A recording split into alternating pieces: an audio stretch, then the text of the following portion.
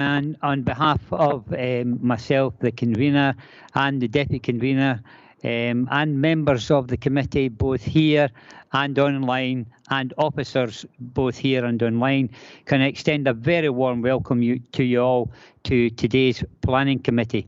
Could also say at this stage that we'd like to give a very warm welcome to a new member of the committee, Councillor Margaret Anslow, and I'm quite sure that Margaret are going to enjoy her time on this committee.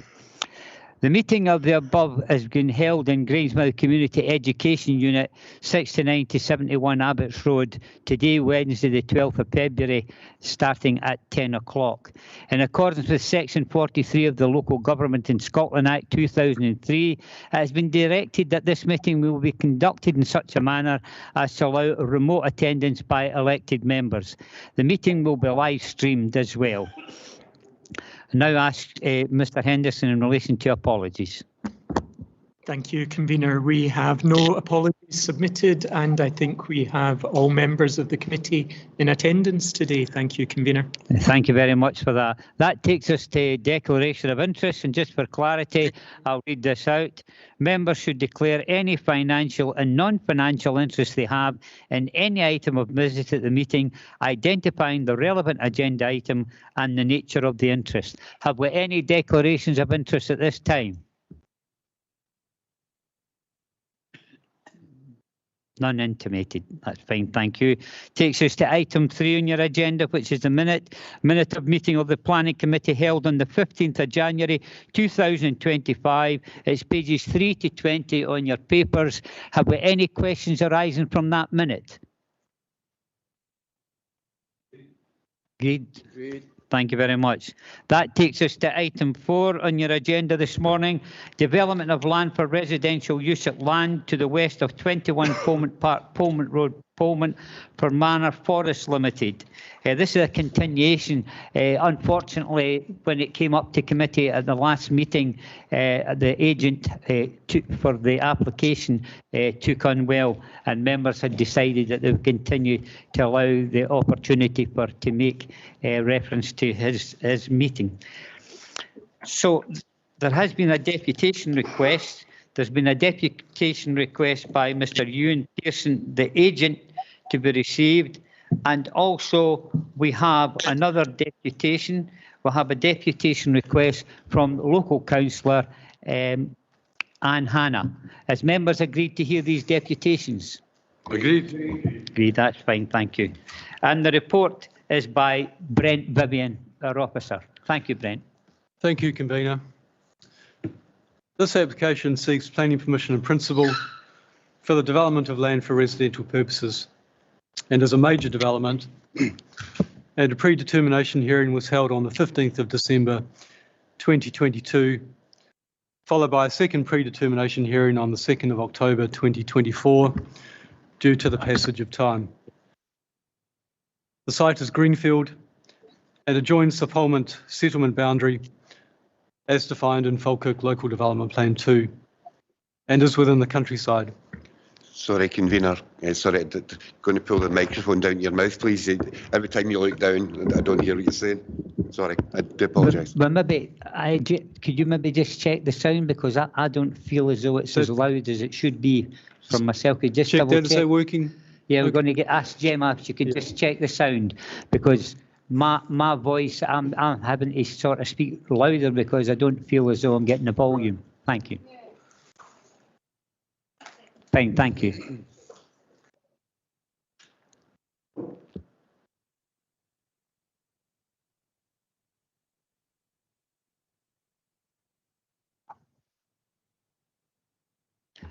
Just checking for members online.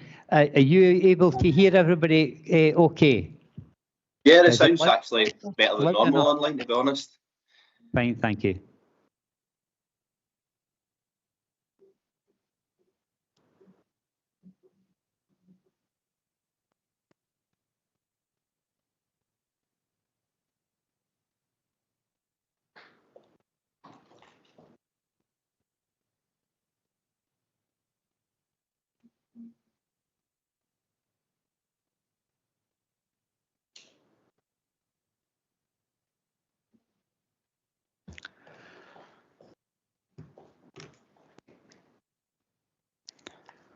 Okay, thank you for that.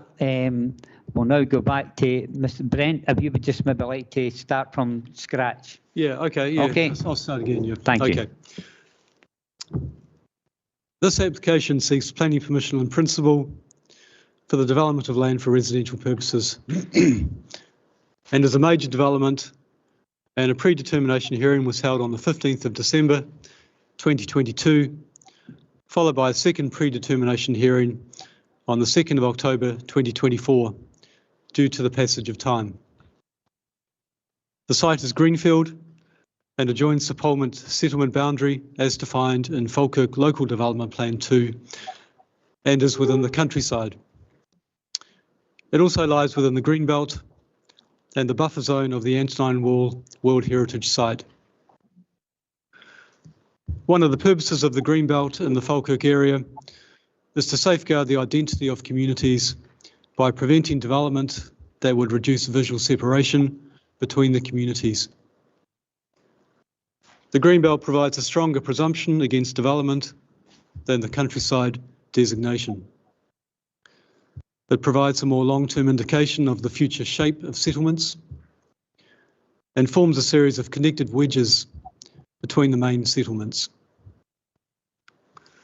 The site has been considered for housing allocations at several consecutive local plan examinations. Most recently, it was considered in the current Local Development Plan 2 examination for housing for older people and was not supported by the reporter. The reporter observed that the site contributes to the landscape setting of Polmont Village. The reporter was concerned that development of the site would reduce the effectiveness of the Greenbelt in protecting and enhancing the character and landscape setting of the settlement, particularly when considered in combination with the two business sites to the north at Bean Cross.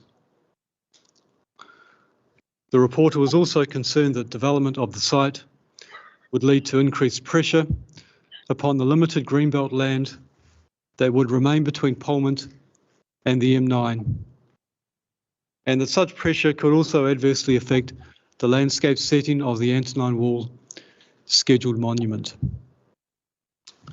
We share these concerns of the reporter. The current boundary of the Greenbelt is strong and defensible, and any westward projection of the Polmont urban area would fragment the Greenbelt at this location by partially isolating Grey Buchanan Park and could ultimately contribute to threatening the viability of the Greenbelt between Polmont and the M9.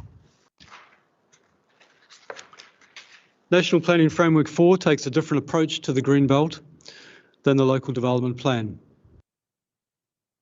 It introduces a list of development types which will be allowed in the Greenbelt. This is a much more detailed and prescriptive approach and more onerous.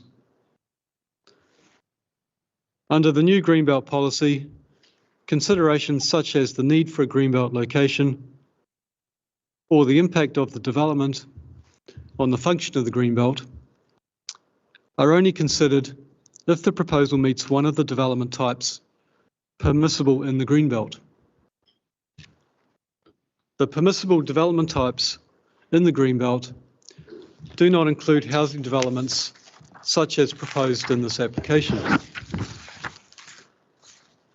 The new Greenbelt policy under NPF4 prevails over the LDP policy as it is the most recent. The proposed development also does not meet the criteria outlined in NPF4 and LDP2 to support new housing development in the countryside. Members will recall the previous committee meeting when the new approach to housing land supply was explained. The new approach applying to new housing on land not allocated in the LDP is set out in policy 16F of NPF4. I will now ask Alistair to explain the new approach. Alistair, if you could just introduce yourself and tell us what your designation is. Sure. Thank you.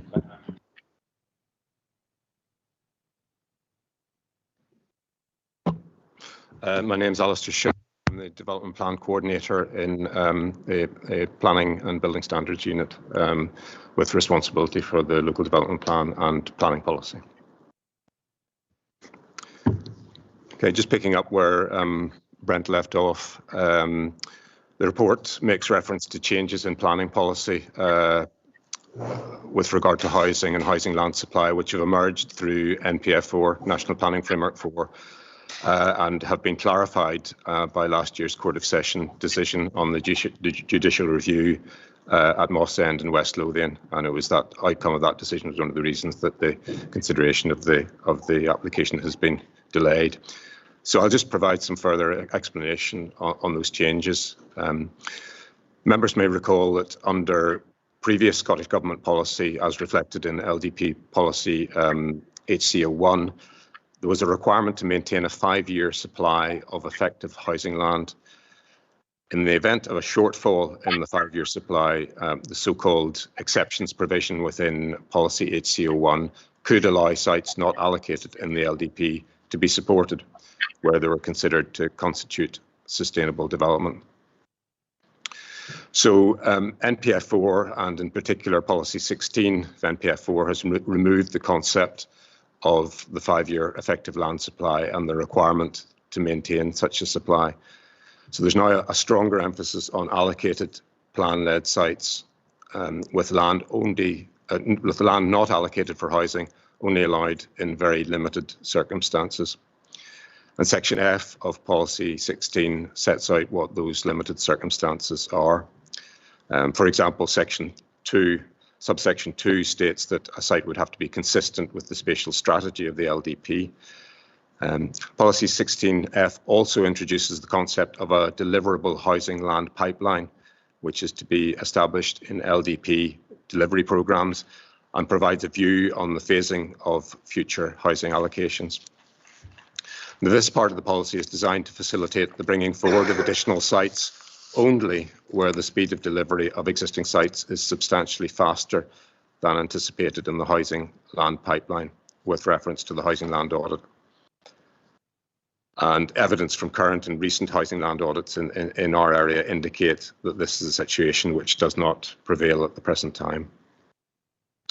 So what the Moss End Judicial Review is about was that Miller Homes had advanced the view that the policy 16 was actually inoperable pending the preparation of new style local development plans.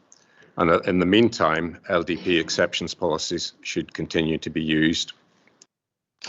And the essence of the Court of Session ruling was that this interpretation was not a correct one, and the court confirmed that the old exceptions policies were no longer applicable.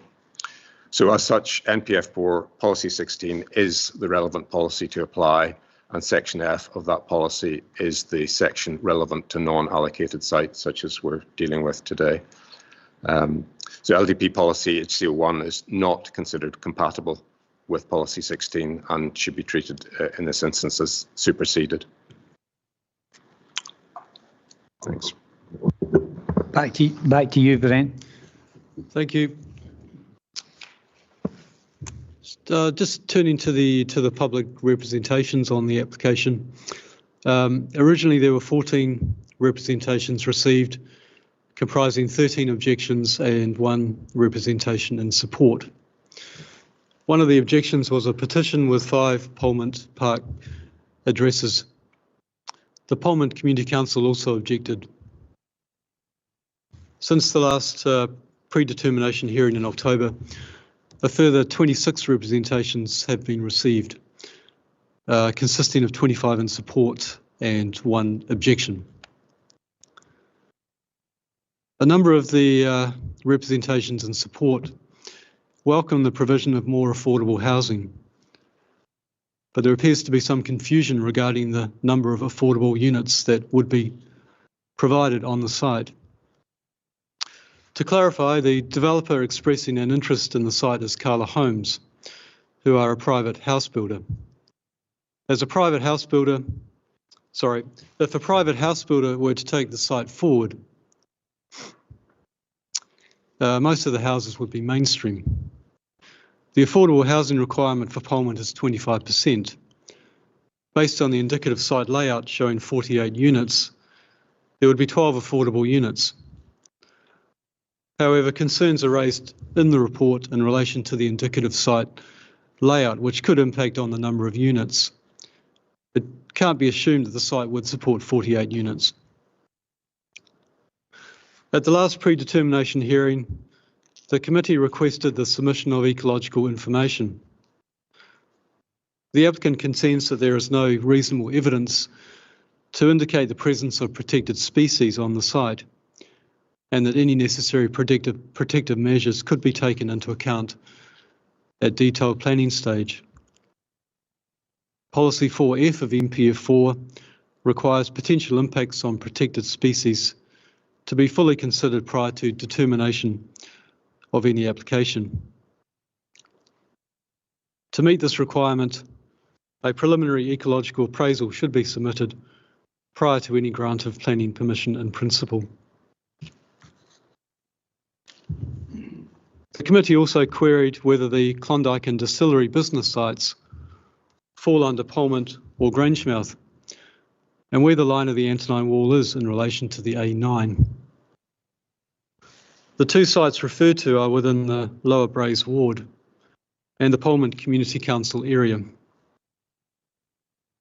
The boundary of the Antonine Wall follows the line of the A9, west of M9 Junction 5, before turning southwest in the vicinity of Mumrells Road. A planning application is to be determined in accordance with the development plan unless material considerations indicate otherwise. The application fails the policy requirements in relation to greenbelt, countryside and housing.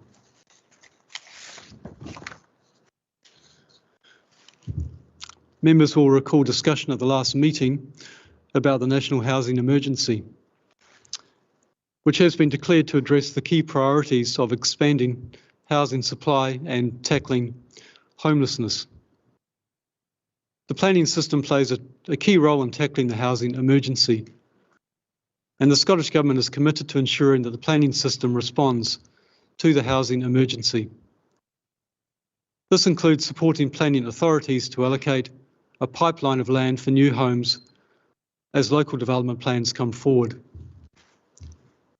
identifying mechanisms to stimulate the build-out of stalled sites with planning permission, and providing more support to planning authorities to help unblock applications that are in the system. The government's planning response to the national housing emergency supports a plan-led approach. This planning application does not support a plan-led approach, and grant of planning permission for this unallocated site would not be an appropriate response to the declared national housing emergency. The local development plan review process provides a means by which to seek a new site allocation for development and changes to the settlement and greenbelt boundaries. There will be an opportunity to seek inclusion of the site in LDP3 as part of the local plan review process, which is currently underway, and a call for sites is not far away. NPF4 strengthens the plan-led approach, and any future expansion to the settlement boundaries and review of the greenbelt should be done in a plan-led fashion, allowing a comprehensive rather than piecemeal view to be taken of such matters as infrastructure, landscape, and the character of the settlements. The application is recommended for refusal for the 5 reasons detailed in section 9 of the report. Thank you, Convener. Oh, thank you very much for that, Brent. Now, an application, as we've already discussed, was made by Councillor Anne Hannah, local member, to be received as a deputation heard in respect of this item of business. I would now like to call on Councillor Hannah to step forward, take a seat there and press your button, and you'll have 10 minutes to speak, councillor, and then you just stay where you are, and then there'll be an opportunity for members to ask any direct questions to what you've stated in your statement. So you'll have 10 minutes.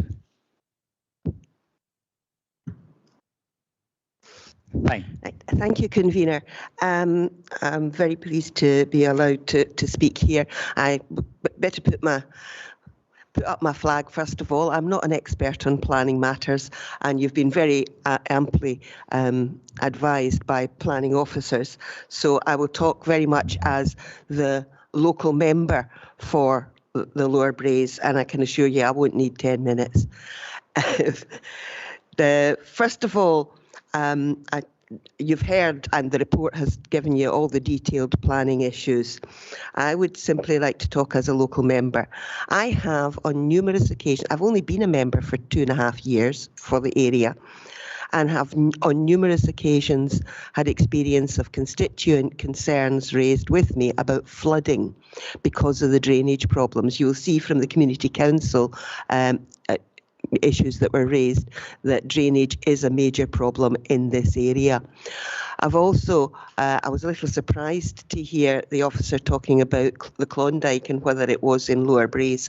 I am in no doubt whatsoever. It is part of the Lower Braes ward, and we've also had serious flooding in that area because of some of the problems. The Polmont Burn burst its banks and there was flooding in that area. Additional housing of the scale being looked at here would exacerbate that level of problem.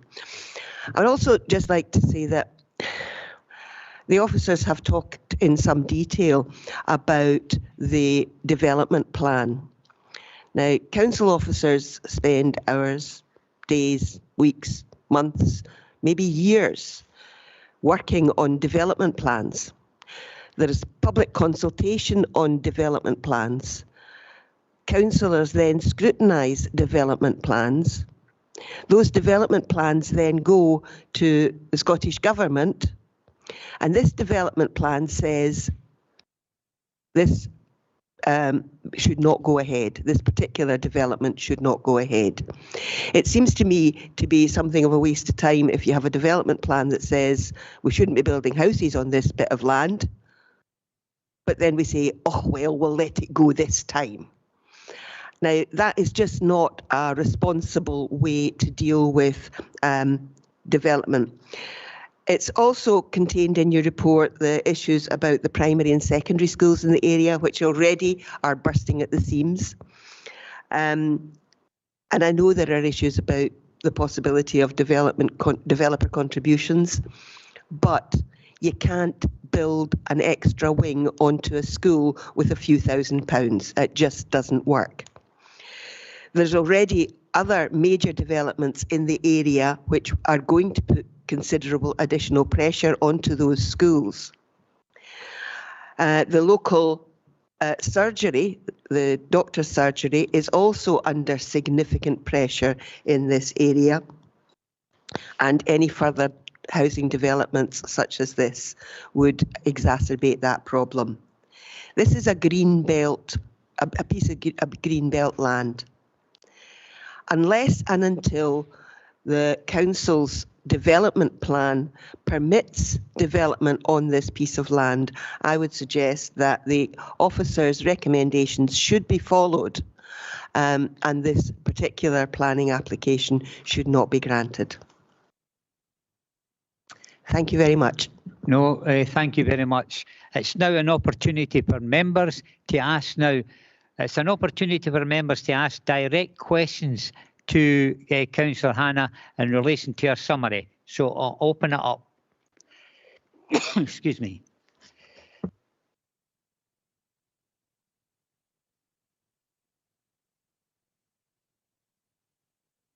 Here, none here. Any online? I was. Councillor Redmond. You were speaking about the flooding issues. Is this the flooding issues down at the garden centre and where the Premier Inn is, or is there other flooding issues of areas close by, or is it that particular area? I did refer to that particular incident down at that area at Bean Cross. But there's also considerable flooding actually at Polmont Park. I was shocked to discover when I first was campaigning in that area, people keep sandbags at their gate because of drainage problems. It has arisen on a number of occasions because of drainage problems in that very area. Thank you. Any other questions for Councillor Hannah? None? I'm looking round the table here online. None? Okay then, Councillor Hannah, thank you very much for your summary. If you want to retake your seat. Thank you, Convener. Thank you, Committee. Thank you.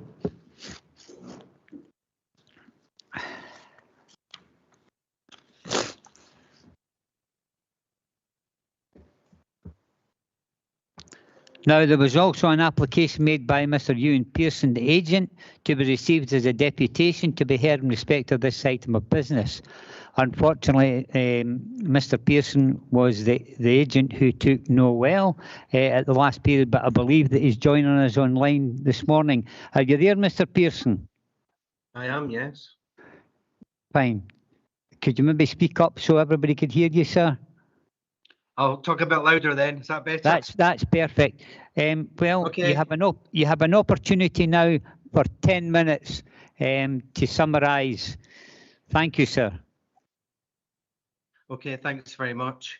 I appreciate you taking into account my circumstances last time and allowing me to speak today.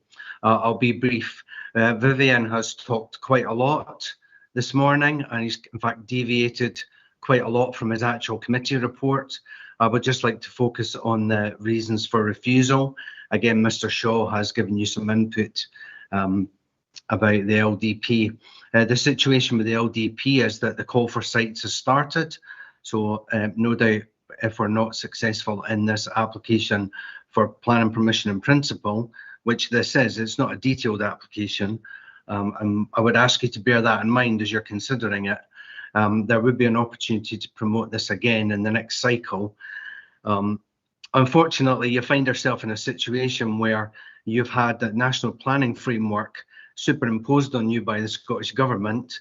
And as we've heard, you now have to produce a pipeline of housing sites. What Vivian didn't tell you, or Mr. Shaw didn't tell you, was that the pipeline has a minimum requirement of 5,250 units. And you need to find land for that in order to comply with the framework. It's my understanding, and we talked about this before at the hearing, that you don't have that amount of land. Your pipeline has got a bit of a blockage at the moment. And releasing this site will help you make a small contribution to meeting that long pipeline. We talked about 48 units before, 25% of which, a minimum of 25% would be affordable. The nature of that affordable would be dictated by your housing department as part of the further applications that would need to come forward. This is planning permission in principle. I'm sure the local councillors know that it means no building can take place until this matters come before you again, and you consider the matters of the design, the layout, the roads, the type of housing, all these things. So the reasons for refusal are based on non-compliance with 6 policies, which are identified in the report. They basically cover 3 issues: the green belt, the countryside, and this broad banner of quality of homes, if you like to call it that. We talked a lot about the green belt in the hearing.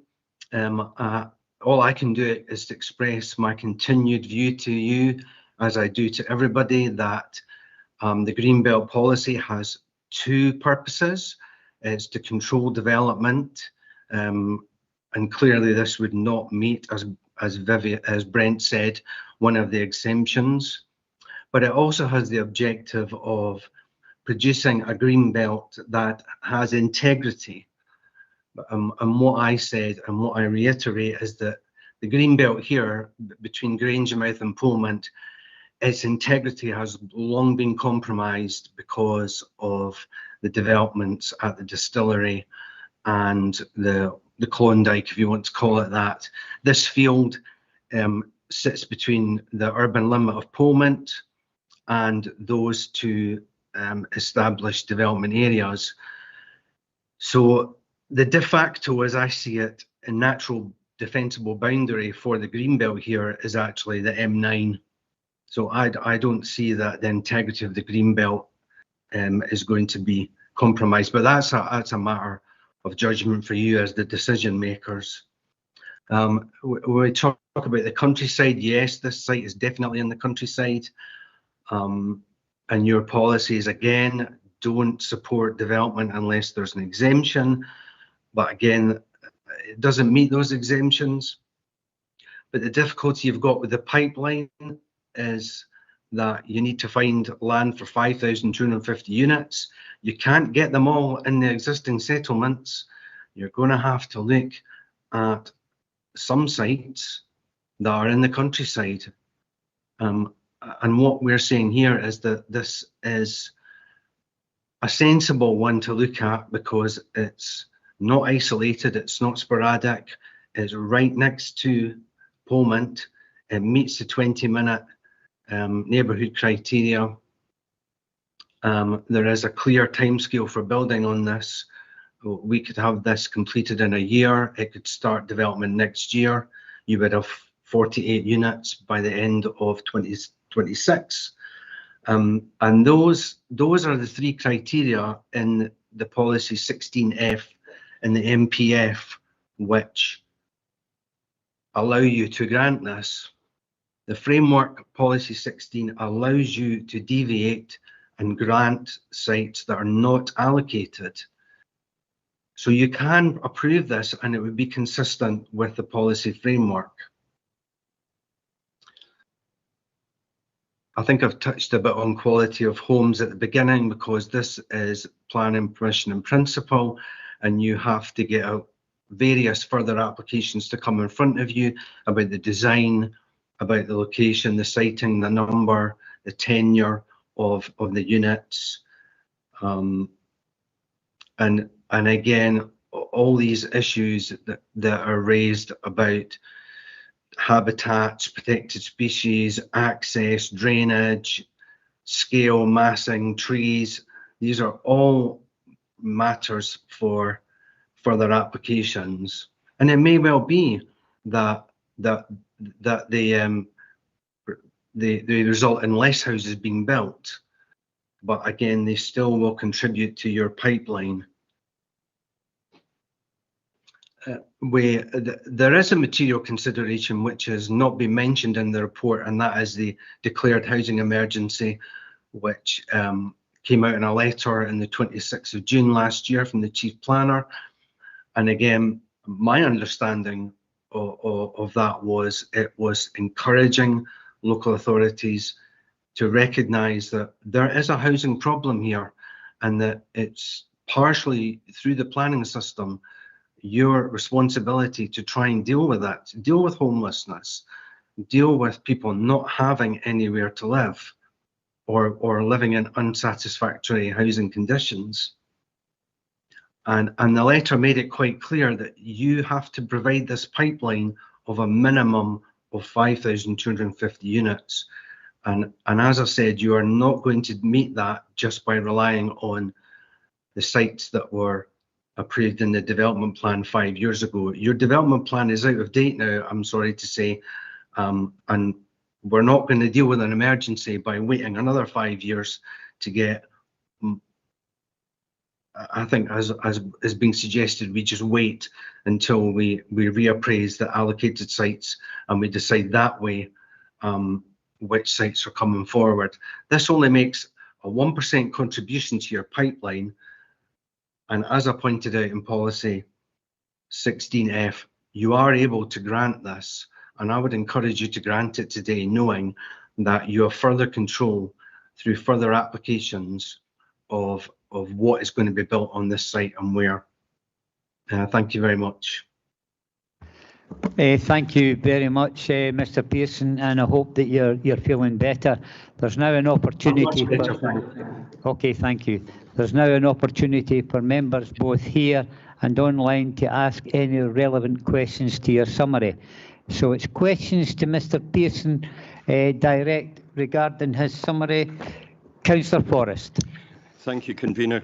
Thank you, Mr. Pearson. I'm glad that you're feeling better. I'll start off with one that was skirted over very quickly there. At the last meeting, I requested an ecology survey, but the words I got was that there wasn't really anything of note. However, I'd ask why you haven't carried it out. The only way to prove that there's nothing there is to actually go and do the survey. So was there a reason why you didn't do the survey? Yeah, there was quite a bit of toing and froing between me and Vivian Brent over on this matter. Sorry. So the framework obviously wants to avoid developers spending lots of money unnecessarily on things, and bearing in mind this is planning permission in principle. You know, what I said to Brent was I pointed to the framework and said, well, if you have reasonable sort of empirical data that there is a likelihood here, then obviously we'll do the survey. So he very kindly went back and obtained information from your biodiversity officer, but all that information pointed to habitats and species being on neighbouring land, the cemetery, the park, the trees off-site. So my client took the view that, you know, really this just needs to be a matter to be dealt with if we're granted planning permission in principle, and it can be one of the matters specified in conditions. I thank you for that, but if you had done the survey, as was requested, you would have found out that there are 3 different species of bat: badgers, otters, frogs, toads, newts, hedgehogs, deer, rabbit, and foxes, all in that land. Now, whether you say it's not on that land or is on that land, it should have been surveyed, because animals do not go by non-fenced areas. They will spread and they will move in every direction. Now, I've seen most of these animals myself, and I've had it put back to me that they are there. So would you do an ecology survey now?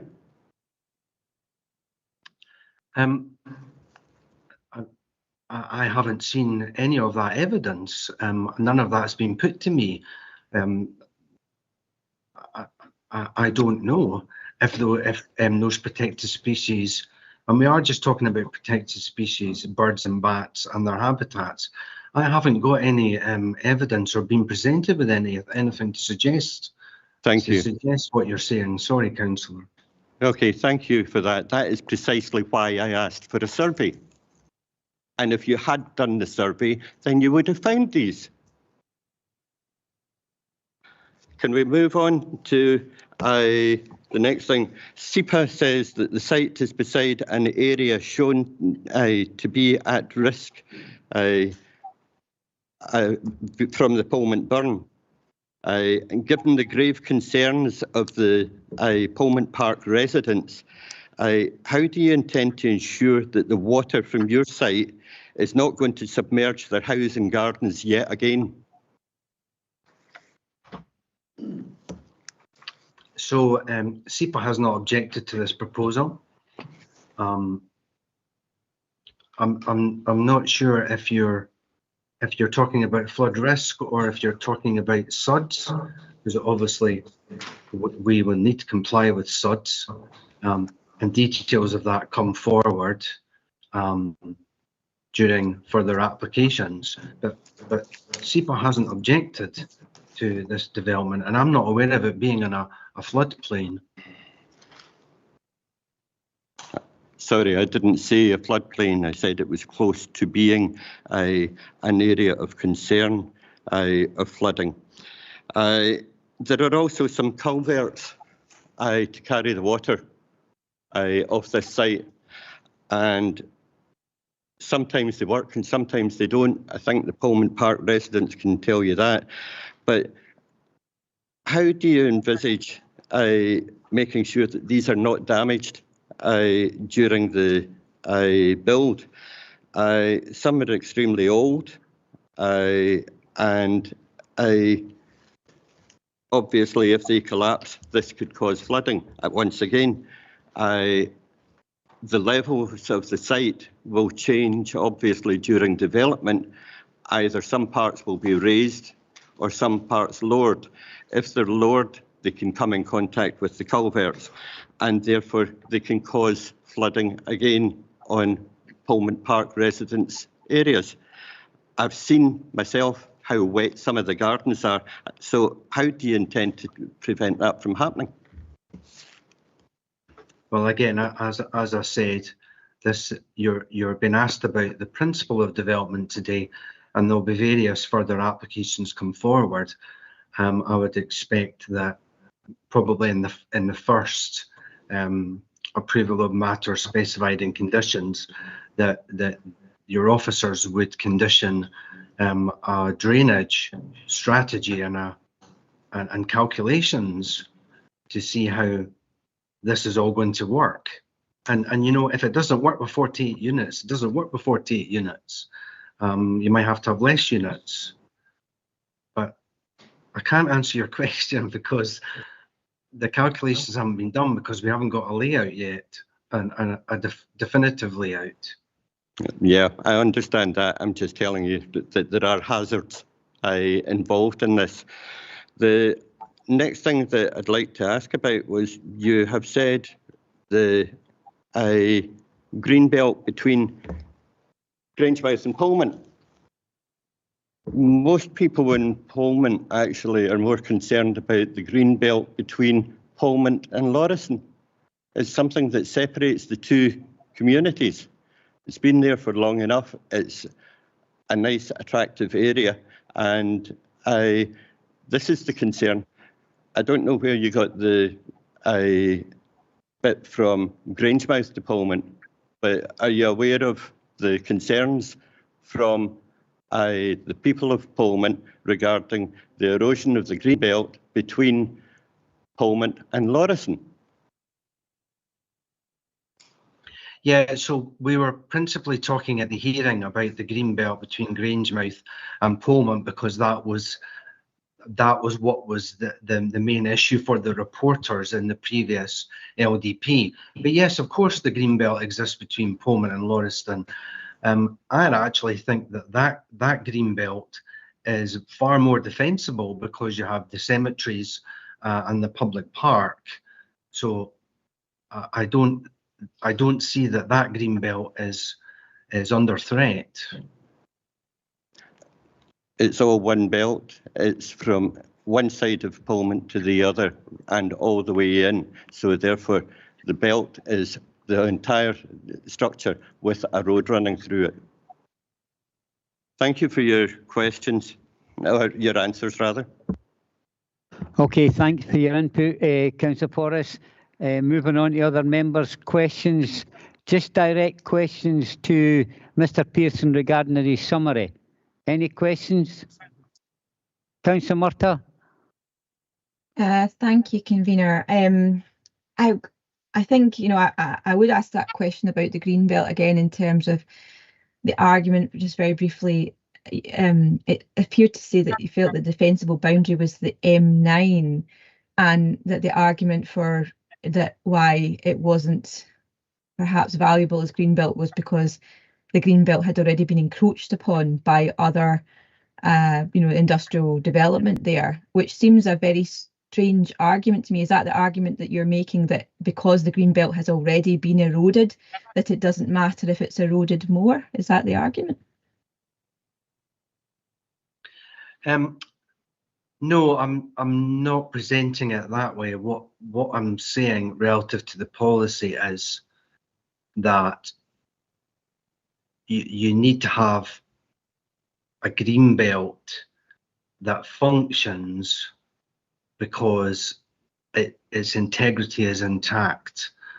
And what I'm saying is, over the passage of time, the integrity of this green belt is compromised because of the developments and the zonings at the distillery and the Klondike, as I call it.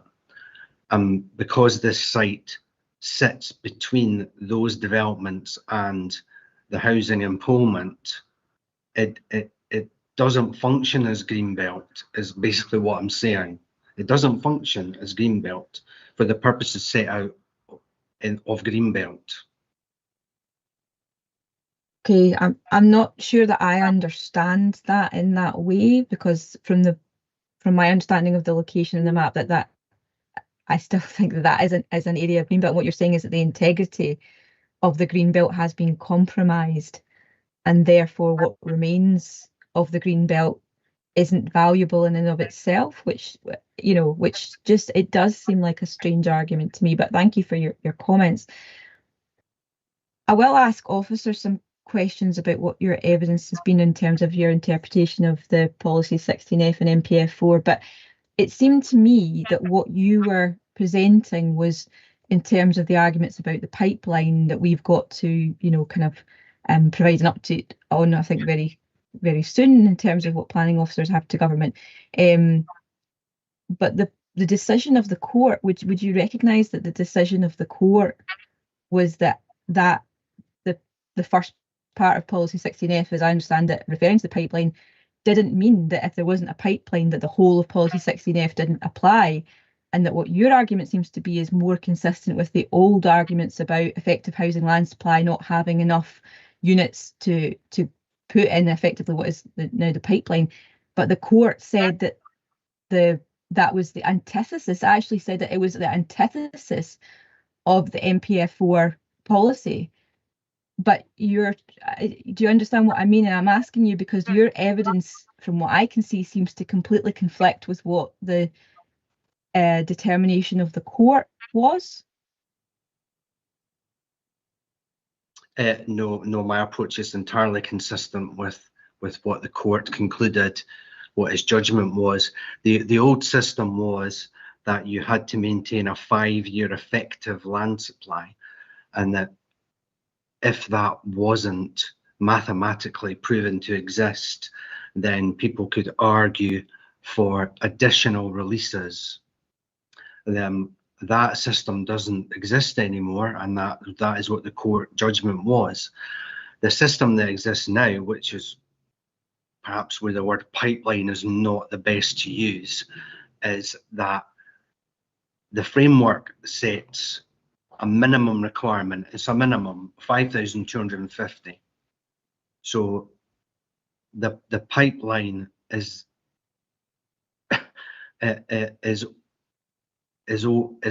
not a fixed arithmetic number over a fixed period, but you can get to that quicker. You can get to that whatever you want. It's for the planning authority.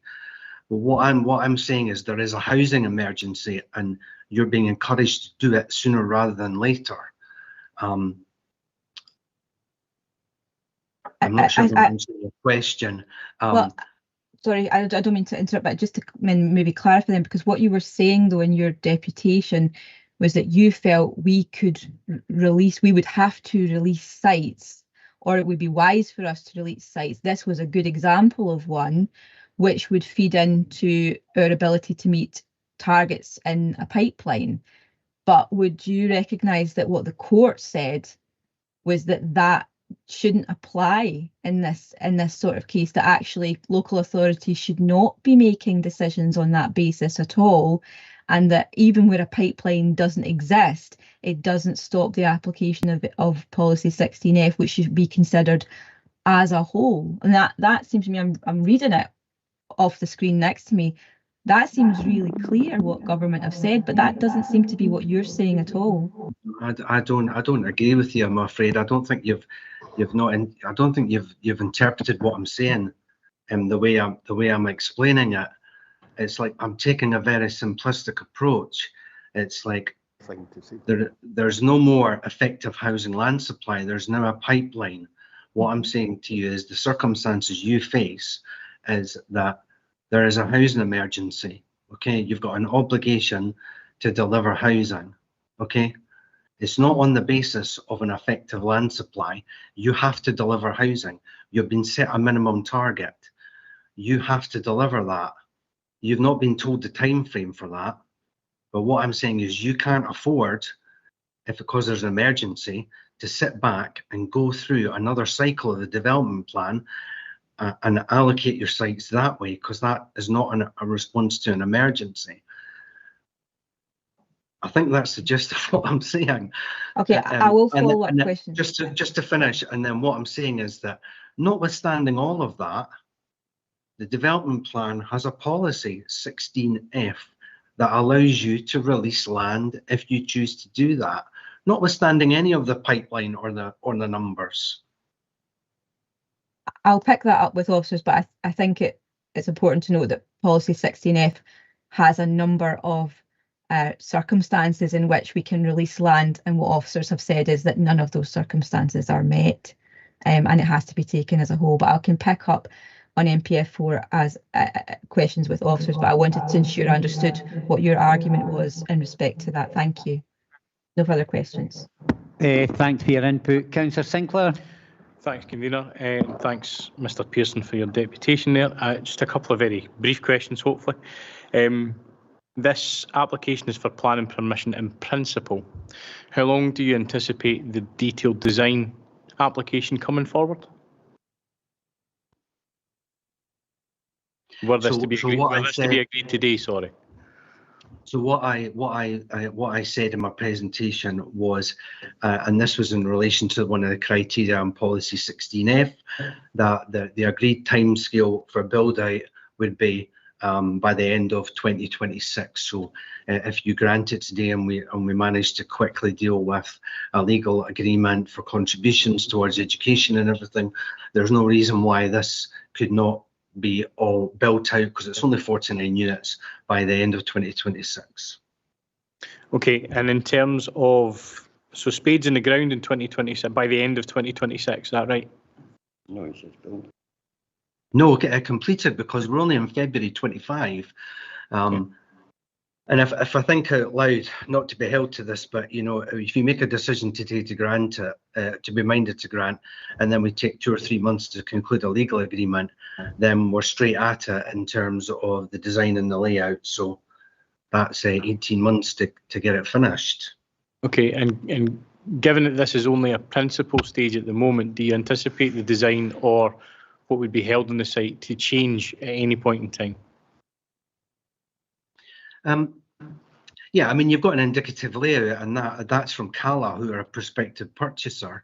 You know, different builders will come along with different things, and we also need to take into account what your housing department wants in regard to the affordable element. They may not wish it to be in the position it's proposed, or they may not wish that mix of terraces and flats. So I think change is inevitable, but it's also a discussion with your officers. So, and finally, very, very quickly, there would be, from what you're saying, there would be no reason to think that change could go down the way, but change could also go up the way in terms of this. So what you're proposing at the moment is a 48, 49 units, but it could potentially turn out to be 60 or 65 by the time the design phase comes in. No, not necessarily. If you are minded to grant today, you can impose a condition that limits it to 48, if that's your wish. Okay, thank you. Thanks for your input. Councillor Redmond. Thanks. Just a couple of questions. I suppose the first one, I was looking at your flood risk assessment from Wardle and Armstrong. Obviously, there's a large suds basin and things at the site to try and hold the drainage. Can you tell me, the flood risk assessment, does that just take into account your site, or does it take into account flooding around the wider area? Oh, now you're asking, Councillor. I think what I would say to you is that will need to be done again. That served a purpose. We've been waiting for a decision on this for 2-3 years. That will again. Right, okay, we'll do that again. In terms of jobs and apprenticeships, how many jobs and apprenticeships do you think this site could facilitate? Well, that will depend on who the developer is. I mean, if it's Cala, then they've got they have a scheme of apprenticeships, but I haven't had discussions with them about that type. But it sustains apprenticeships if they've got work to do. Right, brilliant. And then along the sort of kind of climate route and things, what sort of heating systems would you envisage these having, and would they have solar panels? Would you expand on that a bit? Well, we're straying into the building standards here, but as of the 1st of April, houses in this part of the UK are not allowed to have gas boilers. These are all going to have to be renewable systems, probably ground source heat pumps, individually on a collective system, and obviously photovoltaics. It's not a question anymore of choice. It's we have to move to this sustainable technology. Right. And then just a final one. How do you think this site complies with the council's 20-minute neighbourhoods goal?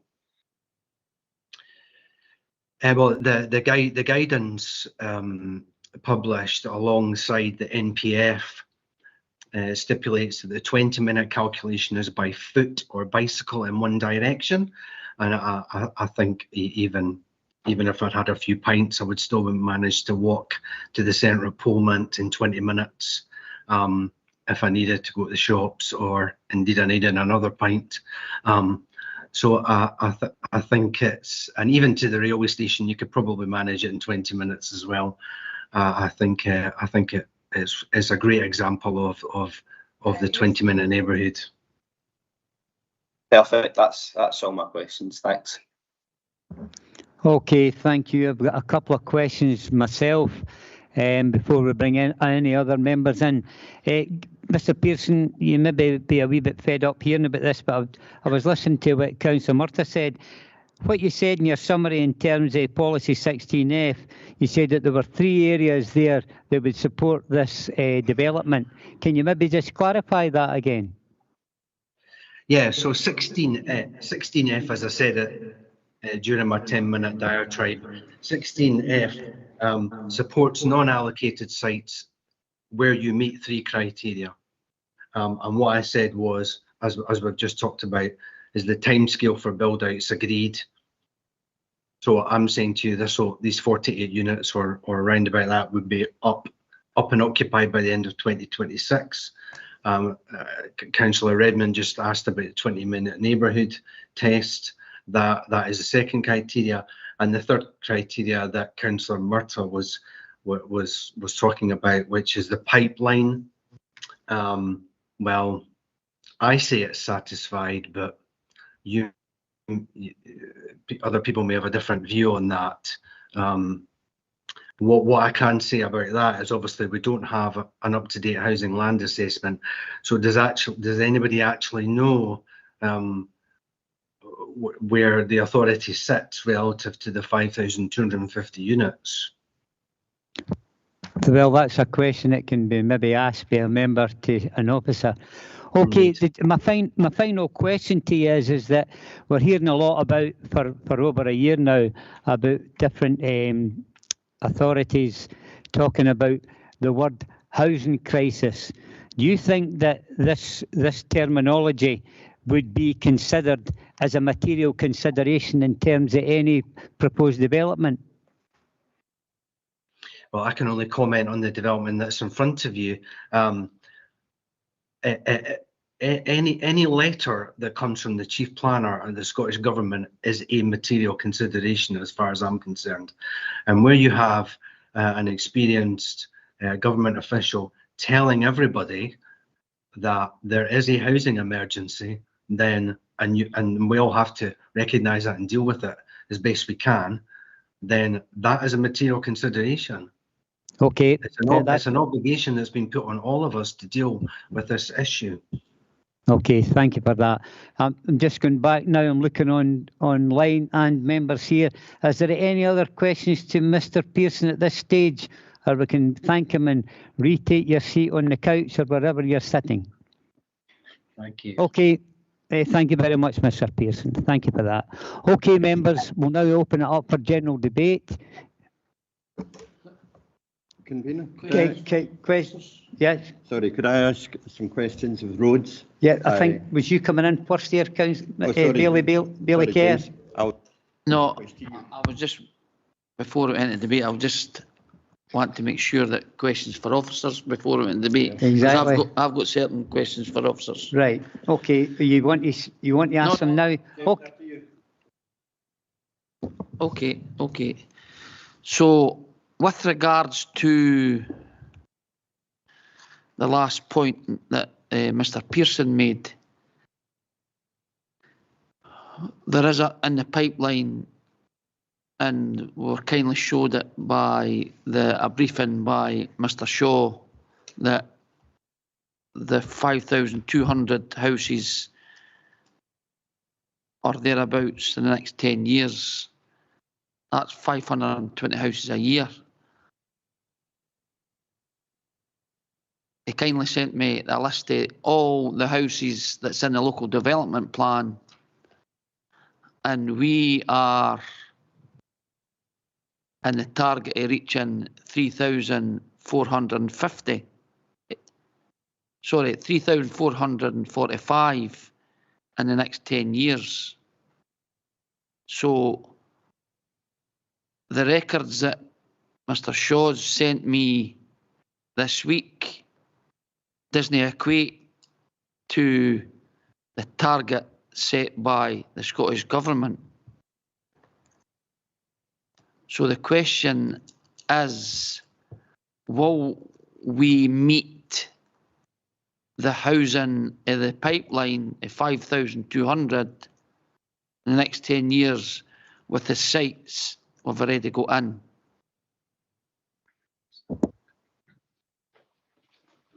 Yes, happy to, Convener. Just a point of clarification. Billy Kerr did indeed ask for some information about housing supply. What I was asked for and what I gave was the number of consented unbuilt units, so which is indeed 3,445. But it's just worth clarifying that there are, in terms of the supply, there are a lot of unconsented sites that are in the plan. So that's that 3,445 is just a part of the supply, as it were. It's the bit that happens to at the moment benefit from a planning consent of some description. If I could maybe just take up the 5,250 figure. So that's what we call the MATLR, which is an acronym for the minimum all tenure housing land requirement that's set out in as a figure that we have to address by NPF4, and it's primarily a figure that we have to address through our new plan, LDP3, which, as has been said, is well underway now. So it's primarily about the new plan, and we have to address that through the plan, and we will address it through LDP3. Probably also worth mentioning that it's a minimum figure, and we intend to go above that figure. That was flagged up in our evidence report, which went to full council back in October, and has now been endorsed by the reporters unit, and that looks at approximately a 16% uplift on that figure. So there is an ambitious, in terms of addressing the the housing emergency, there is an ambition there in terms of what contribution we can make. And that will be addressed through the process that we're embarked on in terms of LDP3. The call for sites, which as Mr. Pearson has said, is underway now. And that's the correct procedure for identifying what sites are going to meet that requirement. Thank you. Thank you, Mr. Shaw. My concern, and I've regarding the development plan, and I've raised this on numerous occasions, where in today's local development plan 2, there is 59 sites. 53 of them was brought forward from LDP 1. My concern is that the sites that's no coming forward, we carry them forward again, then we're still in the same position where we're no delivering the sites that we've already agreed for the local development plan. And that has been an issue for the 7.5 years I've been a member. And I know it's difficult, and I know that the work that Alistair and his team done is exhausting, because they're relying on people delivering these sites, but they're not coming forward. So my second question is, if these sites don't come forward, the ones that you've says, will we be able to meet that target that the pipeline indicates or above? Bérecar is quite right to say that there has been under delivery over recent years, and it's due to a whole range of factors, market factors, global economic factors, all sorts of factors. I think what I would say is that the LDP3 process is not just a process about bringing forward new sites, it's also a process about examining those sites, and through the call for sites, we're asking all folk who have got existing sites in the plan to come back and verify them. So they can't just rely on it's got an allocation. Deallocation is a definite prospect if there is no prospect of delivery. So again, that's another process that we've been doing through LDP3. And if we have to discount sites, if we have to deallocate sites, we will do, and there will have to be new sites made up to ensure we meet our overall requirement. Thank you, Mr. Shaw. And probably my last question for yourself, what's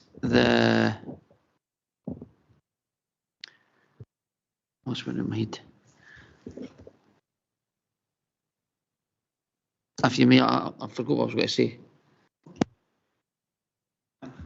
I think Councillor Murtagh, then Councillor Forrest. Thanks, convener. I don't know if I'll be able to predict what you were going to say, Bérecar, but I'll do my best to channel as many questions as I can here. I suppose my first one, unsurprisingly, is going to be on MPF4 and the Moss End decision, policy 16F. I don't really want to do the whole thing where I go, can you give us a summary yet again of how this applies? But what I would say is that my interpretation of the judgment seemed to be somewhat at odds with Mr. Pearson's. And could officers clarify their interpretation of what was being asked there in terms of, that relative to the idea of a pipeline, that that we can start thinking about releasing land because we need to meet a target, which does seem a bit like going back to that old housing land supply argument. And that the pipeline, it seemed to be to me that the judgment was saying the opposite of that, that we should not be overriding the principles of the right development in the right place, and looking at these exemptions as a way of saying, look, if we don't have the pipeline, we can just start allocating sites. So we could have some sort of summary about that judgment. Thank you. I'll bring you on, Mr. Shaw, accompanied by Brent, see if we can answer the questions. Thank you. Okay, it's maybe just worth reading out what that particular, I think the kind of clause in question actually says in it's policy 16F subsection 3, and what it says is that so this is a circumstance in which sites might be, or additional sites might be brought on, or we might consider non-allocated sites. And it says that the delivery of sites is happening earlier than identified in the deliverable housing land pipeline. This will be determined by reference to 2 consecutive years of the housing land audit evidencing substantial delivery earlier than pipeline timescales, and that general trend being sustained. So what that's trying to do is saying if the housing land pipeline is being used up much faster than was anticipated in the pipeline, then that might be a circumstance in which we would consider additional sites. So that's, I think, as Councillor Murtagh was saying earlier, that's contrary to the way it used to be, in that it used to be that if you weren't delivering, or if house builders weren't delivering, then additional sites could be brought forward. So if, you know, it's if things are happening faster than anticipated in the pipeline, not if things are happening slower. I don't know if that helps. I mean that helps in terms of that point, because I suppose the thing is that, one, we don't have a pipeline in the way that the first clause would say, but what the court seemed to say was that it didn't really, that, you know, the absence of a pipeline didn't mean that it didn't apply, and it just seems that therefore wouldn't apply in this circumstance, that we would be looking at justifying that, you know, and bringing forward additional sites. So that is helpful, because to me that means that there's no application of that in terms of material consideration. I don't know if, I know there's been further guidance that's been issued by government following the Moss End appeal. I don't know if officers are able to clarify in terms of whether that gives any more weight to that, because it seemed to me that it, you know, that they'd said, that government had said, well, we should be, as a planning authority, looking at bringing forward that pipeline. I know we've had briefings on that, but is there anything else that can be added in terms of the Moss End judgment that would assist members in this, in our decision making today, that officers feel would be helpful? Yes, I'll try and explain a little bit more about the pipeline. So we don't presently have a pipeline. I think originally it was thought that the pipeline would be a part of the new style development plans, LDPs. I think now what we're really realising now is that you can actually have a pipeline in advance of that, as part of your delivery programme. And what the Scottish Government has asked is that planning authorities convert their action programmes that they have for their existing plans into delivery programmes by the end of March. So that would basically, so you would have your action programme, but you'd have this pipeline which you would derive from basically your existing housing land audit. So we're in the process of doing that. It's not quite there yet, but it will be certainly by the end of March. But I would also concur with the view that if there isn't a pipeline in place, then you know, it doesn't invalidate the application of the policy as a whole. That helps.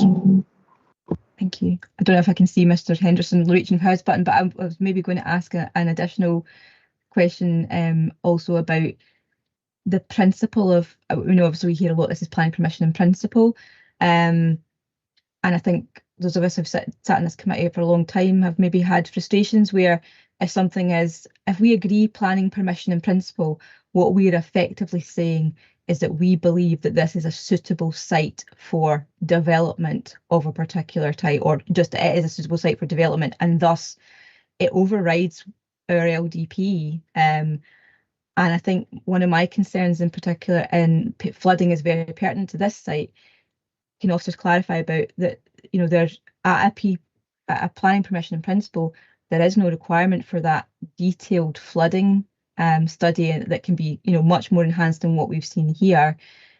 And effectively that can come back and say, well, it overrides everything else, all other considerations, but we don't have that sort of information at a PPP stage.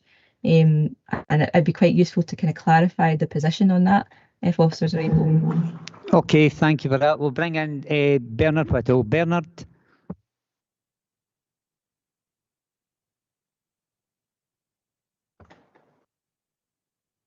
Not working. Thanks, Convener. Sorry about that. Seems to be a problem with my microphone. Just in relation to your question, a planning permission in principle, if granted, would establish the principle of residential development on that land. Now, the process is that there is then a requirement for a further application to be submitted to the council for any matters that have been specified in condition. And you'll see from other applications that would include detailed design proposals, so type of houses, location, access, that type of thing. But the main point is, if planning permission is granted, the principle of residential development would be accepted on this site, contrary to what is in the plan at the moment.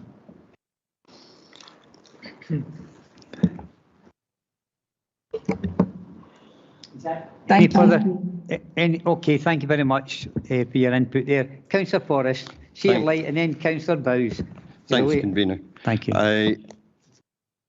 Now, contrary to what you might think, I'm not against development.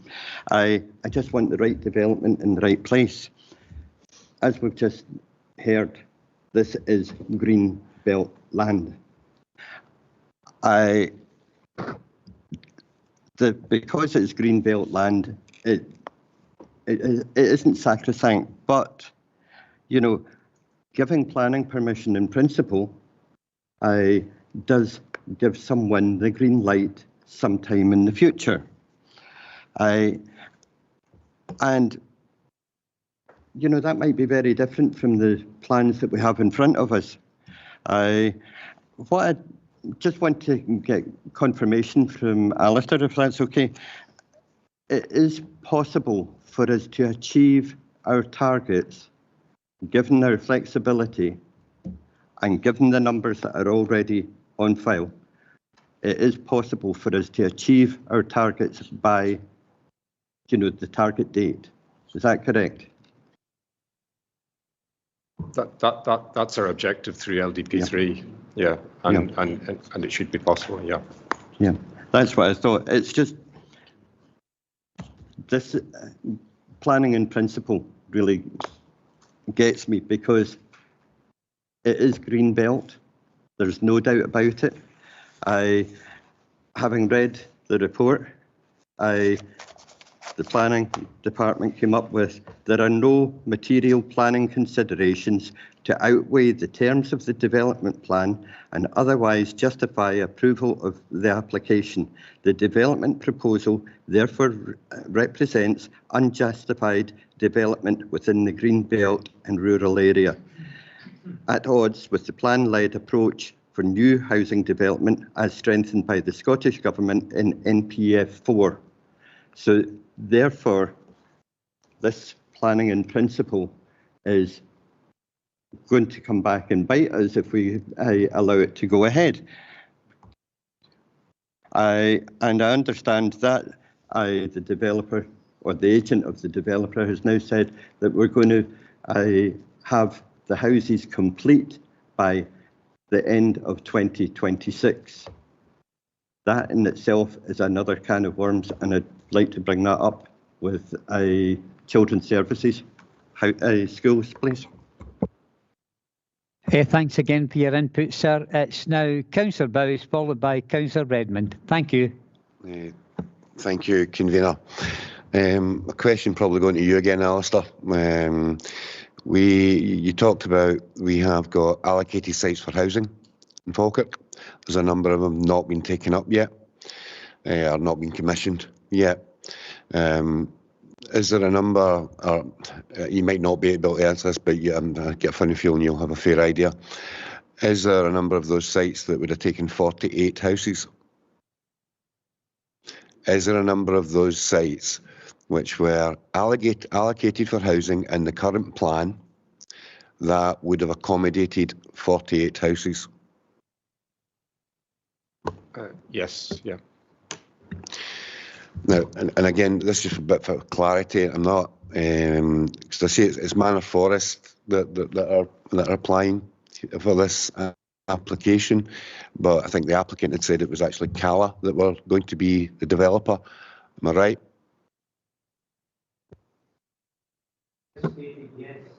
Yeah, I can confirm that the advice we've received is that Cala have an interest in the site, so that wouldn't necessarily at this stage equate to a commitment.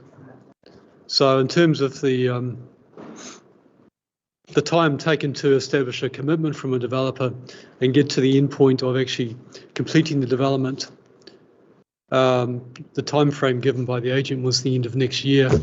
There's a question in my mind about whether that's, realistic or not. Thank you for that. I'll leave any other comments to after the questions part. Thank you for your input, Councillor Bowes. Now go to Councillor Redmond. Thanks, Convener. Just a wee kind of follow-up question about the schools. We've got 48 houses. Have we got any idea, a kind of estimate of how many potential pupils that could be?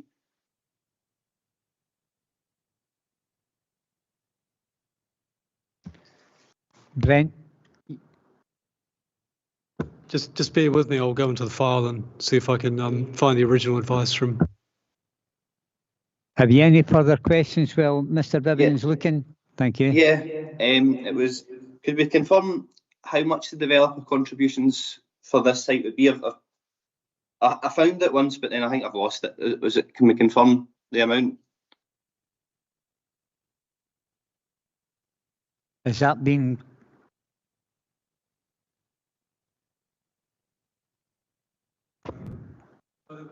The education contribution in total, was it? Was that the question? This is based on 48 units. It'd be just over 511,000, and that would be contributions towards St Margaret's Primary School, Graham High School, and nursery provision. So, will we just leave that question about the amount of pupils that could be there? Yes. We'll clarify that in a minute, I think. Right.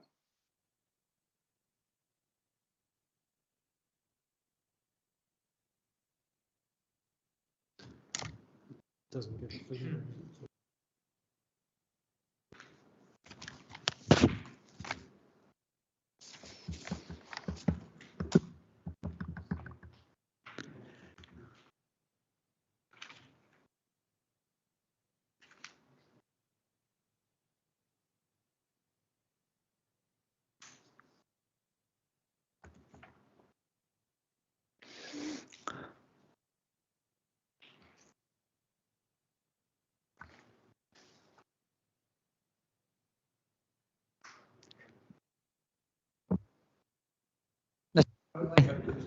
Yep.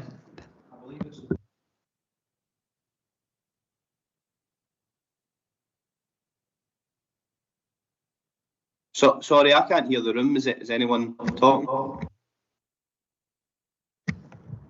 Apologies, Councillor Redmond. There are problems with the tech here. No worries. I'm just giving time for Mr. Vivian to find the appropriate, but the sections of the report that specifically cover responses from our colleagues in Children's Services are 4.12, 4.13, 4.14 of the report, and there's various mentions of both plan and obligation contributions and the impact and expected increase in pupils across primary schools and the secondary estate. Graham High School's 4.14 and the primary schools are on 4.13, and there's quite a bit of detail in there. Right. But Mr. Vivian has now found that, and I'm sure he can answer more fully than I can, Councillor Redmond. Right, I do have some figures for you now from the advice from Children's Services. So based on 48 unit development, it would be expected that 18 children from this development would enrol at St Margaret's Primary School. There's no figure given for Graham High School, but in terms of nursery provision, it would be expected that 6 children from the development would enrol in local nursery provision. So there's about 18 potentially. So there's a bit of an echo. So my other kind of question was, obviously we've got St Margaret's Primary School, which is running at quite high capacity, and we've got the Gilston development as well, which will maybe add to that in years to come. We've got, within 5 minutes, we've got Lauriston Primary School, which is, I think it said it was under capacity, has no capacity issues, but priorities given to children in that catchment. Is there any way that, with a primary school being under capacity so close by, that we could maybe rezone this site so that they would go to the other primary school that was within 5 minutes but is under capacity, rather than putting the capacity onto St Margaret's Primary School?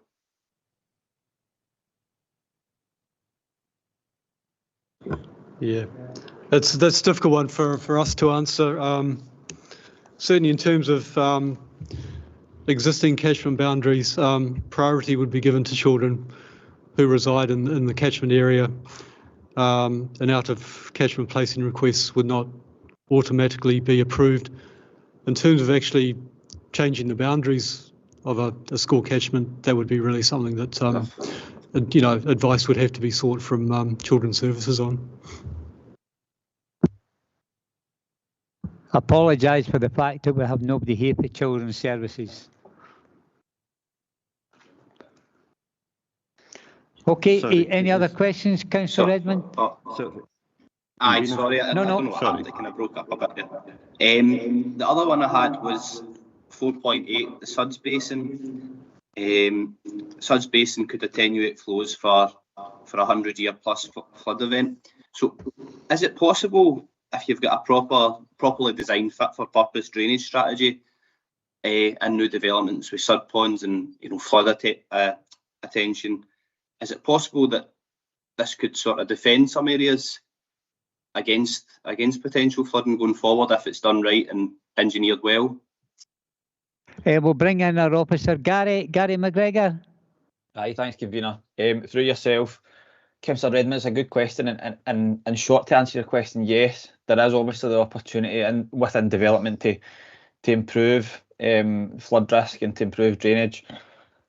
Just to probably touch on a couple of points that people have made previously. So obviously, like this is spoken about, this is planning in principle at this stage.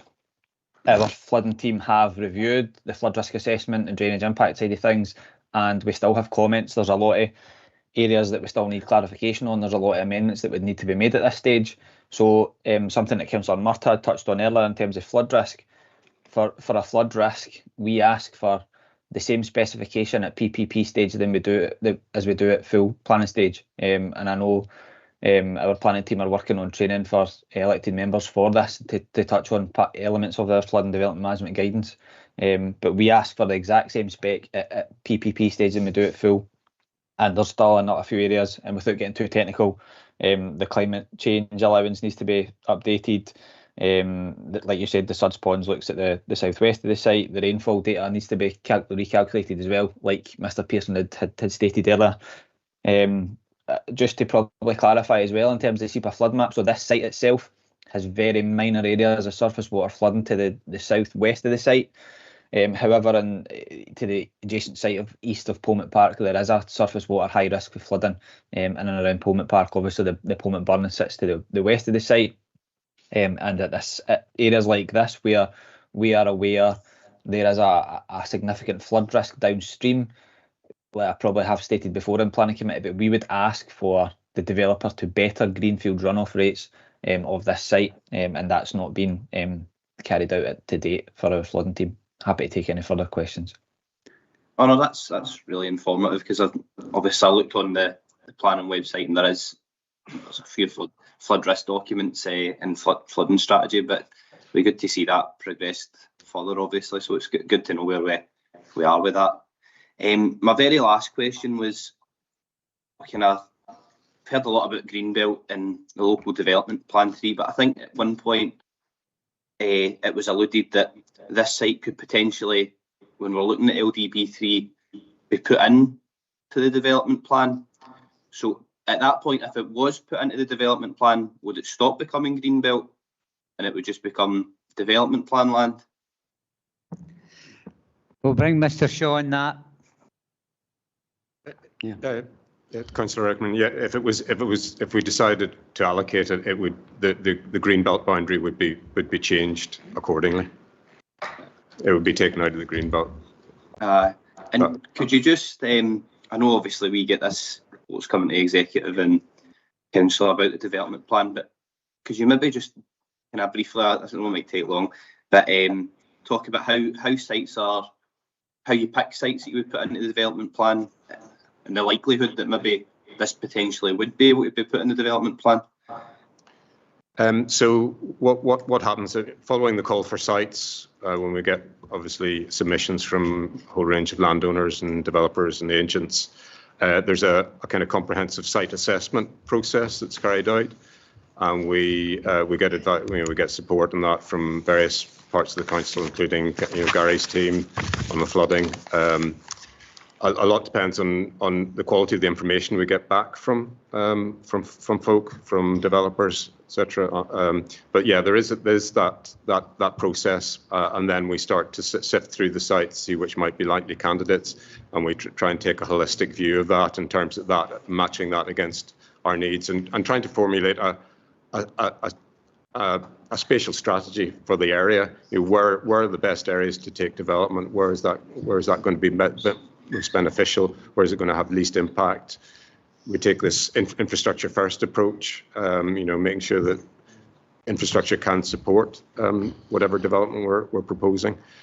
I mean, I wouldn't want to preempt what judgment we might make on particular sites at this stage, but clearly it's quite a significant decision for us to take a site out of Greenbelt, because it is meant to be a long-term designation.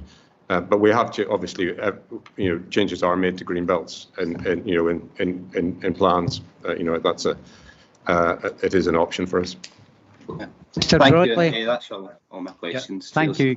Mr. Broadley wants to go in at this stage. Thank you. Very, very briefly, convener, through you, just to add on to Mr. Shaw's response there for Councillor Redman and the committee, that it would be wrong to prejudge any site. The call for sites process is live, and there's a process to be going through there, as Mr. Shaw has outlined, and the decisions are taken by full council and then by Scottish Government Reporters Unit. There'll obviously be officers' recommendations, but those decisions, as you can understand, are usually controversial. There's releases of land that quite rightly goes before full council, not just the planning committee, and you'll hear any members of the planning committee that are on executive. There'll be an update tomorrow at executive on the full development plan programme. Thank you. Thanks, convener. I've got a wee bit for each of you. Firstly, Councillor Redmond asked about the designation of Greenbelt. Surely that if we give planning in principle to this area, that takes it out the Greenbelt. It doesn't have to be redesignated. Is that correct? Good question. Alistair again. Technically, in the if planning permission were granted, it would technically still be in the Greenbelt. I mean, we only actually, and I guess we would make a correction when we come to actually review the plan. If something has planning permission, if it's we would have to think about. I guess we would think about whether it was likely to be delivered in the first instance. But if it was likely to be delivered, we'd have to take a view on whether we removed it from the Greenbelt at that point.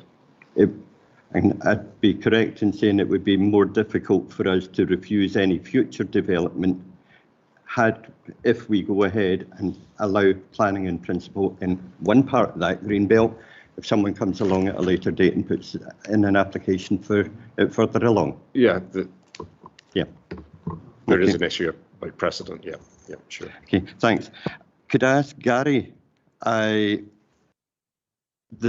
Pullman Park residents are in a lower lying area, and there was investigations to be carried out in the drainage and sewage area, but it was impossible to finish it at that point, I believe, because they had all silted up, etc. Has that been rectified? Has the investigation taken place yet?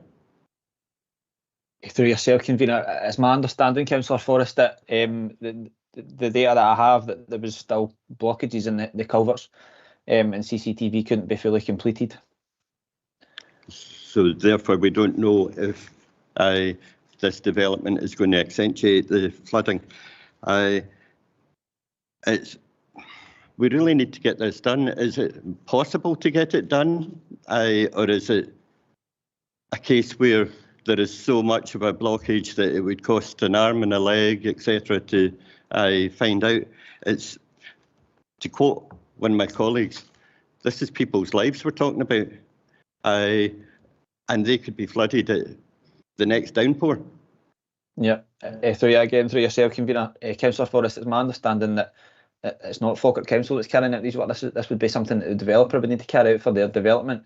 Obviously, through this year, through increased capital budget, our Falkirk Council Road Services have cleaned out every gully, or they're on programme to clean out every gully, so the gullies will be cleaned. I'm aware that there is obviously surface water issues in the area, and its likelihood is that Scottish Water's potentially an issue as well. So that wouldn't be anything for Falkirk Council to do. That would be for the developer to actually carry out the full CCTV. Thank you for that, Gary. It's not a lot of relief for me or for the residents, but I understand where you're coming from. Thank you for that.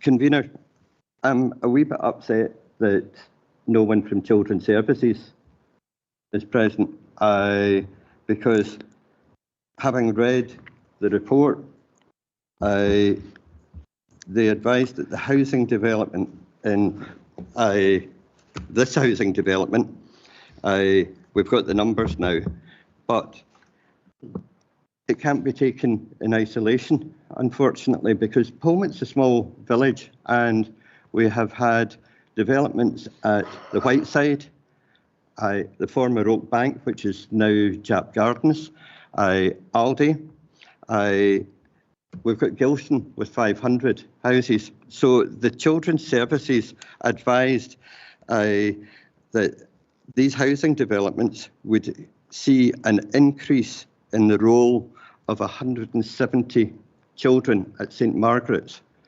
Now that's one class for every year group. They don't have the space for that. They have space to put in modules, but we've just been told by the agent that these houses could be complete by, December 26th. That doesn't give us an awful lot of time, because at the moment the Children's Services had said that there are no plans to develop to extend the school, but the delivery of an extension would be programmed as required. Now, if we're going to do that, and we've only got 20 months, we're going to have to go some. Further to that, Graham High, I have,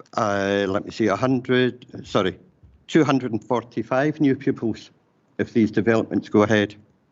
And again, this is a PFI school. It's due to be bought back. They say that there is sufficient ground to add accommodation for 10 to 15%.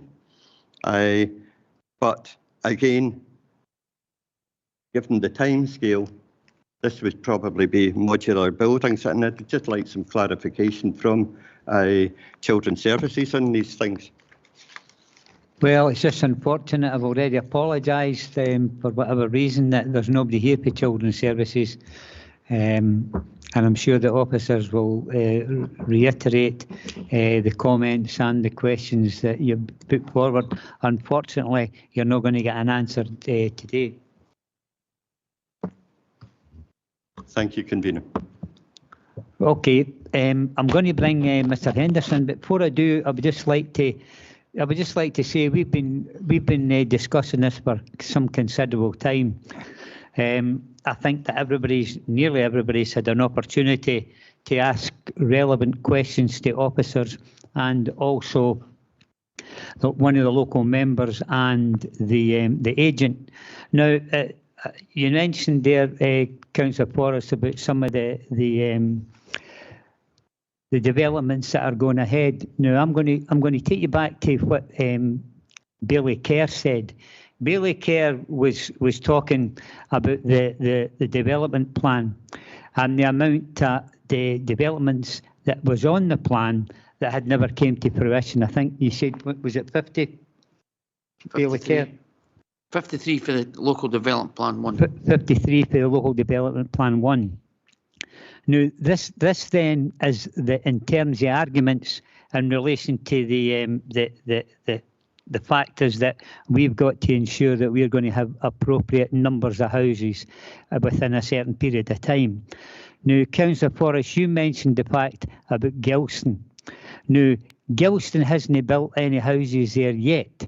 I know they're in the process of it, but the fact is that was really greenbelt ground initially. And I remember being in the council, I've been in the council now 32 years, something like that. And one of the first site visits I ever done was to go to Gelston Park. We came back to committee and we granted. So you're talking about nearly up to 30 years before that came to fruition. Mr. Vivian can concur with me. We've got 2 sites in the west, one at Denlin Head, 500 houses, and one at Banknock, 500 houses. I think over 15 years, maybe more, that these have been in the local plan.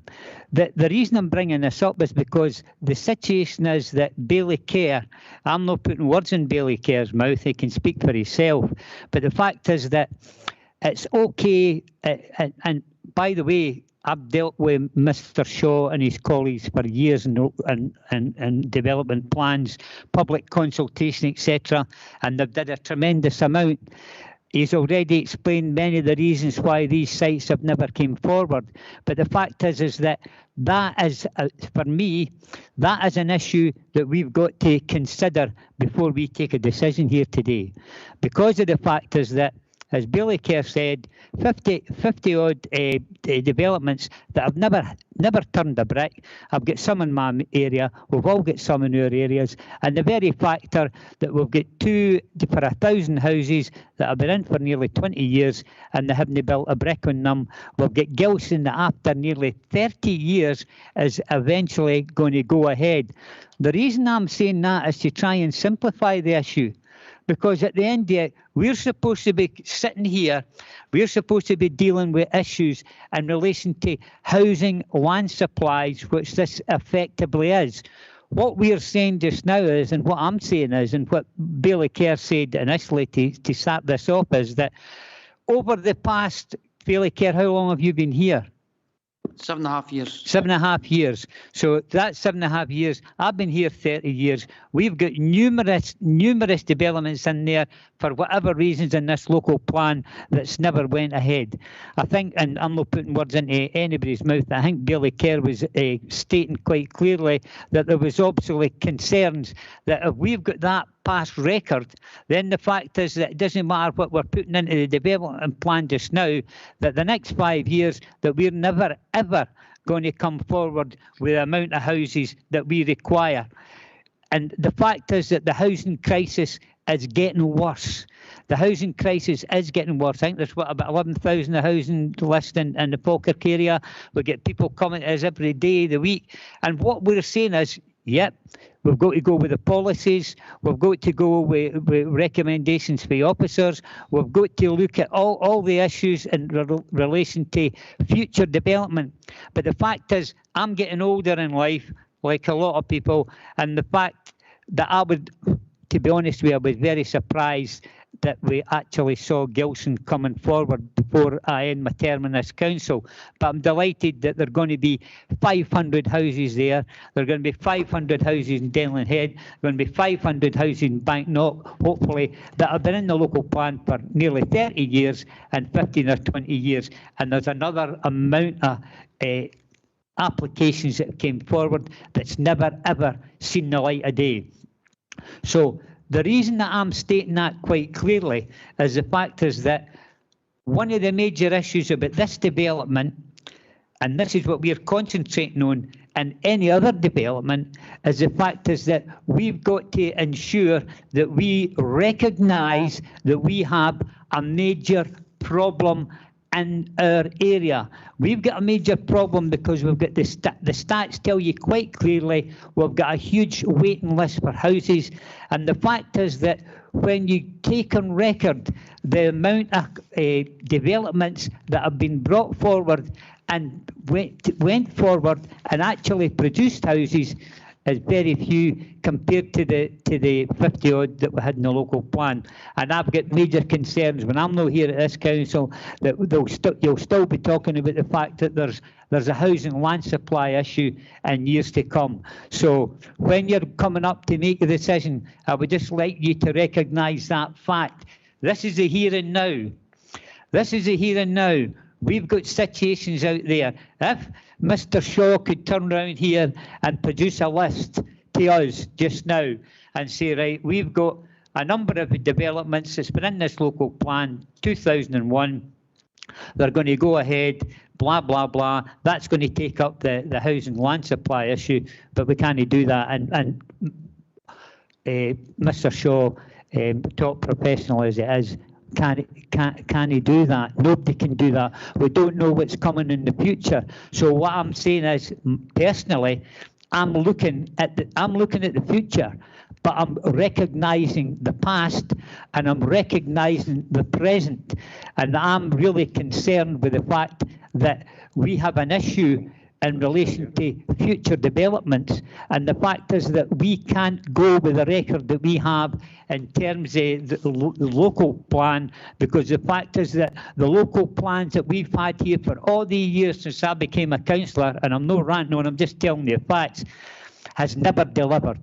And the fact is, that's it at the moment. Mr. Henderson. Thank you, Convener. And thank you for allowing me to make some comments at this stage.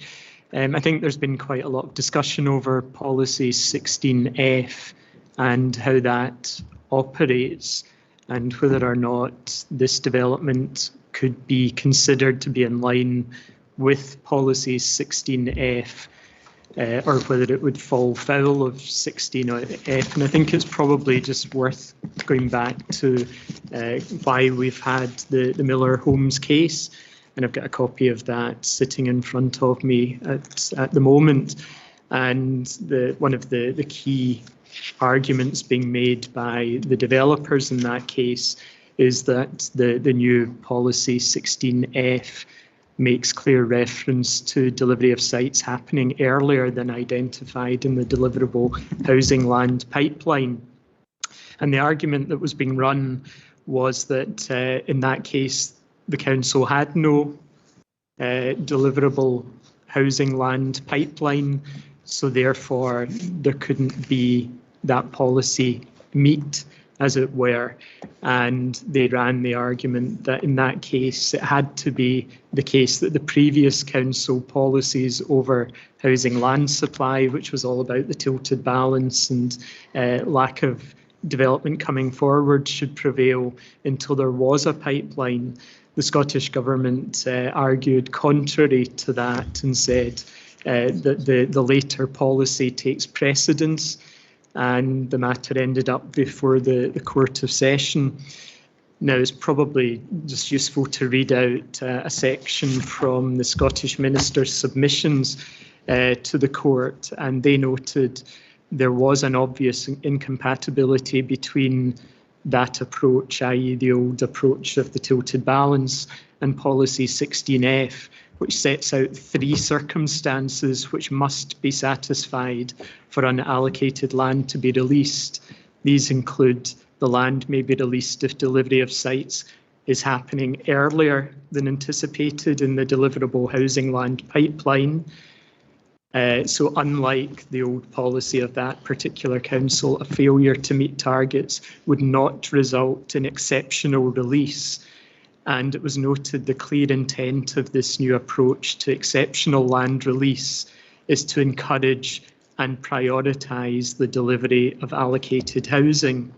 The new policy rewards success for beating targets rather than rewarding failure to meet them.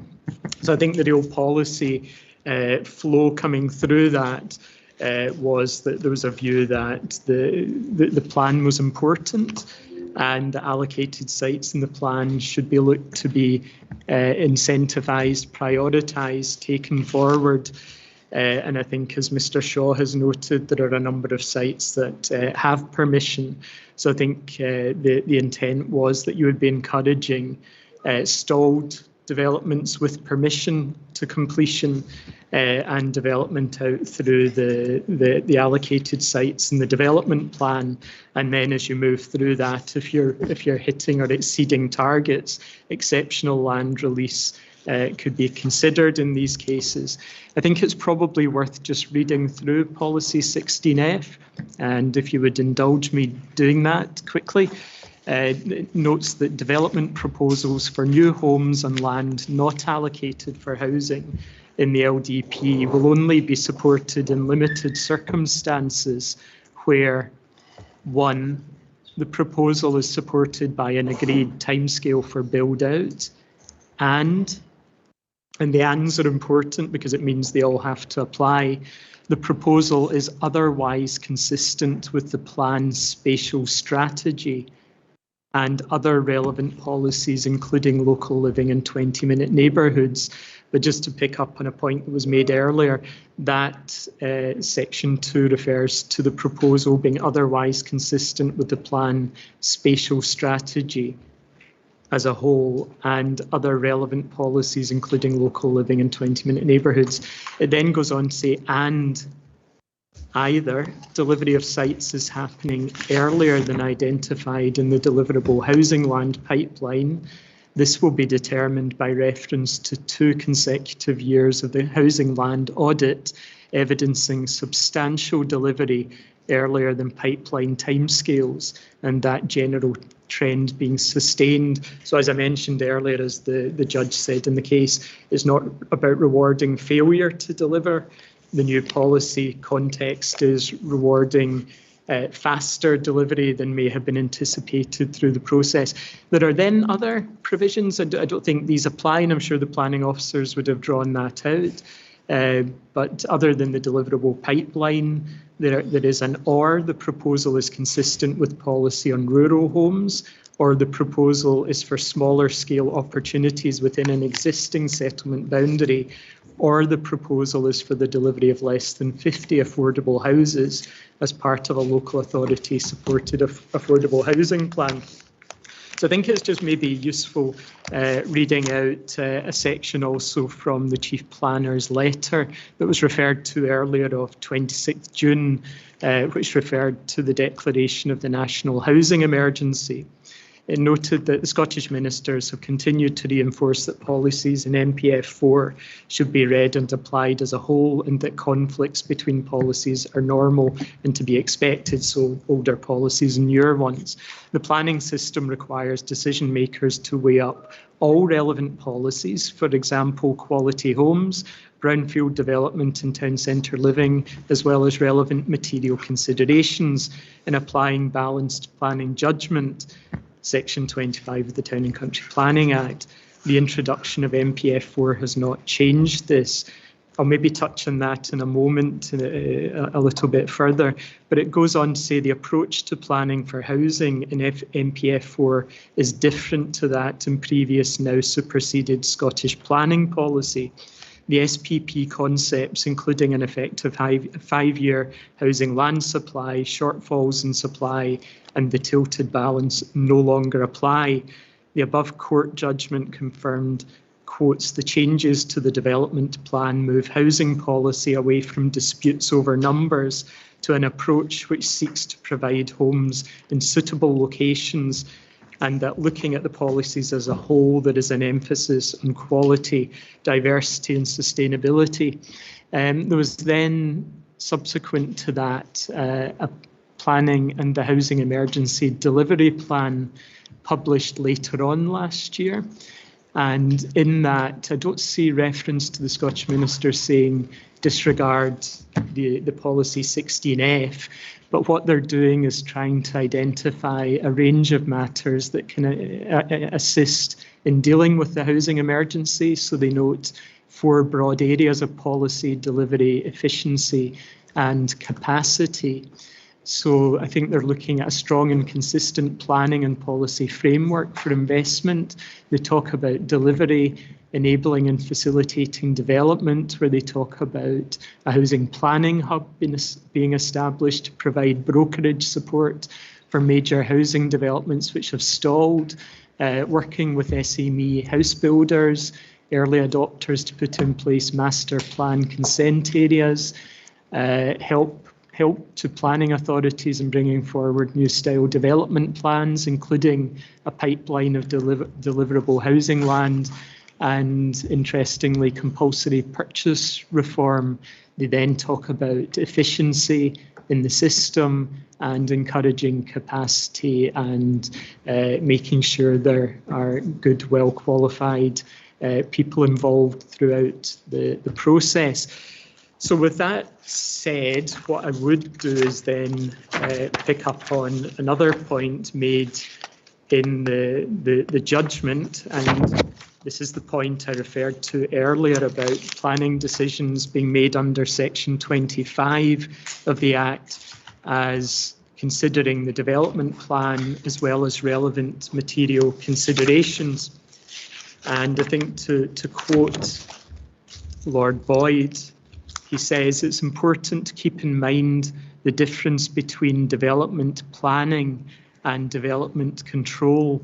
An application for planning permission is to be determined in accordance with the development plan unless material considerations indicate otherwise." So I think the point there is they're saying it's not always the case that a development can't be consented if it falls foul of the policy considerations.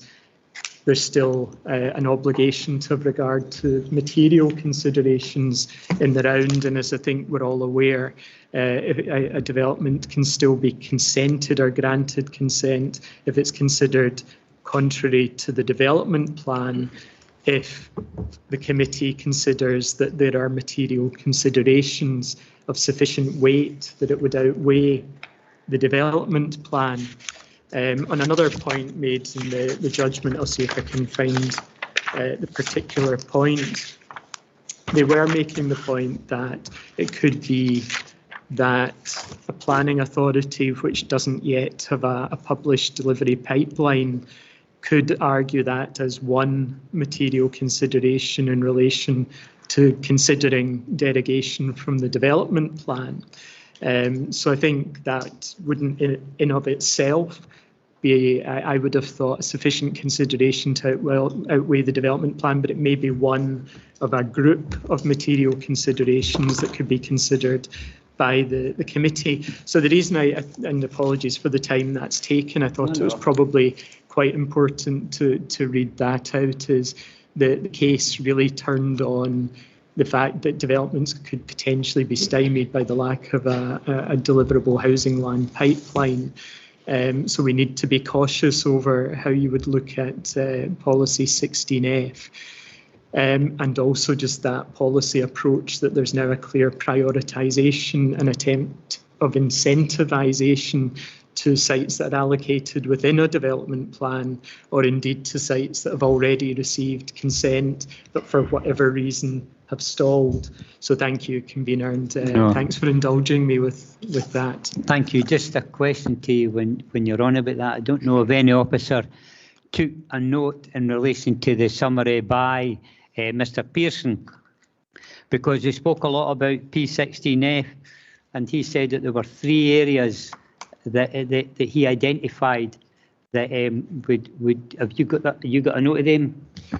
Thank you. I think I recall what Mr. Pearson was saying, and I do have a note here.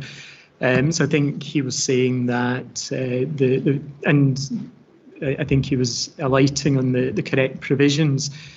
And just to read them through again, I think Mr. Pearson referred to an agreed timescale for build out. He referred to 20-minute neighbourhoods, and he referred to the pipeline, saying it's satisfied. So I think running through these points, I'll just read out again these provisions from Policy 16. So development proposals for new homes on land not allocated for housing in the local development plan will only be supported in limited circumstances where the proposal is supported by an agreed timescale for build out. I don't know to what degree. I know there's been some discussion about 2026. The second matter that needs to be met is the proposal is otherwise consistent with the plan's spatial strategy and other relevant policies, including local living in 20-minute neighbourhoods. So it's not just about local living in 20-minute neighbourhoods. You would have to look at whether the proposal is other than the fact it's not allocated, would be consistent with the plan's spatial strategy. And I'll maybe pass over to planning colleagues on that point. And then also, and this is the third point that was mentioned, delivery of sites is happening earlier than identified in the deliverable housing land pipeline. So that's that flipping of the old provisions that actually we're delivering more and more quickly. So that's not about us having at this point a shortfall. That's actually us having a deliverable land pipeline, and we're exceeding the delivery of that pipeline, in which case you could allow exceptional delivery. So I think I would be cautious over the application of these three. That's questionable. That then. Anybody, other officer, want to come in at this stage in relation to what's just been said? Thank you, Convener. Through you, I think in relation to Mr. Henderson's comments, Mr. Pearson's, three reasons that he cited. One was timescales to be agreed. I think Mr. Pearson also said not to hold him to that, and we'd heard there was a third party involved regarding Cala, and we'd heard the indicative build-out times that Mr. Pearson had gave. We'd also heard from Mr. Whittle the subsequent planning process time stages that would have to come after this. There were some question marks there Mr. Vivian had raised.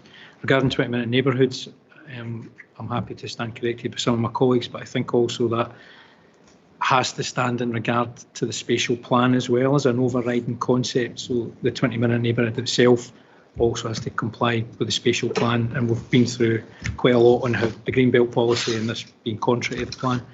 And in terms of the pipeline, I don't think I need to cover any more. Mr. Henderson's covered all the points in that. In terms of, we've heard from Bailey Kerr, we've heard from Mr. Shaw regarding, a lot of sites consented have been through the planning process, not built out. A lot of sites are allocated, haven't been built out. So it's clear the council, isn't exceeding that. We're not sitting here with no sites effectively, which the inference from the policy and policies, the test case Mr. Henderson went through in 16F would be to reward that where we were in a position that we'd exceeded all those sites. And that was my understanding from Mr. Henderson's resume. Thank you, Mr. Henderson. Thank you, and Convener, I think given that policy context, it's why I thought it was pertinent to make the committee aware of the point that was being made in the case, and that is the difference between development planning and development control. So it could be the case that it's considered that the application is contrary to policy and contrary to the development plan, but the committee might, as it runs through material considerations, have regard to whether they might outweigh the policy in that case. But I think there's clearly, in my mind and my understanding, quite a clear policy direction coming through NPF 4, and it does have that link to a deliverable housing land pipeline, and it is incentivising earlier delivery through such a pipeline as opposed to failure to deliver at this point.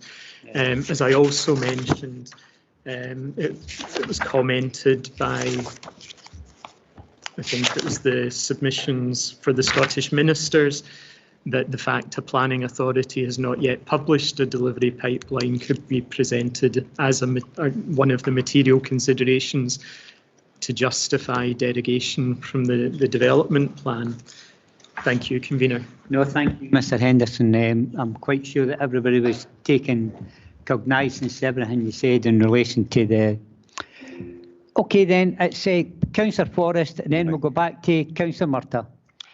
Thank you, Convener. I'd just like to reply to some of the comments you made earlier.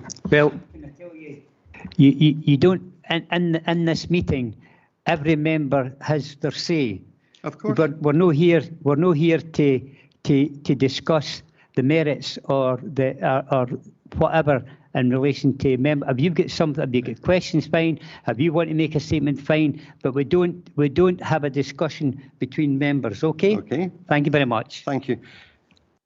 When you spoke there, you said that you had first-hand knowledge of Gilson. So do I. I've got it at the end of my street. I've seen it every day for 30-odd years. It was one of the first votes that I ever did when I joined the council planning, and I voted that it should proceed.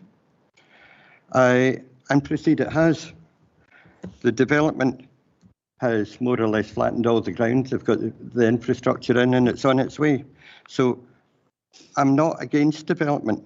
I've said that already, but it's the correct development in the correct place. Gilson, I thought was in the right place, and that's why I voted for it. Mr. Shaw has already said that we can reach that target for housing, right? This development here, as I said, was in the wrong place. It causes as many problems as I would clear. There's problems with the road, flooding, schools, parking, wildlife. Mentioned all of that. I go back to what they said in the plan here. There are no material planning considerations to outweigh the terms of the development plan and otherwise justify approval of the application. We all know that if this application goes ahead, planning in principle, we can't take it back. That's it, it's gone. And other things will follow. So I move the recommendation to refuse the application. Okay, thank you for that. Have you got a seconder at the moment? Well, Councillor Murtagh, I'll bring you in. You're going to second it. Okay, perfect, thank you. I'm happy to second it, and I would add some reasoning to that. And I think it's really helpful, the summary that officers just gave there, particularly Mr Henderson and Mr Broadley coming in to clarify, because I think that it is really important that we fully understand the legal position and the advice that's there, and that there is nothing within policy NPF 416F which would enable us to override and use that as a basis. And I think that is really important, because we will come across that time and again in this committee. And I think that it is important just that what was being explained there, to try to crystallise why it is essential that it has flipped from the previous sort of position about, where I think, in summary, I think it's not controversial to say there was a lot of representations from local authorities that felt they were forced to accept sites that they wouldn't otherwise accept, that wasn't planning, in the right place, type of plan in the right place for the right circumstances because of that situation. And I think that what's really important to understand, in that we have units which are allocated, but also allocate, planning permission which is approved. Planning permission sites for large amounts of units which are approved, where we've got some of the developers potentially that are involved in this and others that hold the planning permission in principle for those sites. And if we start looking at sites out with our local development plan and saying that, you know, because of the opposite reason that we're being directed, we need to start accelerating those non-allocated sites, those sites that are on Greenbelt, those sites that don't meet all sorts of policies because they're not delivering in other areas, then what we will do is we will disincentivise the development of those sites are actually allocated in our local development plan. And I think that's incredibly dangerous, an incredibly dangerous message to send out, because what incentive will developers have to actually put on what might be slightly more difficult sites because they are specifically, you know, part of our plan and they've got particular conditions? Then there will be more incentive for them to come for these sorts of sites and try to make a case that, well, we're not delivering in XYZ when actually they hold the planning permission for those sites. And I think we need to be really cognizant of that situation when we're making these sorts of decisions, because just as the convener says, we all want to see delivery of housing appropriate in appropriate places. We know we have to ensure there is that pipeline, but we are not in control of the building of them. We're only in control of the granting of them. And we have sites, I know, you know, Councillor Rouse has also sat in this committee for a long time in the ward that we share. And, you know, also Councillor Flynn and Councillor Anslow are now joining us and have joined us, Councillor Flynn, for some time. But in the previous term, we know only too well from our experience at Kinnaird, you know, in a master plan and planning permission in principle, that situation, we cannot control the delivery of that. So to try to say that, you know, that by improving a site which has no agreed delivery timescale, and I would be very sceptical about it even achieving those delivery timescales that would be mentioned today, given full planning needs to be gone through, that somehow that was some sort of mitigation and reason that we thought it could be delivered, I think is dangerous, considering that we've got similar ones on the books that have planning permission and we can't control their delivery either. So for all the reasons that I think have already been outlined by officers and that are very clear from the report, I don't consider there are any mitigating circumstances or material considerations which would override officers' recommendations, and that's why I'm happy to second. Thank you, Convener. No, thank you for your input. Going to, I think, Councillor Bowes away down the bottom there. Councillor Bowes. Down here somewhere. Thank you. Yeah, look, I'm looking at this and going, what's going to be a material difference that can make me say that the officer recommendation, the development plan's wrong in this situation? Now, and it was brought up earlier by convener, Gelston came up and there was a change. Mind in that, it was 500 houses. That's a significant amount of houses. The applicant's agent himself says it's a tiny amount of our housing. He's actually telling you it's a small project. So that really removes for me the 48 houses. I see that as a significant change that can override the development plan or the rest of this report. I think and I deliberately asked a question to Mr. Shaw, and it was good to hear that Cala are interested in building 48 houses in the Falkirk area. I'm sure if Mr. Shaw was to speak to them, he would be able to probably find them a suitable site, so we wouldn't want to miss their investment. Please, we would love to have that. But I don't think this is the place. I think to take it on here and taking Greenbelt when we've actually got already allocated sites which could take that amount of housing.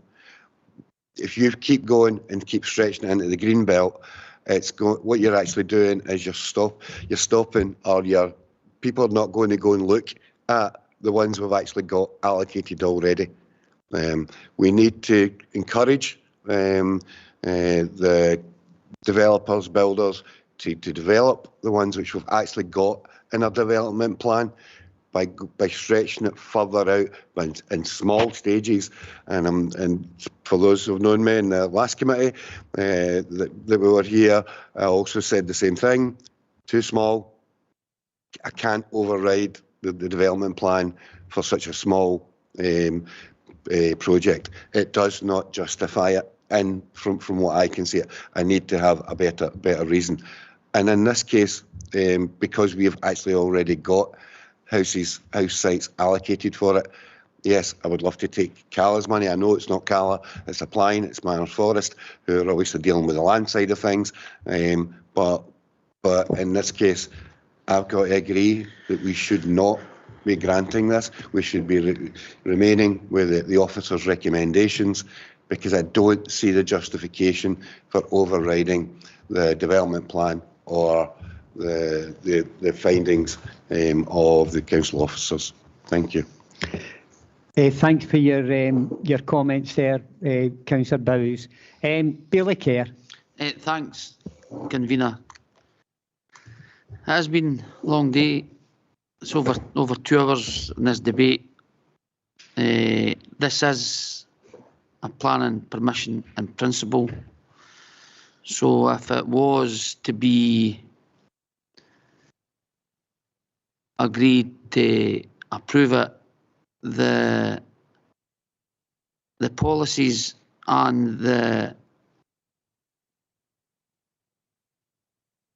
things that elected members have asked for, and that's why plan permission principle was brought in, so that applicants didn't have to pay for big reports before they even knew they were going to get permission.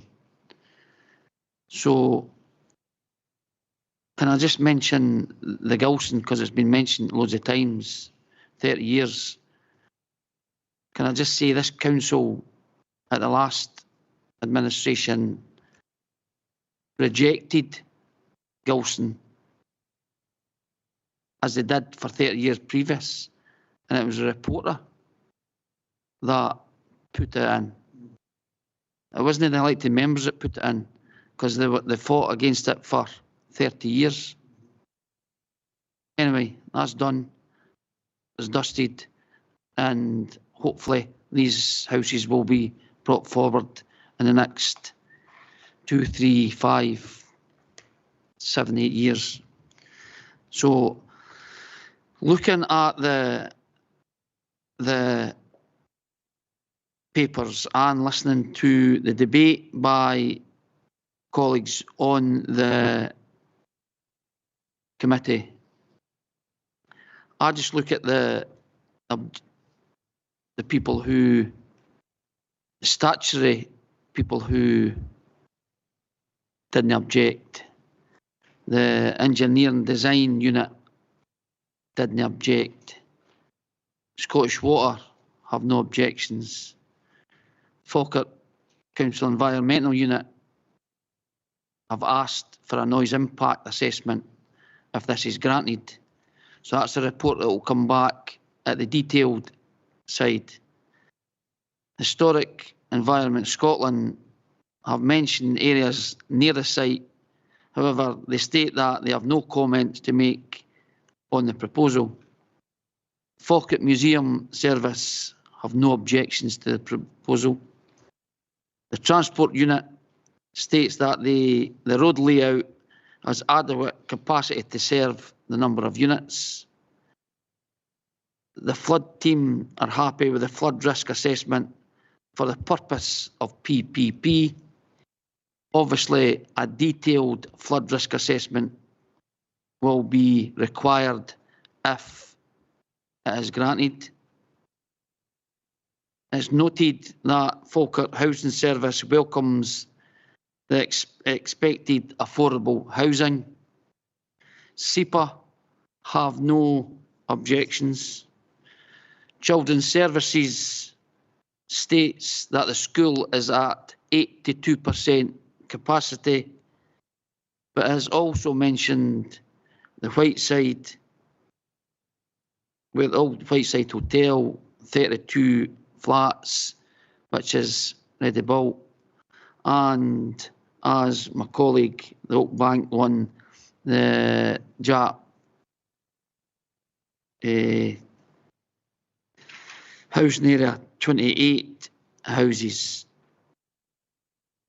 As stated by Mr. Vivian, if granted, the contribution for schools would be over £500,000 from this 48 houses. And I've listened to people, or colleagues, talking about no wavering from the development plan. Well, I would put an amendment forward, convener, to say that we do, and under policy 13, sustainable transport, in National Planning Framework 4, policy 14, design, quality and place, noting the policy intent on both. And it's been mentioned regarding the local living and 20-minute neighbourhood. When you read the policy, and I was reading earlier,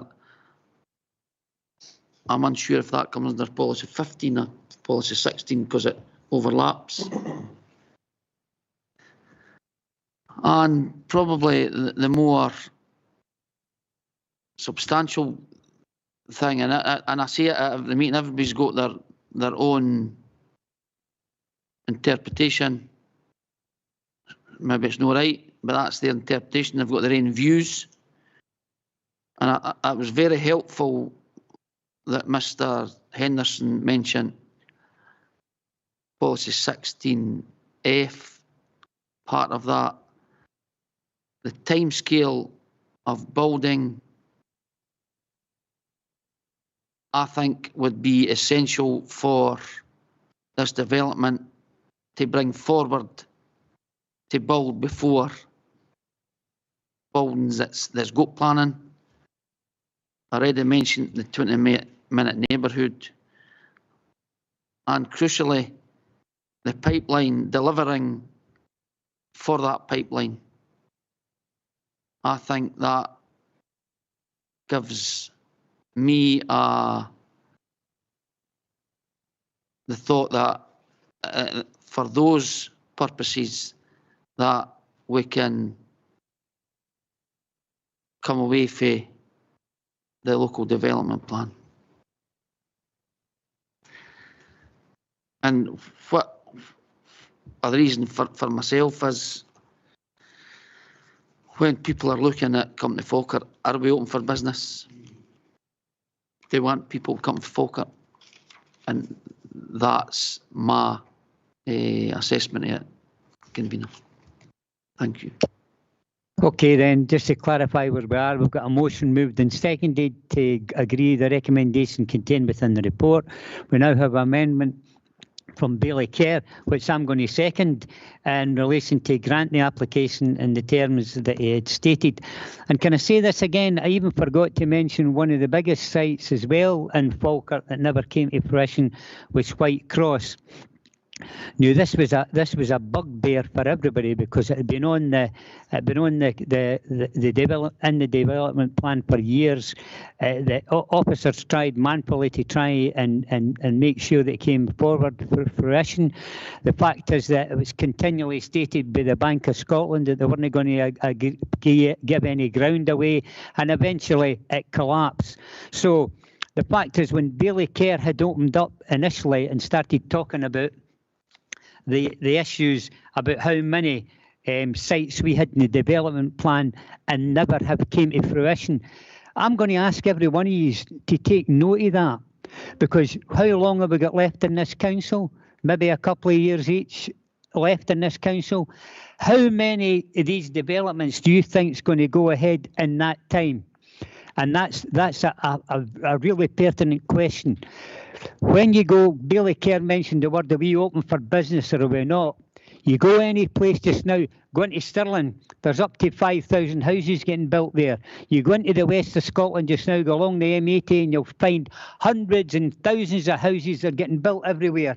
This council is not open for business as far as I'm concerned. The fact is, yes, we've got to go with the policies that's set out in the agreements. But in terms of this particular issue, I've got to take a stand on this development plan, because the fact of the matter is that I don't know what the situation is, and maybe Mr. Shaw can come back to me. Can I ask just a wee point of clarity? You mentioned the 5,000 houses.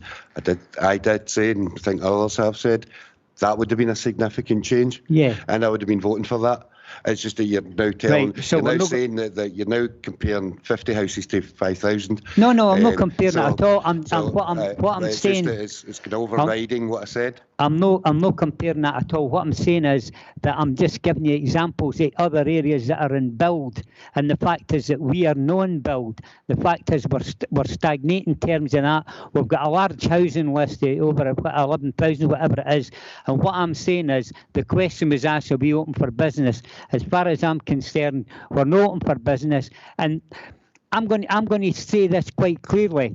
You've maybe got a couple of years left before this council runs out, and it's going to be very, very interesting to see how many developments come forward for that development plan that's been in there for years. I know sites that's been in that for over 25 years, never came to fruition, never going to build a brick, and yet at the same time as they're still there. Should we come up with a policy that we should be looking at every one of these, contacting every one of them and say where you are? Some of them, it's not even the applicants, they're still not there now. Some of these companies have went to the wall.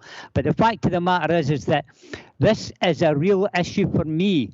This issue for me is the terms that we've got to provide an effective land supply, and we haven't done it. Thank you. So I'm going to second Bailey Kerr's amendment. Convener, I would like to come back in, please. Sorry, I'd like to come back in. Okay, thank you.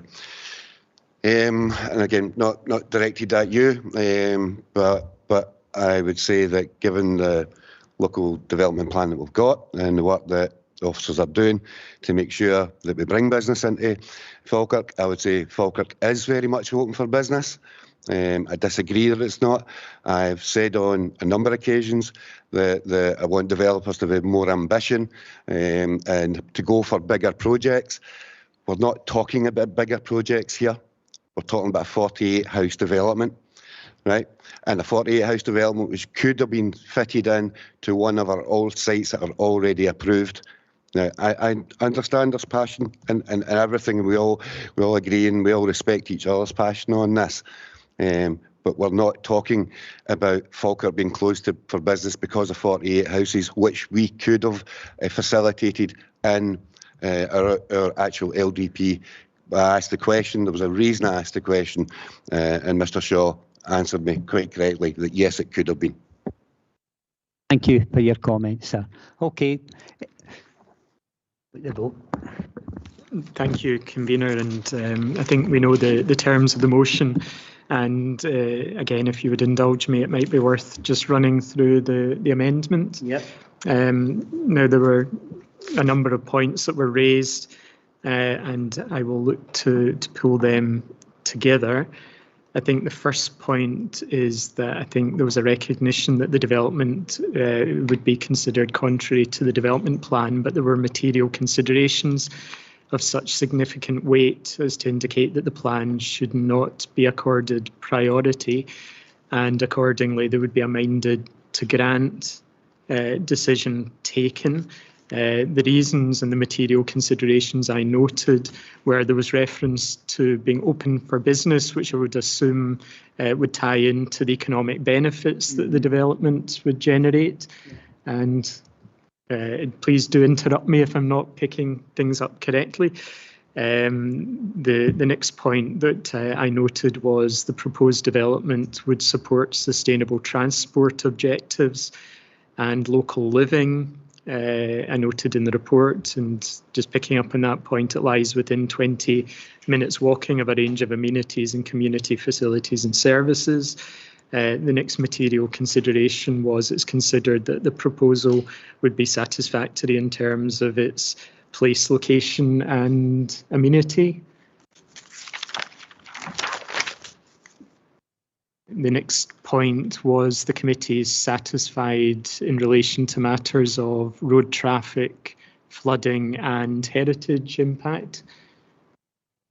The next material consideration was the committee's satisfied that impacts on infrastructure can be adequately mitigated, noting the points around education contributions that were picked up.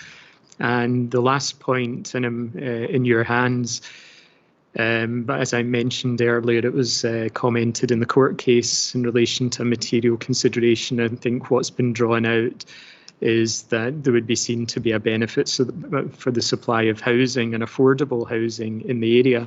I think some degree of care would be taken around that, not to create a precedent. So the wording that may be proposed there would be for the purposes of this application and without creating any form of precedent. It is noted that the Planning Authority has not yet published a delivery pipeline, and it's considered that the proposed development would benefit the supply of housing and affordable housing in the area. So these were the material considerations that I've noted that would be considered to outweigh the development plan. Now, this would be a planning permission in principle and a minded to grant decision.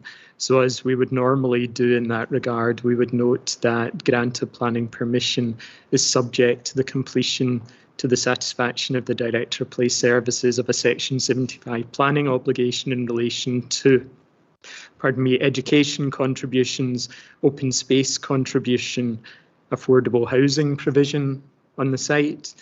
And just noting from Mr. Vivian's report, I'll see if I can find the correct paragraph, and I think it was drawn out, it was suggested that it would also be minded to grant subject to the submission and approval by the director of a preliminary ecological appraisal.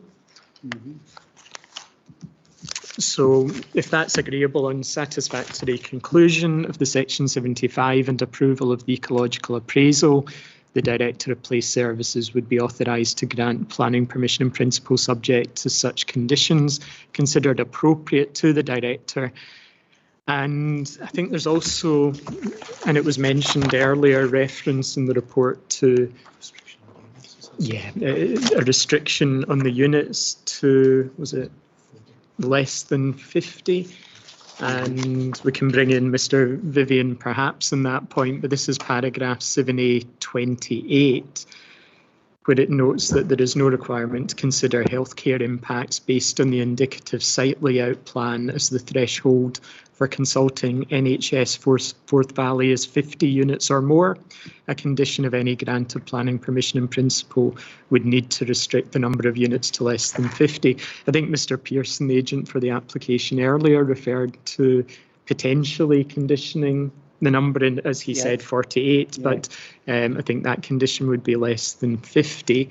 So if that's agreeable, there were also references made to conditions in relation to noise impact.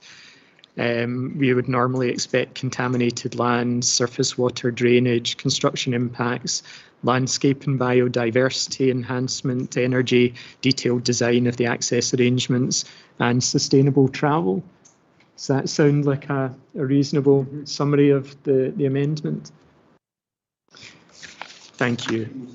So I think on that basis, we have a motion by Councillor Forrest, seconded by Councillor Murtagh, to refuse the grant of planning permission in principle as per officer recommendations. And we have an amendment by Bailey Kerr, seconded by Bailey Buchanan. And hopefully you'll be glad that I say I am not going to read all of that out again. But if anyone would like me to, just put up your hand. I see Councillor Redmond's got his hand up. No, he said it up for a wee while. Okay, thanks, Councillor Redmond. So on that basis, we know the motion and amendment, and I'll run through on the basis of a roll call. So Councillor Anslow.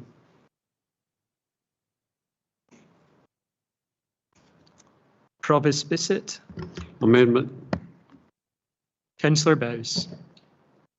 Motion. Bailey Buchanan. Amendment. Councillor Colley. Amendment. Councillor Flynn. Amendment. Councillor Forrest. Motion. Councillor Kelly. Motion.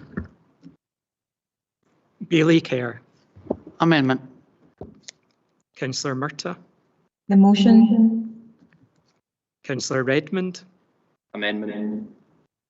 and Councillor Sinclair. Motion.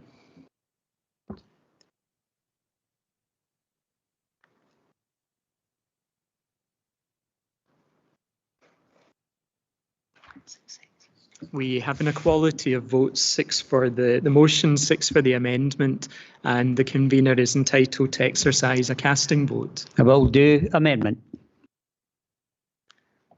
Thank you, convener. Now we're going to take it's 25 to 1. If people have come back for 1 o'clock, take a comfort break. Thank you, everybody.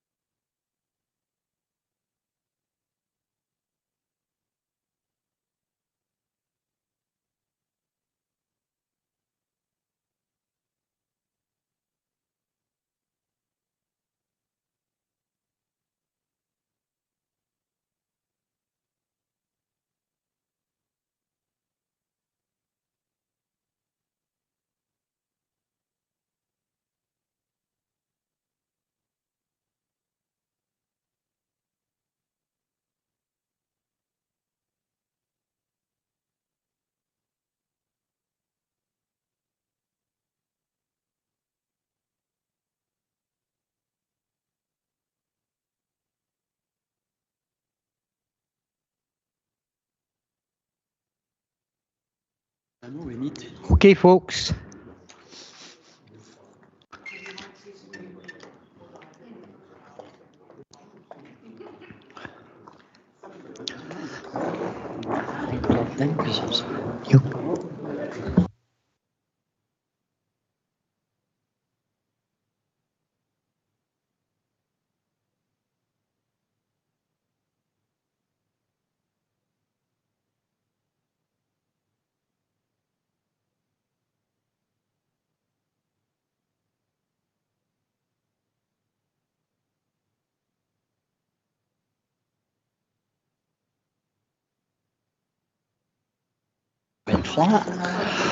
Okay then, everybody. First of all, can I welcome you all back as we reconvene the meeting. We're going to go straight into item 5, which is replacement windows at Oakdean 2 Church Wynd, Bowness for Mr. Smith. It's pages 47 to 53 on your agenda. Now, we also have a deputation request. An application has been made by Cheryl Kelly, the agent for the applicant, to be received as a deputation to be heard in respect of this item of business. Have we agreed to hear the deputation? Agreed. Now, could I just, because obviously she's not here, is Cheryl Kelly online? Yes. Fine. Okay, thank you very much. Okay, then we'll now go for the report, and this will be coming forward with Officer Bernard Whittle. Thank you, Bernard. Thank you, Convener. This application is for a proposal to remove and replace 3 timber sash and case windows with plastic UPVC casement windows, which would have a tilt and turn opening. The application relates to a property which is in a prominent position within the Bowness Town Centre Conservation Area. Excuse me. You'll see from the report that this application is a resubmission. The same proposal was submitted previously to the council.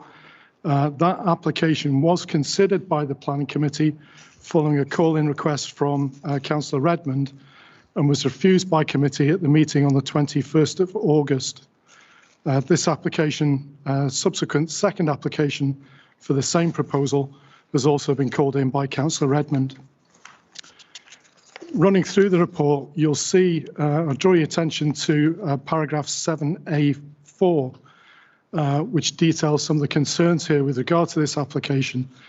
The proposal is contrary to the development plan, and also it doesn't comply with the requirements in the supplementary planning guidance, which is part of the development plan in relation to the information that we'd normally expect where proposal of timber sash and case windows is proposed with an alternative plastic window with a different detail. So you'll see in this case, as detailed in paragraph 7A4, it sets out that there was no condition survey to justify the need for the replacement windows. No consideration or indication given of alternative options that have been considered. So basically, in summary, the application is as previously considered and refused by committee, and the refusal reason is the same. Thank you, Convener. Thank you very much, Bernard. This is an opportunity now for the applicant's agent, Cheryl Kelly, to speak to the committee. Can you hear us okay, Cheryl? Yes, I can hear you. Can you hear me? Yeah, we'll have 10 minutes starting from now, and then all members of the committee will have an opportunity to ask you any relevant questions regarding your summary. Carry on, thank you. Thank you. Well, thanks for taking the time here to hear me out on the planning application for replacing the windows at Oakdean. Sorry.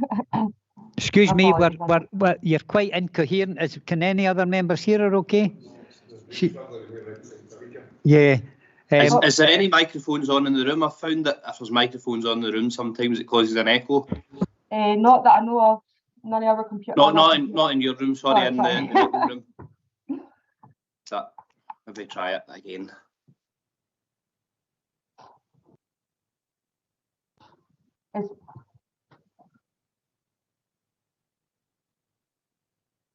Right, so apologies. Thanks. Can you hear me okay now? So I just want to thank you again for taking your time to let me discuss our application for replacing the windows at Oak Dean to address the concerns. Hold on, Cheryl. You're very incoherent here, and it's important that members get to hear you. Can members down the far end hear? Garbles. Right, if you hold on, Cheryl, I think we'll ask our IT section here to see if they can help the situation.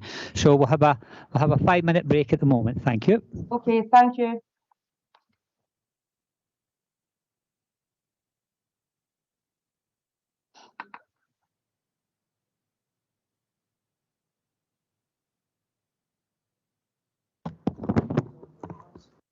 Hi, Cheryl. Do you have a set of headphones that you could use? Unfortunately, I don't know. You don't? Because maybe it's the size of the room that you're in. It seems like there is an echo. Okay.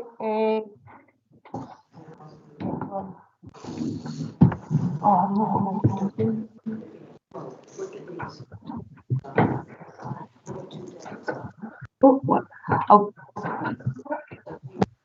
We'll see if these ones work, maybe. I don't think they will. If you just bear with me for 2 minutes, I'm just going to see if I can find a pair of headphones. Well, hold on.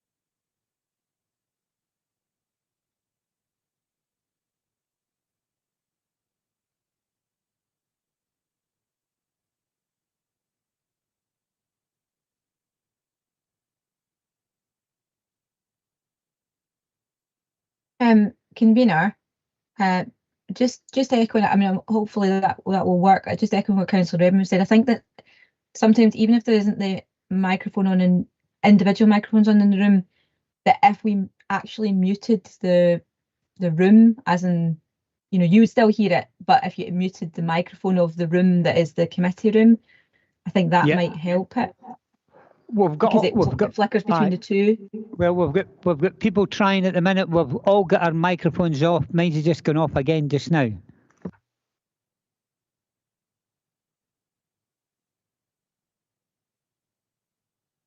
Come out of this. Can I stop sharing this now? Yeah. Right.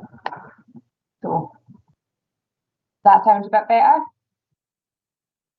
Can you hear me now? No. Right, Cheryl, we can see you now, Cheryl. Are you trying something different? Yeah, we're just trying to, with the speakers and the microphones. Is that a bit better?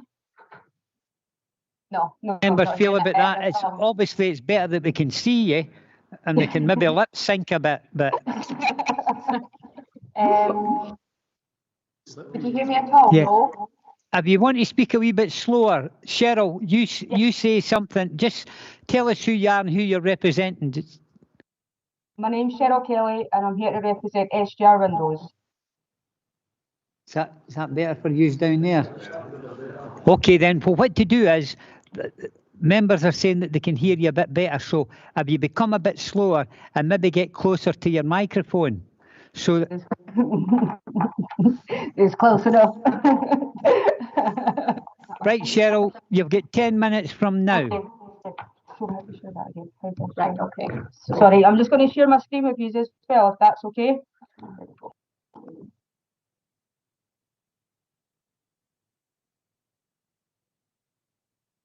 Report that you've got. No. Can you see it? Can you see my screen? No. No.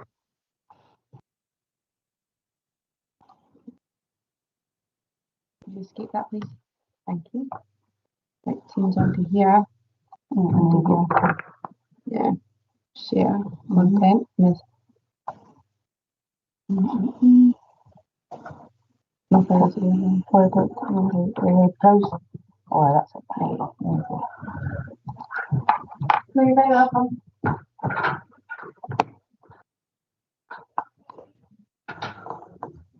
No. Sorry about this. I do apologise. Technical difficulties on my one. There we go.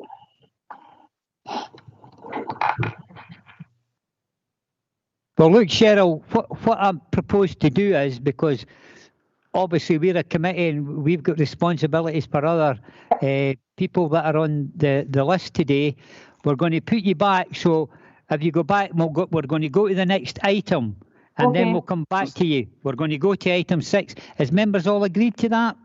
It looks like we were just set up ready to go there, to be honest. I would think we would just go because the presentation's up and we've got the sound thing sorted out. It might be good to just get it dealt with. I'm happy to agree with Councillor Edmonds. Well, we'll go. We'll give Cheryl one more time to see whether members can hear, because if we can't hear her, there's no point in it going ahead. Cheryl, carry on. Give us your name and give us your designation. Hi, so I'm Cheryl Kelly, and I'm here to represent an SRG Windows to discuss our planning application to replace the windows at Oakdean to Church Wynd Bowness and to address the concern raised by Falkirk Council. Right. Well, ask members, as members find that coherent? Good online. So have you slow it down a wee bit, Cheryl? Okay. Right. Okay, we'll give you 10 minutes from now. Hopefully you'll be able to go ahead. Thank you. Thank you. Our presentation today focuses on explaining why our application to replace the windows at Oakdean should be considered. We prepared this presentation to directly address the points in opposition from Falkirk Council to highlight our unique position in this process.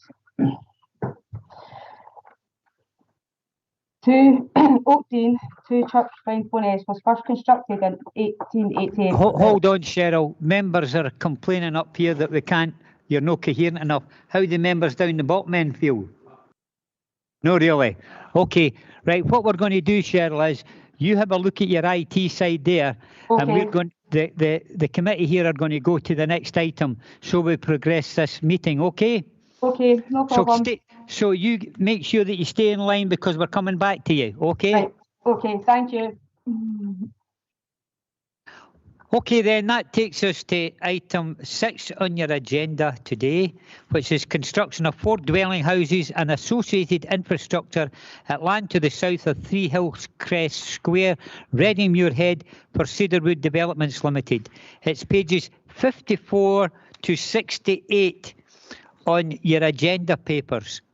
Now we have an application has been made by Councillor Anne Hannah, local member, to be received as a deputation to be heard in respect of this item of business. Are we agreed to hear the councillor? An application has also been made by Nicola Welsh, an objector, to be received as a deputation to be heard in respect of this item of business. Are we agreeing to hear the objector? Agreed. Now, could I ask, is the objector online? Oh, you're here. There are 2 of yous. Okay. We can hear you fine. Okay, thank you. Thank you. The report is by Bernard Whittle. Bernard, thank you, sir. Thank you, convener. The application that's before you today is for the construction of 4 houses on land to the south of Hillcrest Square. The proposal is to build 2-storey houses on this land. The reason the application is before you today is because the application and the recommendation to grant is contrary to the development plan. You'll have read through the report and see the background to that. And what the key points I'd like to emphasise is that, as with all planning applications, they fall to be assessed against Section 25 of the Town and Country Planning Act in accordance with the development plan, with reference to material considerations. Now, in this case, the view of officers is that we consider that there are material considerations in relation to the site history, which would justify overturning the development plan in this instance. Gemma, would you be able to share the drawings, just to help clarify the location?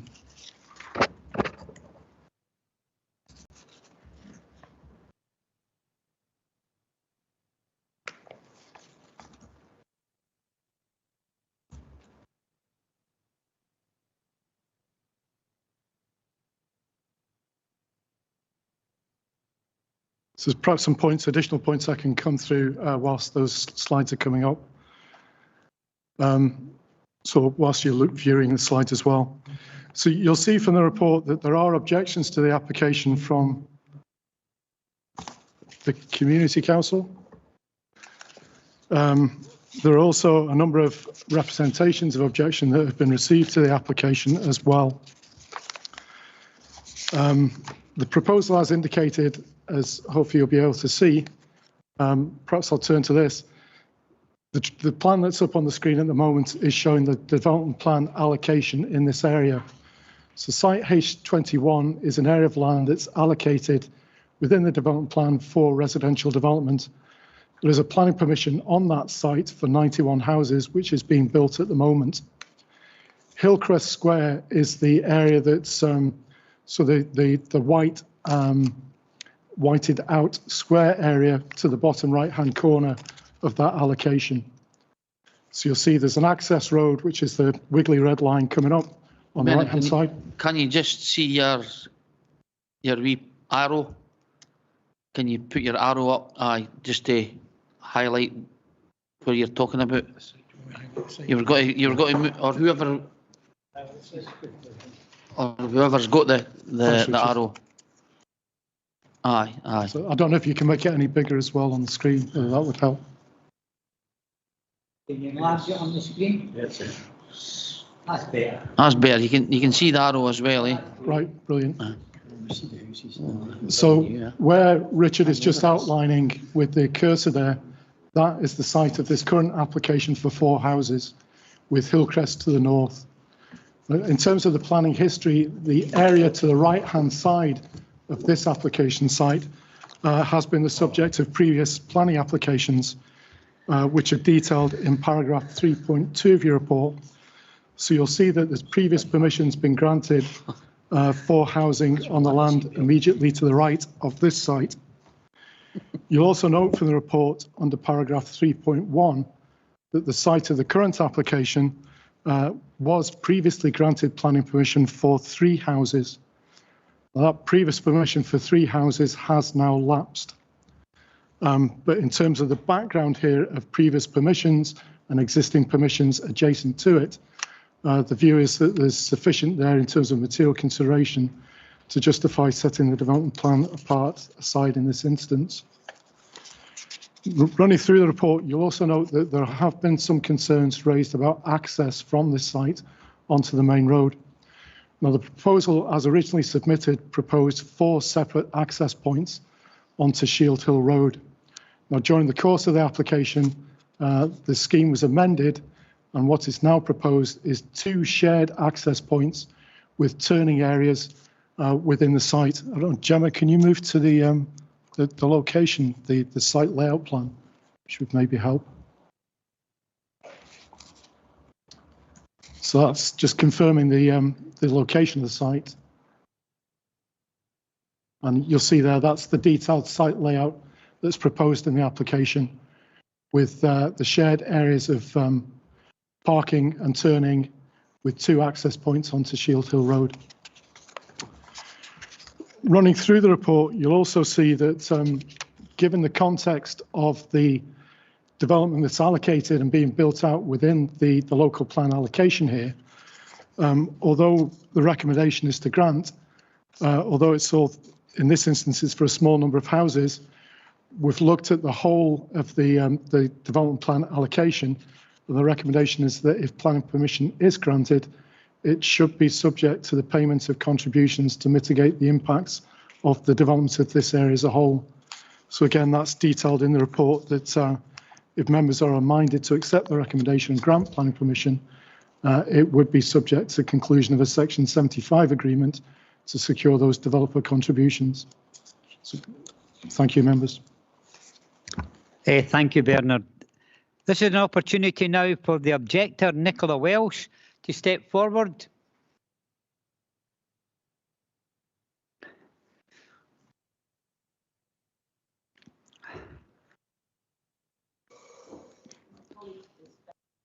Okay, well, obviously, okay, well, what to do is you'll need to tell us who you are.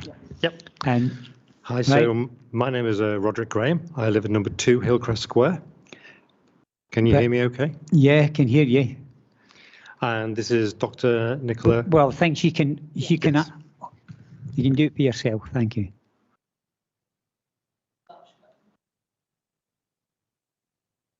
We can't hear you either. Yeah.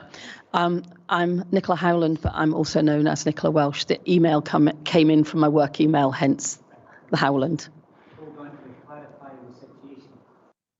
In terms of proper procedure, I have got your name down here as an application to be heard in front of this committee. Mr. Henderson, this is the first we've heard of this gentleman. Could you give us the legal ruling on this? I did request that we were a group. Well, I've not got that. We're going back to our legal officer here. He'll explain. Thank you, Convener. I think there could be some discretion exercised if it is one singular deputation. Fine. And Dr. Welsh is before us at the moment and happy for Mr. Graham to speak.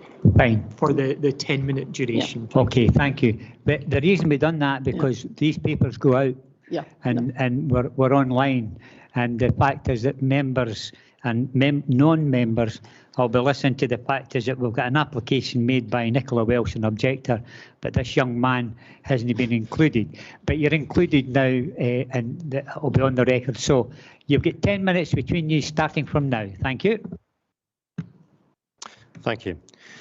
So as discussed earlier, there had been previous plans approved in 2018 for 3 bungalows on this site behind us, behind number 2, 3 and number 1. Obviously that they lapsed and those bungalows were at ground level with a service road going into Hillcrest Square. So they weren't going direct onto Shield Hill Road. Previous plan to that, which was rejected by the council, was direct onto Shield Hill Road, and it was rejected due to the road, the dips, and the blind summit. So these new houses are 4 houses, 2-storey, with potential up to 6 bedrooms, but they're going to be raised and give the apexes more or less the same height as the current houses which are there. But the issue we have really is a number of issues with the safety of the road. The blind summit, the dips and the speeding traffic have changed since 2018. You've got more traffic now. You've got the traffic starting to come from the Persimmon development, which is behind Hillcrest Square, all using Hillcrest Square. So you've got every house has at least 2 cars, even over the ones which are being filled already in Hillcrest Square. So you have about 220 cars going to come in and out of Hillcrest Square when the Persimmon development is completely finished. Those are going on to the part of the road where you've got the blind summit as you come out of Reading Muirhead, and then when you're coming down from Shield Hill, you've got the dips. This, to me, is one of the major issues with regarding the safety. The new plans for the 4 houses have gone from having 3 parking spaces in each of the houses down to 2 due to the fact they've had to accommodate trying to manoeuvre in and out to go on to Shield Hill Road. The concern there is the traffic, the speed, the dips.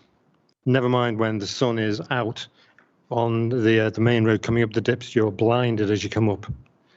And we feel that with the lack of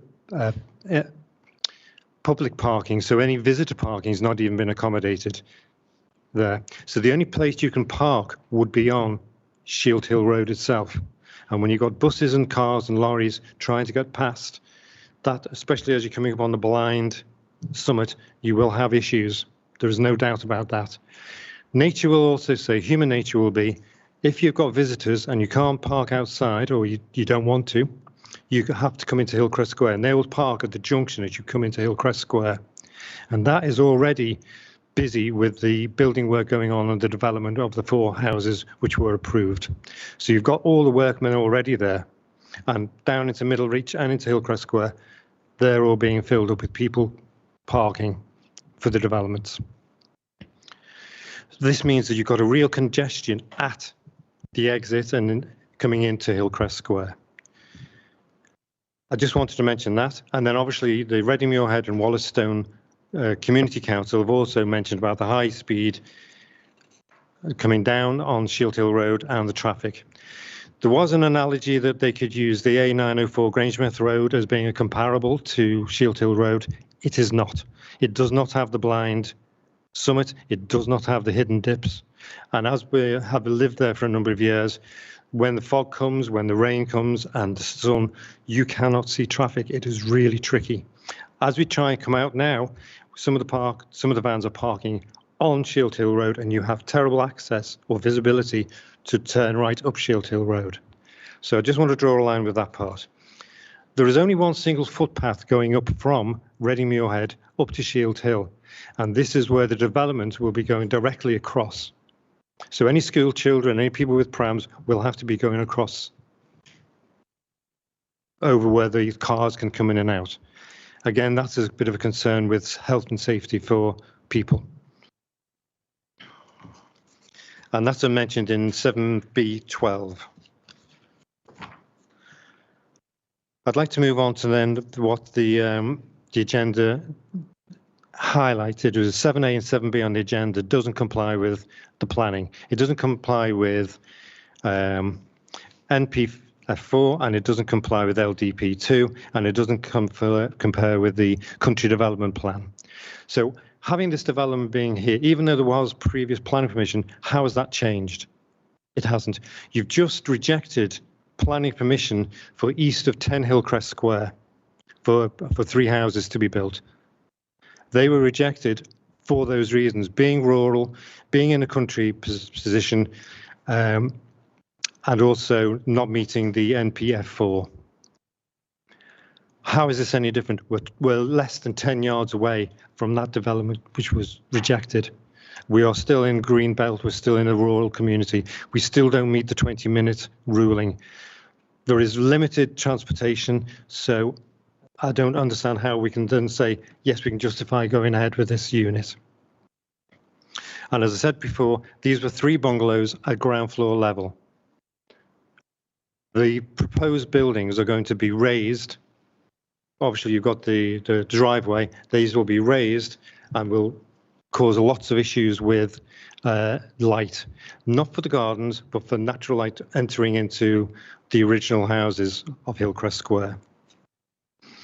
As you've already mentioned, in the planning department, you take everything on a case-by-case basis. It's irrespective that to my mind, that the previous application was lapsed and has no benefit now. This has to be done on a new situation, and the new situation is you're still going on to Hillcrest Square. Sorry, to Shield Hill Road.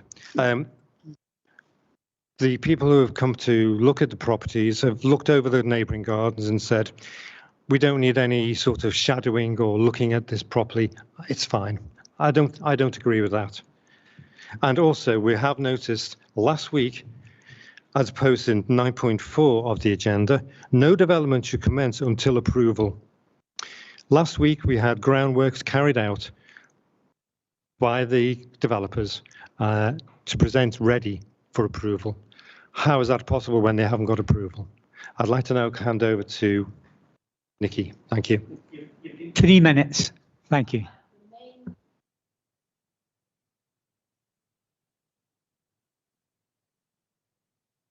Sorry, I can't hear the room just now.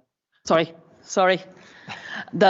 The Hillcrest Square exit comes right out on the top of the crest, and then it goes into a dip. If we're in a car, we can't see into that dip.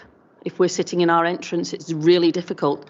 And there are going to now be 2 driveways that come out at that point into the dip that is not visible from coming up the hill. The main is this, coming up the hill, they will not see into that dip at all. With increased traffic, it is a concern.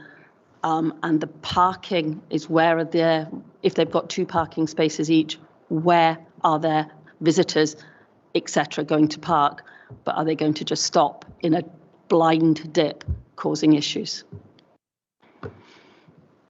Okay. I'll just sit there for now. There is an awful lot of questions that we've got to ask officers in relation to your statement. Basically, most of them on the road situation, health and safety, but we'll ask them appropriately to the appropriate officers. But at this stage, is there any member of the committee, both here or online, get any specific questions? Not the officers at this stage, but to the objectors here. Any specific questions? No? No? Okay then, I think, thank you very much for your time, and if you retake your seats. No problem.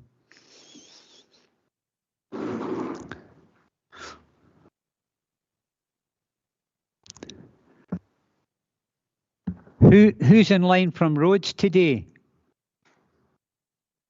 Is it Craig? I can be there yet, it's myself. Well, Craig, you've heard all that. There's. Oh yes, right. Sincere apologies. I forgot to introduce the local member, Councillor Anne Hannah. Apologies for that. Thank you, convener. I'm devastated that you could possibly forget me. Right.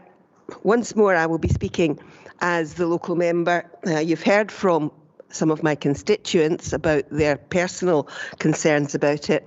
I have more general concerns, which I will refer to. First and foremost, I drive that road almost every day of the week. So I can absolutely support what has been said by my constituents about how dangerous it is.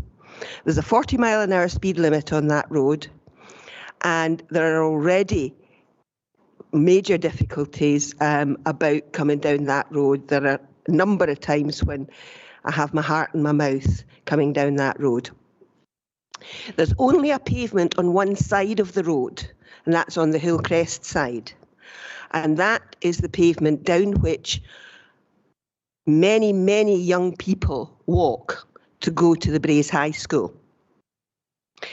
Now, previous planning permissions have been refused on the basis that it would require putting in one extra access to that main road. In this planning application, we're talking about 2 new accesses. So you're multiplying by 3 the number of points over a fairly short couple of 100 yards space. You're multiplying by 3 the number of points that are going to cross that pavement that these children walk down every day. Now, if that's not an accident waiting to happen, I do not know what is. The proposal here is once again contrary to the development plan. Now, we've had much discussion about development plans. I know that council officers spend months developing the development plan. Now, there may be some members of the committee who are not happy about the development plan that as it stands. But the reality is the development plan, a great deal of work goes into it. The members of the public are consulted on the development of the development plan. Councillors get oversight of that development plan. We're going to discuss the process tomorrow at the council executive, and there will be a number of other meetings at which we will discuss it, because there is a considerable amount of scrutiny goes into it. It then goes, once it's approved by the councillors, it goes to the Scottish Government, and the Scottish Government scrutinises it. So the development plan, if there are members who have objections to the way it puts forward the proposed developments, then it has to be by changing the development plan, not by ignoring it. Just saying that we're going to ignore the development plan is, in my view, not taking into account and not having consideration for the integrity of the planning process. And I have major concerns about that.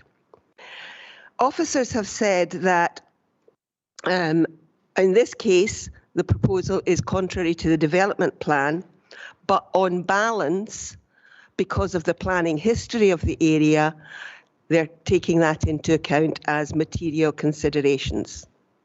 Now, I think material considerations should be significant if you are going to go against the development plan. The development plan has been developed over a long period and has taken into account a great many considerations. So there are a number of things. I've spoken already about access, the access onto that road, and my constituents have talked about how dangerous the road is and the problems with the dip in the road and so on.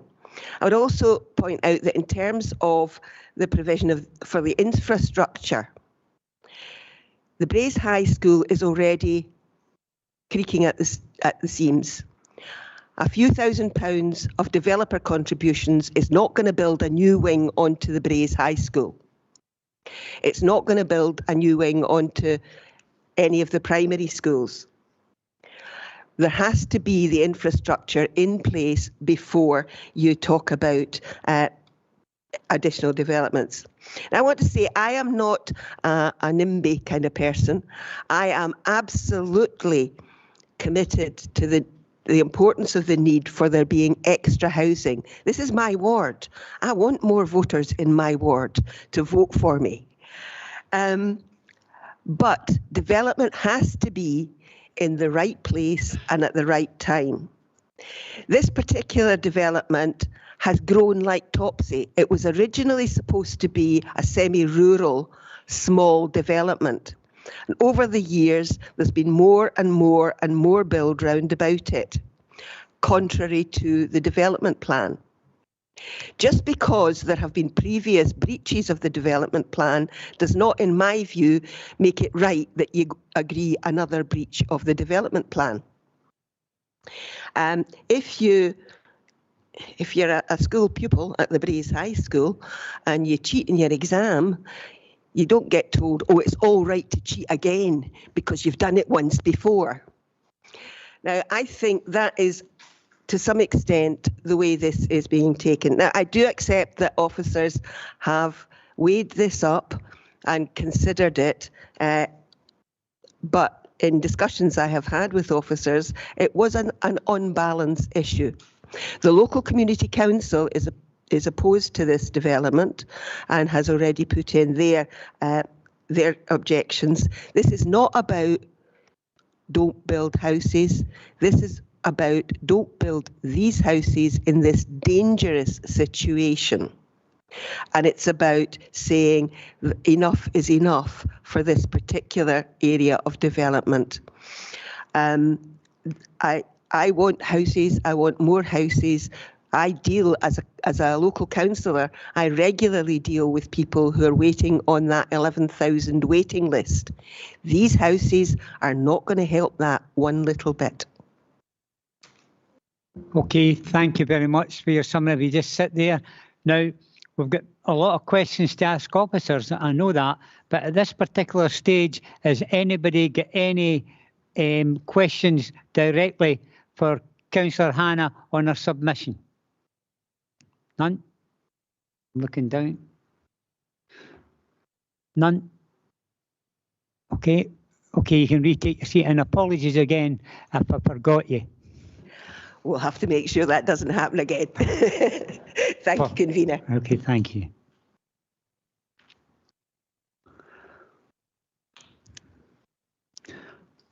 Okay, thank you. Craig, I'm coming back to you, and apologies again for messing up there and coming to you, but you've been listening the same as us.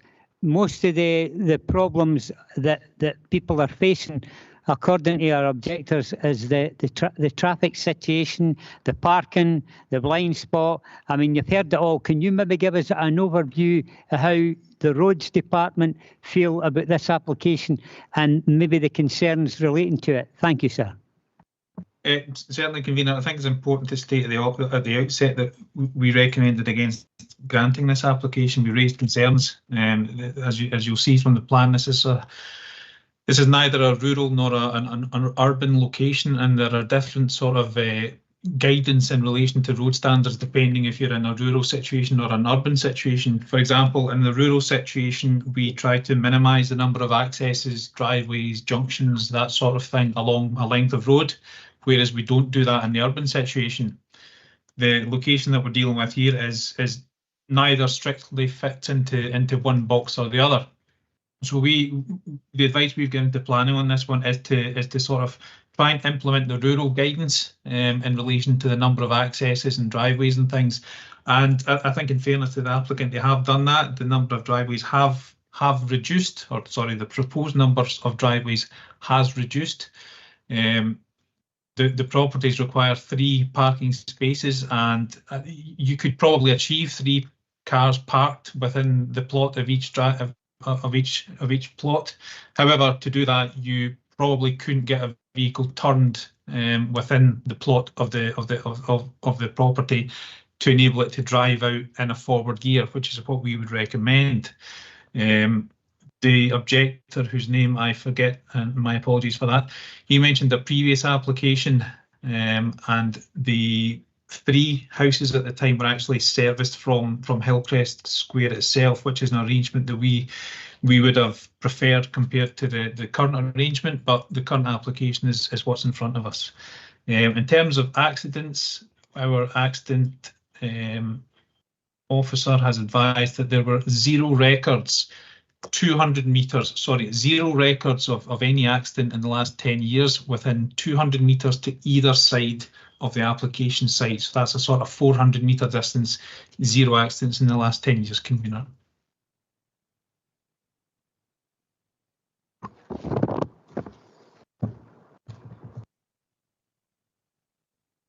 Okay, then Councillor Redmond's got his hand up, then Councillor Sinclair. Oh, thanks. I didn't even have my hand up there, but you must have read my mind. The roads are 40 miles an hour currently. Is there any scope that, as part of this, there's obviously a pavement down the side of the school, kids walking down there, but is there any chance we could put a condition on that the road would be reduced to a 30?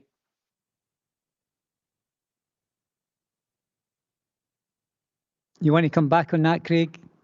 Yeah, certainly. I can't comment on the sort of adequacy of putting a condition on, Convener.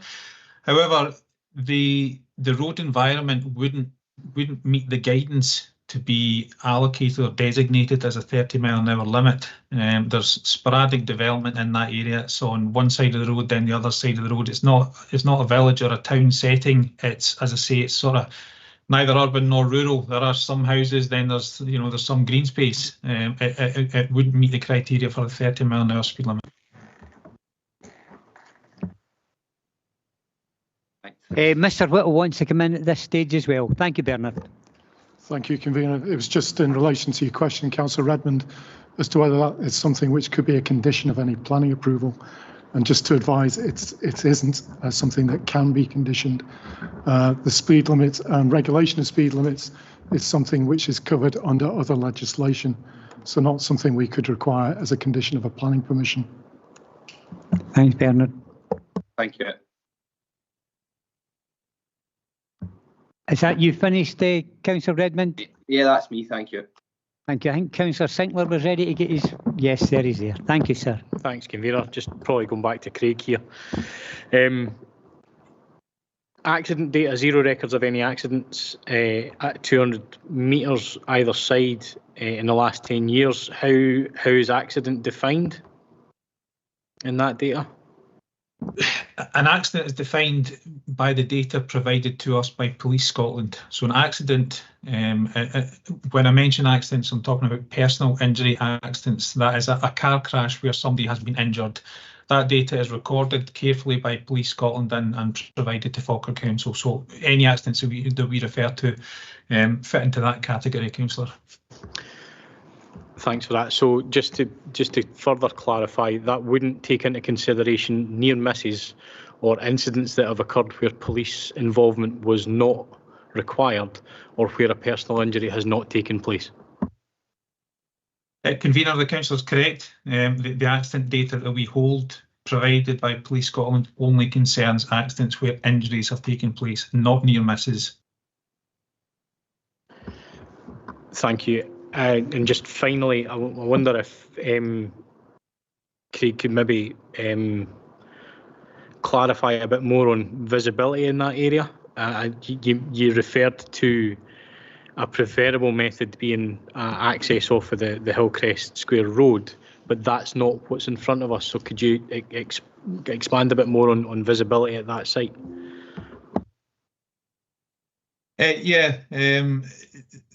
Visibility would require to be in the order of 2.4 metres measured back into the driveway by a distance up and down the main road. In the region of 100 metres or so, we'd need to do a survey to actually determine that, Councillor. Thanks, Convener. No further questions this time. Thanks for your input. We're heading now to Councillor Colley.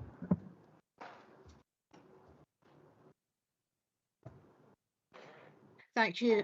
I'm not sure if this is one that Craig can answer or another officer. Is in relation to Councillor Hannah mentioned the number of children walking to school, and obviously this has been assessed as a safe route for that. And I just wondered if we have approximate numbers of how many young people are using that road stroke pavement. I'll bring in Bernard in, but I think he hasn't got that information. We'll ask him. Bernard.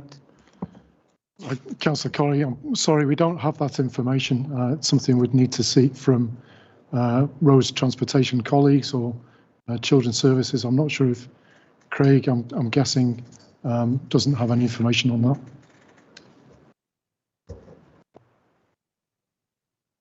that. Convener, I can come in there just to advise that no, I don't hold information in relation to school children. Okay, thank you. Any further questions, Councillor Colley? None. Councillor Flynn. Yep, thank you, Convener. Just a couple of questions for you. First one is, although I've driven down this road, I'm not familiar with it recently. Is this road, the Shield Hill Road, a clearway? In other words, are cars allowed to stop along quite a distance of the road? That's my first question. Thank you. Craig. Convener, bear with me. I'll check that. I don't think it is, but I'll check just now if you'd like to come back to me in a few minutes. Okay, will do. What's your next question, Councillor Next question really is, Craig mentioned, how can I put it, restricting the number of entrances onto the road from this development, from the new development. I just wonder, I don't know how long the road is that's still in a rural capacity, but how many other houses or developments are there along that stretch of road that have driveways onto the road? Hope that makes sense. It's quite a long-standing question. That Craig, would you have any response to that? The second one. Nothing definitive, Convener. As I said, this is a location with a bit of sporadic development. There is a property or two on the other side of the road from the application site. There are properties to the east and west, and then as you get into Shield Hill and further down the road, the density of the properties increases, and you're starting to see more and more driveways. But I don't have a figure, I'm afraid. Okay, thank you, Convener. Okay, thank you, Councillor Flynn. But Craig, the first question that Councillor Flynn asked, did you pick any information up on that one? I've logged into the system, Convener, but I don't have the answer yet. I'll keep looking. You can come back. Okay. Billy Kerr. Thanks, Convener. I don't know if it would be possible to put the last slide up. Gemma. Because it's shown the 4 plots. However, it doesn't show the 2 ones that's getting built at the end of the road. I'm just wanting to make sure that's clear, if I'm correct. You probably need to reduce it. No, the other way, please.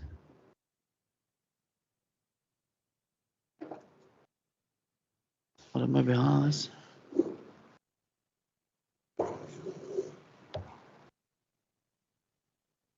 Does that help you?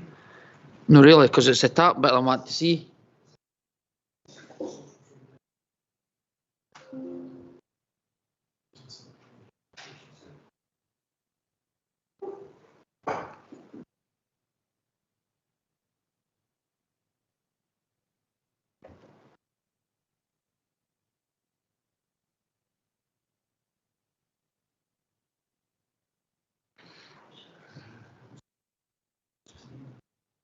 We'll bring Bernard in at the moment. Bernard?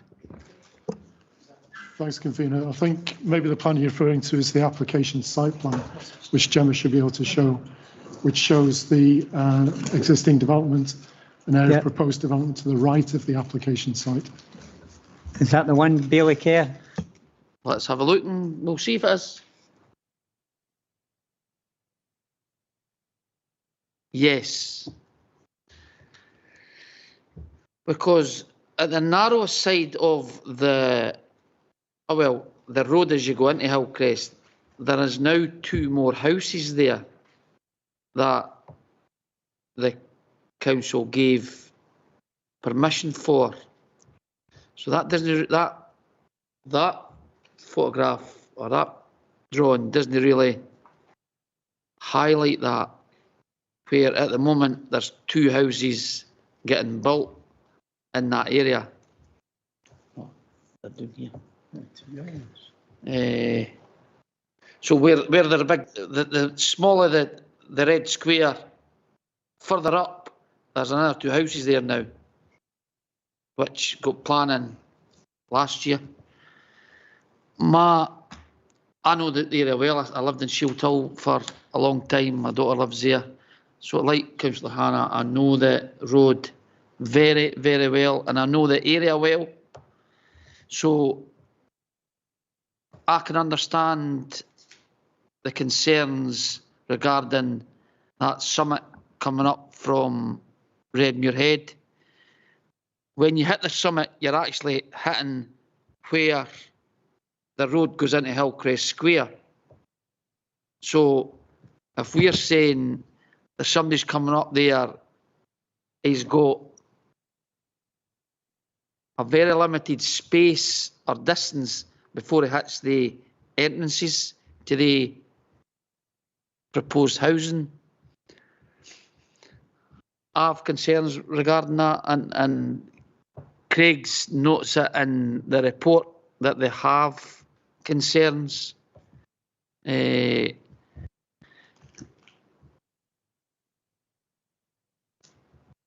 So my next question is probably, Gary, it's regarding a drain, because I know there's a main drain goes right through that piece of land.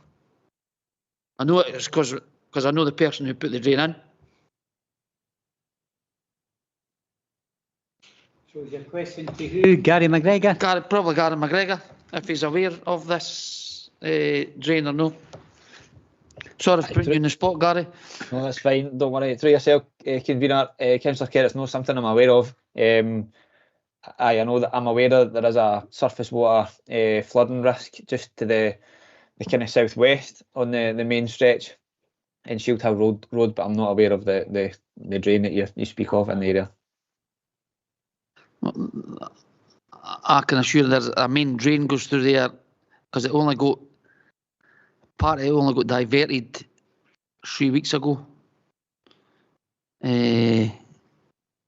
So it would make it very difficult to build on that land.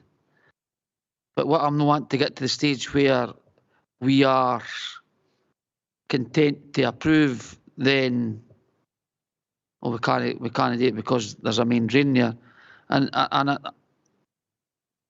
don't expect Scottish Water would allow building on that drain. So my question is, if that, well, I know the drain exists, how do we get clarity that it is there, and what would Scottish Water's opinion be if it is there? Okay, we'll bring Bernard in on that because that's a major planning issue. Bernard, you heard what Bailey Kerr says. He believes that there's a huge drain in that area which would prevent any development. Are you aware of this drain? Thanks, Convener. Through yourself, I'm not personally aware of it. I'm just looking at the report. I see that Scottish Water were consulted on the application and haven't raised any objections to the application proceeding. I suppose if there were a drain within the site, as with other sites, that would be a constraint which any developer would need to resolve, but wouldn't necessarily restrict the granting of a planning permission. It would be a separate issue. Thanks, Bernard. That's my whole point. It doesn't restrict it from planning because the drain's there, but it does restrict where you can build. Okay, I'll listen to other colleagues before I come back in at the debate side. Convener, thank you. Okay, thank you. Does anybody else like to come in at this stage? Ask any question? Councillor Murtagh, you got your hand up? Thank you. I do. I suppose it was just to clarify with Craig. He said that, and when the initial application had come in, obviously Rosa commented that they don't, that they have objected to it, and that there have been some changes. But can you just confirm for the record at this stage that the opinion of Rhodes in terms of the suitability of this application, even with any small changes that there's been? Convener, I should clarify that we don't. I may have used the word object. We don't formally object to applications. We either recommend refusal or we use a phrase that essentially means the same thing. So we don't formally object to applications. What we said in our most recent response was that the concerns detailed in this response could be used to support a recommendation of refusal of planning permission, which is essentially our way of saying, you know, we recommend that you reject the application. What we then say is that if you're going to approve it, these are the conditions that we'd like attached. Okay, that's useful to clarify. Yes, thank you. I don't have any other questions. Thank you. That was a good point. That. Any other members come in at this stage? Any questions? Any officers that are here? Or how do members feel about this application then? Sorry, Convener, I had one question I forgot, if you permit me. Carry on. You got a question? It was a question. It was just really, it's a sort of similar thing that I asked was Craig, but particularly when Councillor Hannah was speaking, she had said in her discussions it was very much an unbalanced decision in terms of officers giving the recommendation that they have to, you know, effectively to go against the development plan, which can happen. But I suppose I wanted to ask officers, you know, how they came to that determination in terms of what were the things which were being balanced up, and how, I'm not saying how tight is that, but what were the factors involved in weighing that up that were most critical? I can see obviously the things that are in the report, but can they give a summary for the record here today? The question, you know, how you came to reach that decision, you know, what avenue took you down that road in terms of balancing the information that was at your disposal. Thank you. Thanks, Convener. Firstly, just to clarify, it's a recommendation of Place Services. It's not a personal recommendation on an application. By finely balanced, I mean, there's an assessment with any application against Section 25. So does it comply with the development plan? If it doesn't, are there material considerations that would justify setting the plan aside? It's quite clear, as we've said in this case, that this proposal is contrary to the development plan. It's outside the settlement boundary. The material considerations, as indicated in the report, and that's where the balance is that there is a planning history here, in that there is a previous permission been granted on the site. The site at that point was allocated for development in LDP1 for building on for residential development. So there is that permission, albeit it has lapsed. And I suppose that's the balance there is, you know, that there's a change in circumstance in planning policy, but in terms of detail and what's on site, what are the differences there? You've heard the advice that Craig Russell has given there in relation to the roads issues. And that's also touched on within the report under paragraph 7B6, where there's been some negotiation there with the applicants looking at the access arrangements. The original proposals were revised to reduce the number of access points from 4 to 2. There's a consideration there, as you see from the report, in relation to the National Roads Development Guidelines, which in themselves don't prohibit access onto a 40-mile-an-hour road. And as indicated in the report, that's a circumstance which the council has accepted in other instances. So that's where I suppose there is that fine balance. And overall, you know, it's kind of tipped in the direction here that we feel there's justification to say that a recommendation to grant would be acceptable.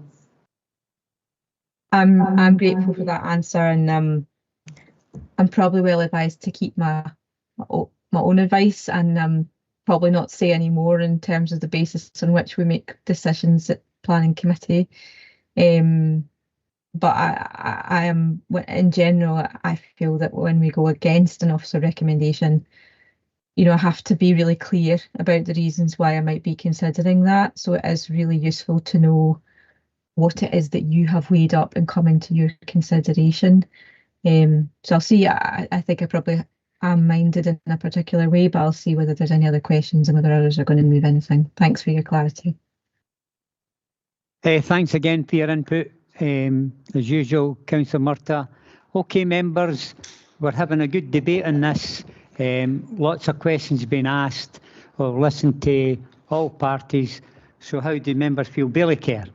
Thanks, Convener. And I probably take on board what Councillor Murtagh has just said, Convener. And it was very helpful from Mr. Whittle regarding where we differ from local development plan, and there is occasions where that is right, which we did for the 4 houses at the entrance to Hillcrest Square, which was contrary to the local development plan, but was recommended for approval. The 3 other houses that were refused by the council at the other end, at the back of number 10, I think it is, they didn't feel that that was at the right area to support it, but they went back to the front and supported this one. And that's an officer's decision in analysing what's in front of them. As I says previously, Convener, I've concerns regarding road safety. The cars coming out onto that road at the Blind Summit. So I'm going to propose that the application is refused on the basis of road safety. Coming out onto the main road, coming onto a 40-mile-an-hour road at the Blind Summit. And I've very concerns about that.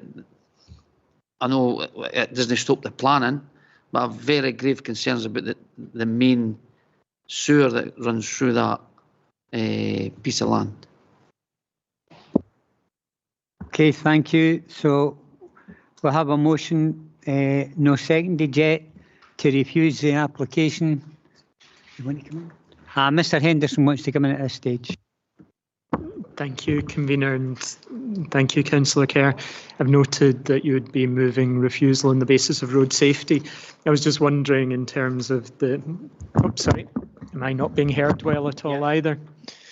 The broad thrust of the officer report is that the planning history of the site is weighted such that it would outweigh the development plan. So with that in mind, I'm just wondering, Bailey Kerr, if what you're looking at is the committee doesn't consider that the planning history of the site outweighs the development plan, and that the application is considered contrary to the development plan for the reasons set out in the report, also noting that the committee considers the development would have an adverse impact on road traffic management and road safety.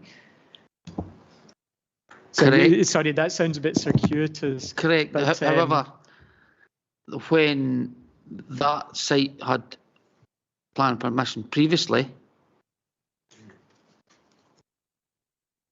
the houses at the front of Hillcrest Square weren't approved, so it's completely changed the dynamics of that planning area. Where if it was there, they four gone up the side, probably wouldn't have got built.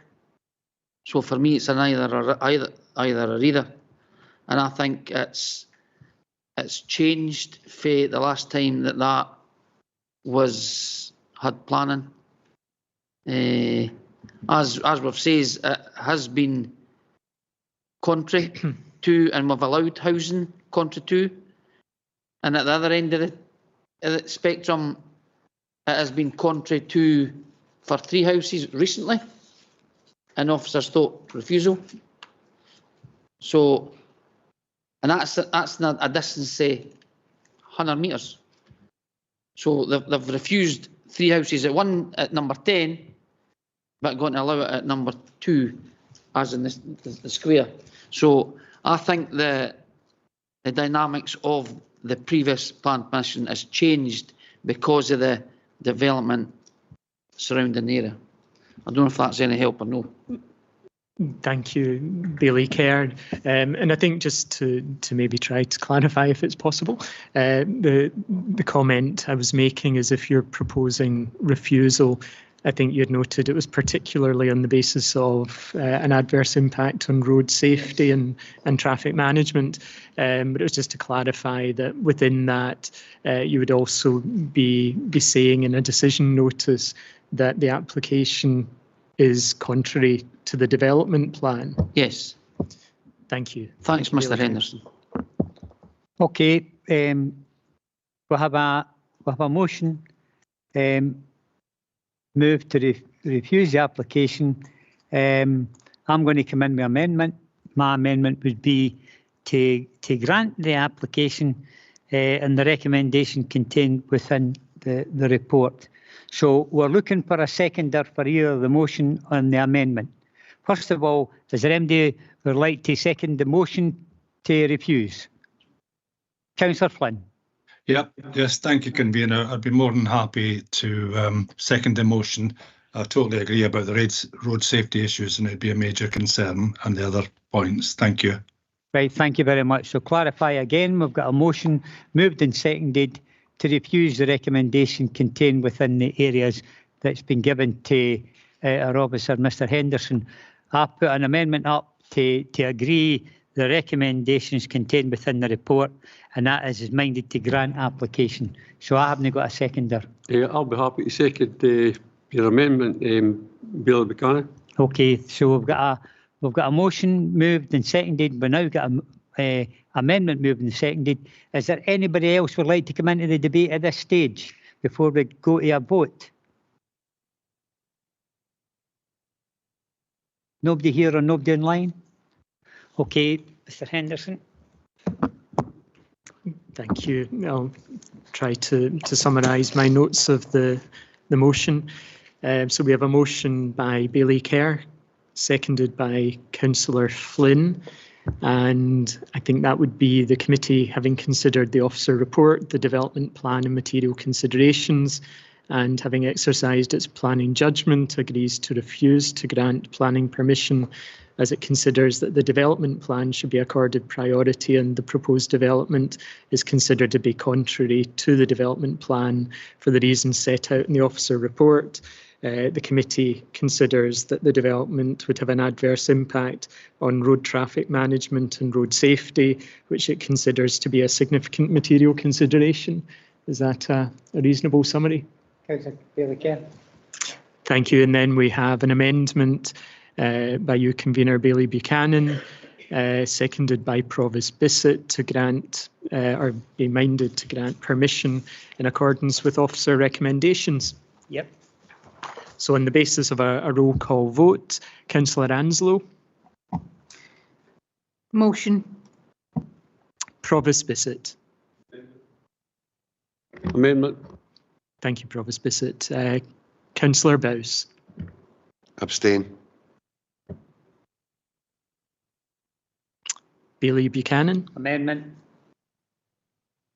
Councillor Colley. Motion. Thank you, Councillor Colley. Just to confirm, that was motion. Yes, thank you. Thank you. Councillor Flynn. Motion. Councillor Forrest. Motion. Councillor Kelly. Motion. Bailey Kerr. The motion. Councillor Murtagh. Abstain. Councillor Redmond. Motion. And Councillor Sinclair. Motion.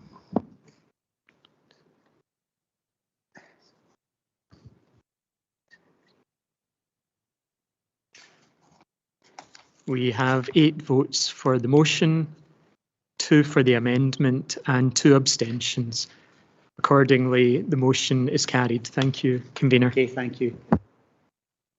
We're going to take a 5-minute comfort break. That gives everybody an opportunity for stand up, and also gives an opportunity for the members of the public then to get on their way. And thank you very much for your indulgence. Thank you.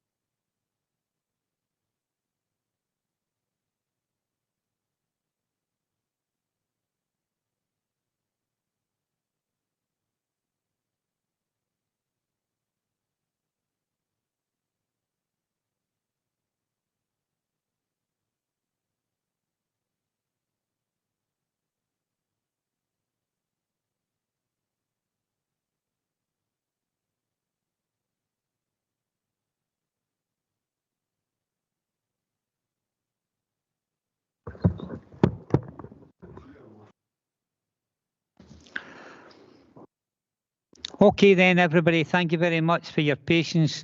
We're going to go back to item 5, which is replacement windows at Oakdean 2 Churchwynd, Bowness for Mr. Smith. Now, an application was received by Cheryl Kelly, the agent for the applicant, to be received as a deputation. So we'll just go through it all again. So everybody.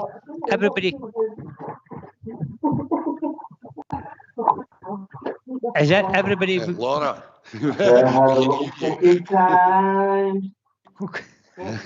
Stop singing, Laura. It is not me singing. Sorry about that. Okay, is everybody quite happy to hear Cheryl Kelly? And hopefully we can hear her. Is everybody happy for that? Great. Okay, then that takes us on to the report itself. We're going to go back for Mr. Whittle to give us it. Thank you, Bernard. Thank you, Convener. Just to recap on what I'd said previously, this is an application to replace 3 timber sash and case windows on a property in a prominent location within the Bowness Town Centre Conservation Area with tilt and turn UPVC windows. The application is a resubmission of a previous application which was refused by the Planning Committee in August 2024. There's been no change in circumstances in the submission since the application was last considered by the committee. The application is considered to be contrary to the Council's development plan and the supplementary guidance that forms part of that development plan. And the issue raised there, as you can see in paragraph 7A4, outlines some of the concerns there with regard to lack of information to demonstrate a case to justify replacement of the existing windows. The application is recommended again for refusal for the reasons as outlined in section 9 of your report. Thank you, Convener. Thank you once again, Mr. Whittle. Now we're going to go to Cheryl Kelly. Just to make sure that we can hear you, Cheryl, we'd just like to introduce yourself and tell us what your designation is. Hi, my name is Cheryl Kelly. I'm your representative for SRG Windows for the planning application of Oakdean to Churchwynd. Right, hold on a minute. How do members feel? Can they hear her? A lot better. Online. Okay. Cheryl, that's going to be okay. You've got 10 minutes, but I would like you to slow down a wee bit. I think it'd be a lot easier for us to pick you up. Okay, thank you. Carry on. Thank you. Our presentation today focuses on explaining why the application to replace the windows at Oakdean to Churchwynd should be considered. We prepared this presentation to directly address the points of opposition from Falkirk Town Council and to highlight our unique position within this process.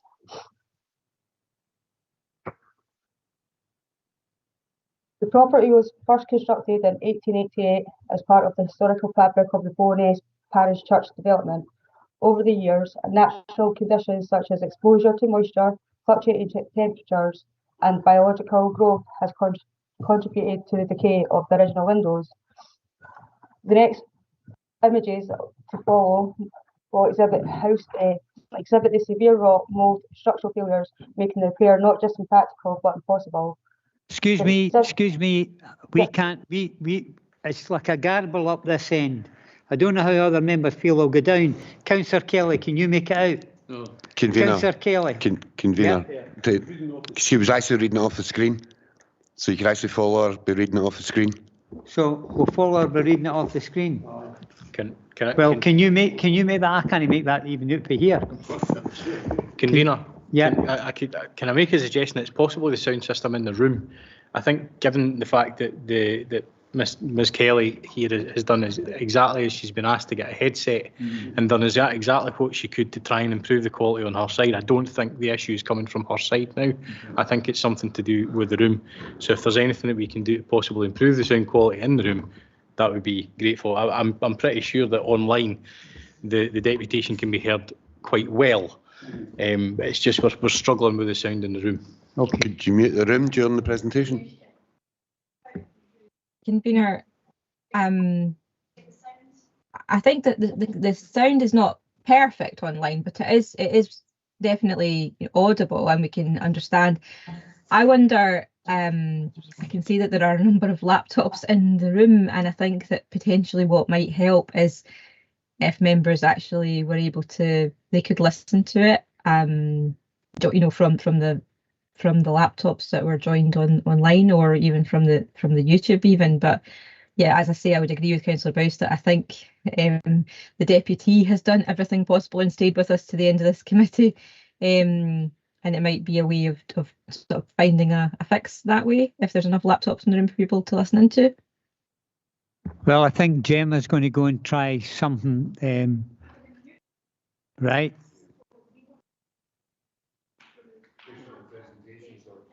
Right. Okay. Okay, we'll try that. Thank you.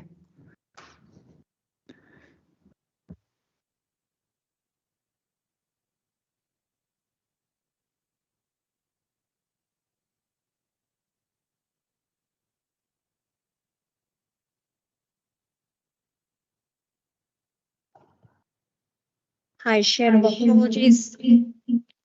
That's okay. Could you restart your presentation, please? Yes, of course. Just from the beginning again? Yeah. Thank you. Wait, sorry, 2 minutes.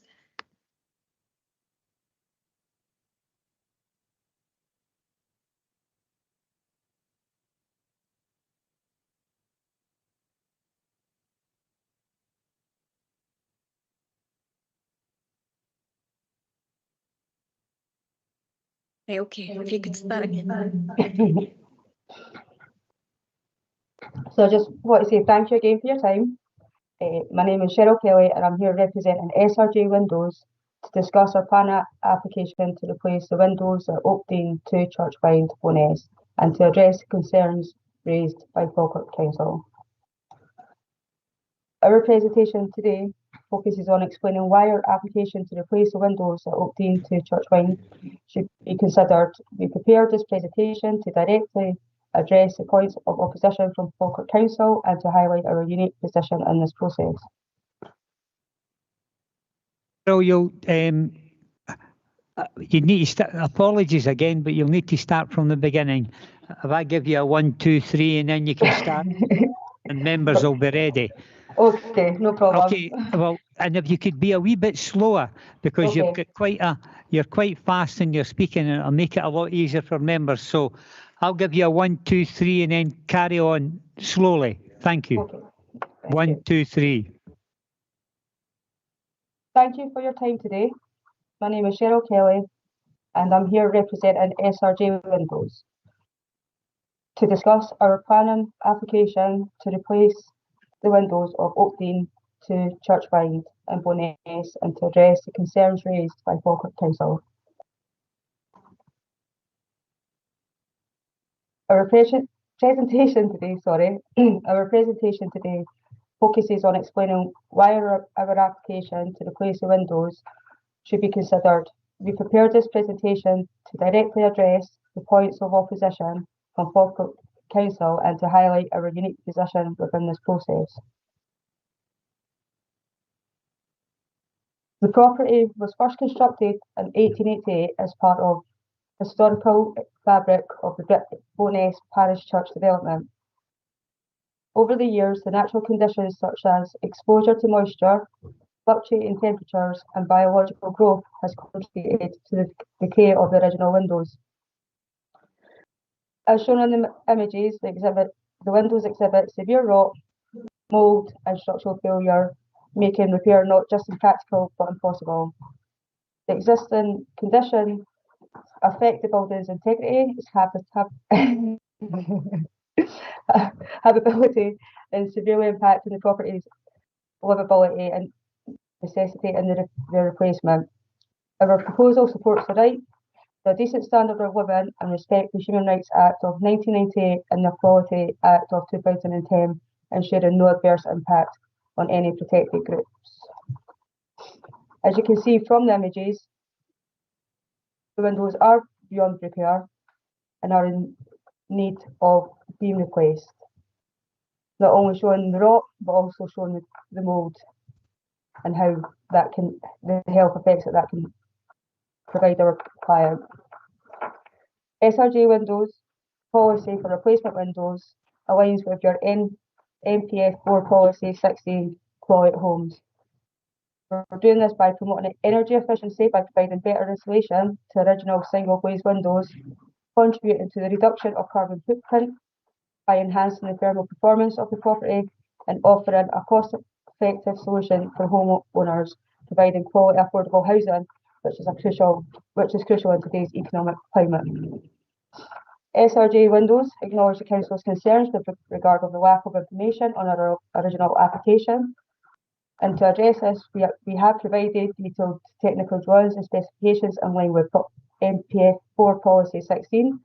We have provided clarity on the look and function of the replacement UPVC windows, thus leaving no room for misunderstanding.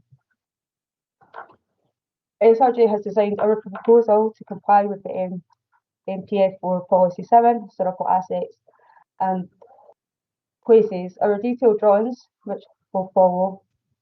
The new windows are designed in white UPVC to match the traditional aesthetics of the property, ensuring they will blend well with the conservation area's character. The windows design mimics the external proportions and appearance of the original windows and preserving the historic look while introducing modern benefits. These are the figures shown in the new proposals with the sections and the details. The sectional details of the windows. We believe it's important to note that the surrounding properties in this conservation area have never applied for planning permission to install replacement windows. Surrounding properties have proceeded with installations without council's approval with no address. SRJ windows have followed the correct approval request process in asking for permission to replace these windows, demonstrating our commitment to compliance and to respect of the planning process. In granting these permissions, Falkirk Council can then set a positive precedent for handling such requests, encouraging future compliance from property owners while still respecting the conservation area's character. As you can see from these images, there has been a mixture of surrounding. We've got aluminium frames, we've got UPVC frames, and not just in white, which we think would be considerable, but also in timber, oak timber, PVC. In conclusion, while we respect the Council's adherence to the policy, we argue that the material condition of the windows, the energy efficiency and the design considerations present strong grounds for reconsideration. We believe that the replacement UPVC windows will address urgent need for the repair in a manner that respects the conservation area, aligns with modern sustainability goals and supports the homeowner's right to maintain property in a livable condition. And we respectfully request that the Planning Committee to reconsider our application. Thank you.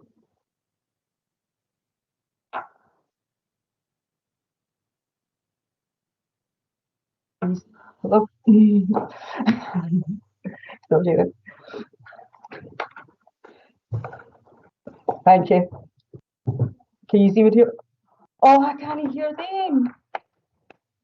No way. Hold on.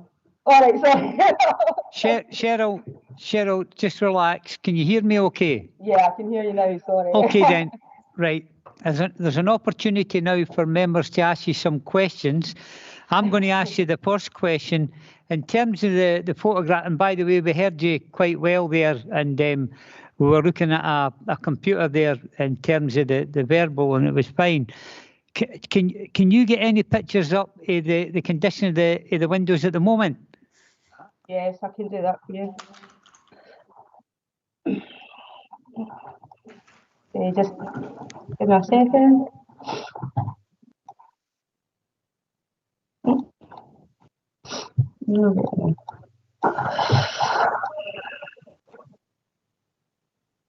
Oh, where's the maternity? It's not me. I'll try. Just get here with me a minute. I briefly saw photographs of the windows. Oh, when on my presentation, yeah, I can bring that bring that one back up for you if that's okay. Yeah, it's the condition that they are at the moment. Yeah.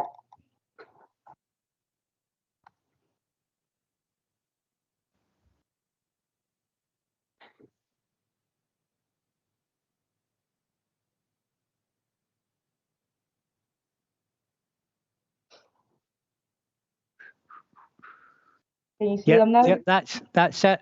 Now I've got a question to ask because they're very explicit, those photographs. It states in the recommendation for the council, it states there is a lack of information presented in relation to the condition of the original windows, and no consideration is given to adapting the original windows to improve thermal efficiency without complete replacement. So what we are saying then is, has the council had copies of these photographs that we're looking at just now? And if they have the council been on to you in terms of other information in relation to the condition? Well, unfortunately, since it was a previous employee that was that first submitted this application, and since the first refusal, and I've resubmitted another application to show it just got completely thrown out of, handed back to me and rejected without any further information, even from the planner, which I find a bit strange, but I just accepted it, hence why we're here today. Okay, then I'm going to open it up to other members, but that was an important one for me to see exactly the conditions we have at the moment, and also the photographs you showed with other types of windows that's been put in this area over the past few years. Okay, members, I'm going to open it up. Any questions to Cheryl? Convener. Councillor Bowes. Hi, Cheryl. I'll suppose I make a declaration. I have been a preservation surveyor for 35 years, so just as you know, the pictures you showed, the rot in the windows, I take it, were they external sills? Yes, they are. Oh, yes. God. But as you can see on the next one as well, there is internal, and you can I don't know if you can see my mouse or anything, but it's even the top of it. The lintels all decayed as well from the internal, hence why you've got all this mould as well. So they're currently just sliding sashes, yes, with a casement on it, with particular rotten sill, maybe needing a half check done on the bottoms as well, I would expect. The mould something different. I know you're putting the pictures of the mould up there, but the mould is internal atmospheric moisture. Yes. As you have a wee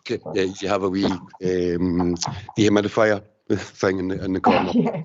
Right. Okay. Have you considered? And I know SRG, they're good. You're a very good company.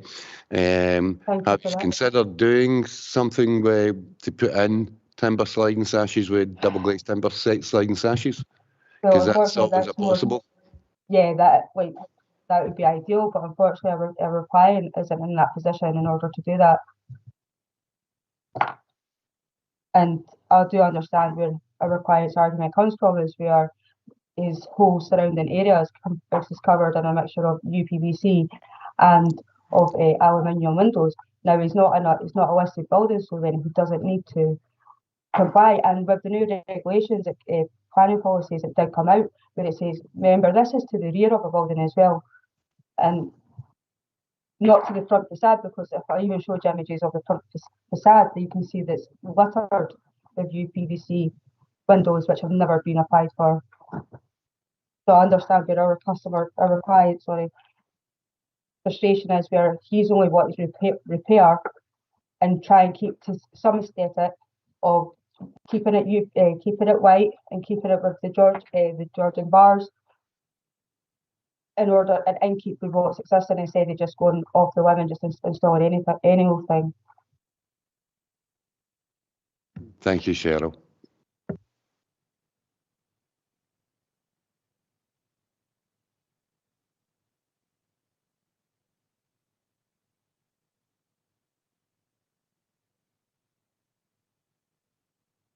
Sorry, I can't hear anything in the room. Councillor Redmond. Thanks. And you touched on a bit on your slide, but you were saying how the surrounding area is mostly UPVC.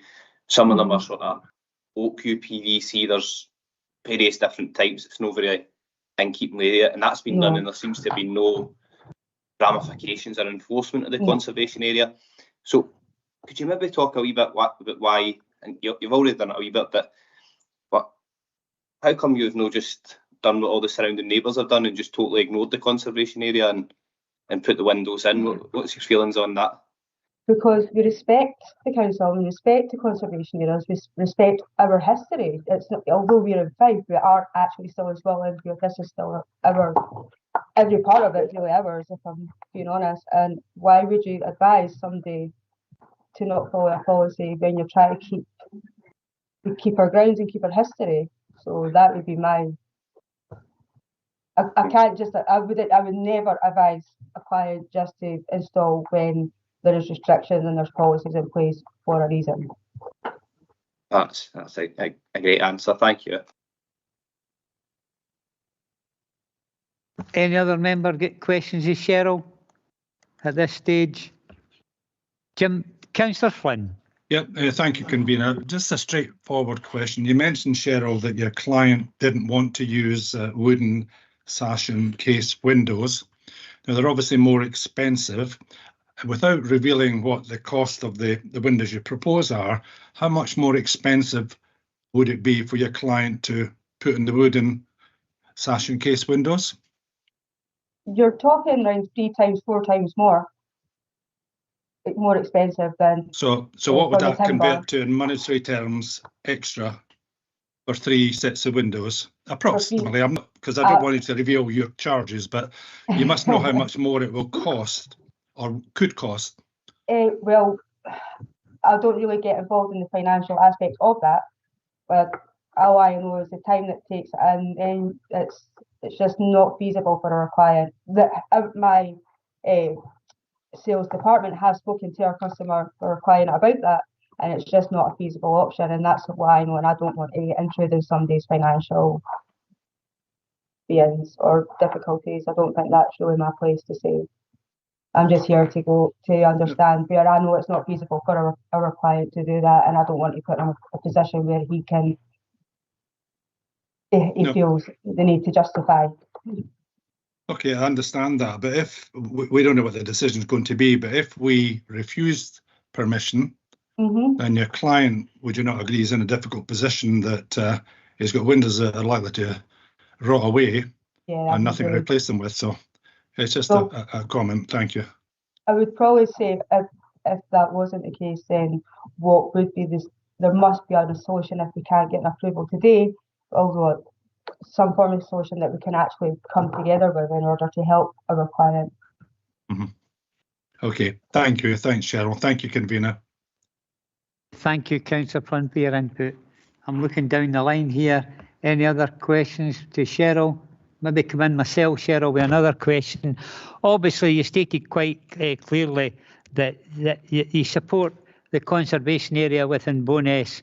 We all appreciate the legendary place that Bowness is, wonderful history, some wonderful buildings. Now, obviously, I don't know directly where you are, but there were some photographs that came up that showed clearly that there was buildings which seemed to be in close proximity to you, that these types of plastic window frames and that were put in. So would you say that round about you, that in terms of conservation, that's been forgotten about and people are just putting in what they want? Well, that's I think that's an industry standard as well as council. I would say that's one. There's companies out there that are just installing UPVC without consulting any of the planners, whether it be from Fife, whether it be Edinburgh, whether it be yourself in Falkirk, and so on, Glasgow, Aberdeen. If we can go into all these the councils and constitutes, but I think that's where we set in a standard. Like, as I said, what was surrounding the Falkirk, surrounding our clients one, is that there's been no applications for planning application. And although we might be the first one to set the precedents, but that can then help you choose what you want to have to install and set your precedents, saying, actually, guys, we're going to have. We will allow UPVC, for instance, but it's going to be to this colour, to this style, to that, and then that's where you get compliance, and by setting your own standards too, I suppose. Sorry if I just waffled on there. Right. Another wee question before I be quiet. And in terms of health and safety, I mean, I've had sash and case windows in my houses before, and once or twice I've had these windows falling down. Fortunately, they didn't go down a height; they just fell to the side. As the windows you have there, because they look in terrible condition, would you feel they're detrimental to health and safety? Well, I would actually, and it's not just by what I've witnessed is just the crumbliness, and then obviously the cracking. So it's like health, not just health and safety, but for our clients' health. Right. Bailey Kerr, did you want to come in? Yes, thank you, convener. Probably leading on from your question, your first question, and if my memory serves me correctly, when this came up the last time, they were asked the same question regarding PVC. Am I correct in saying that there is PVC in the same building? They just don't want it in that stairwell. As far as that whole building, because remember that building originally was just one house, and now it is actually 2 flats. And our client only bought the property in 2023, so he's only going as well.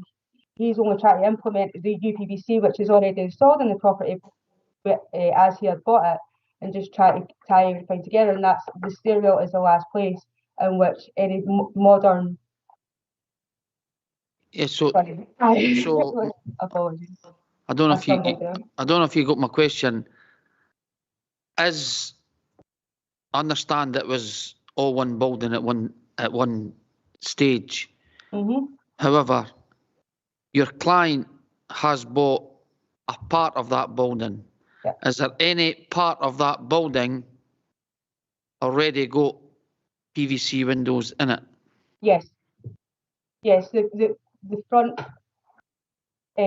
all the front windows, and I'll show you on, well, I can go back onto the PowerPoint, where it's existing back windows have got UPVC. The downstairs has UPVC, and all the front elevation has UPVC as well. So yes, our client, it's just the stairwell that is not got the UPVC at the present time.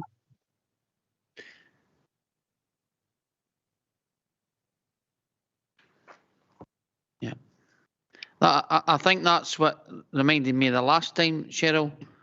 And the debate the last time was, well, it's got UPVC windows in the building.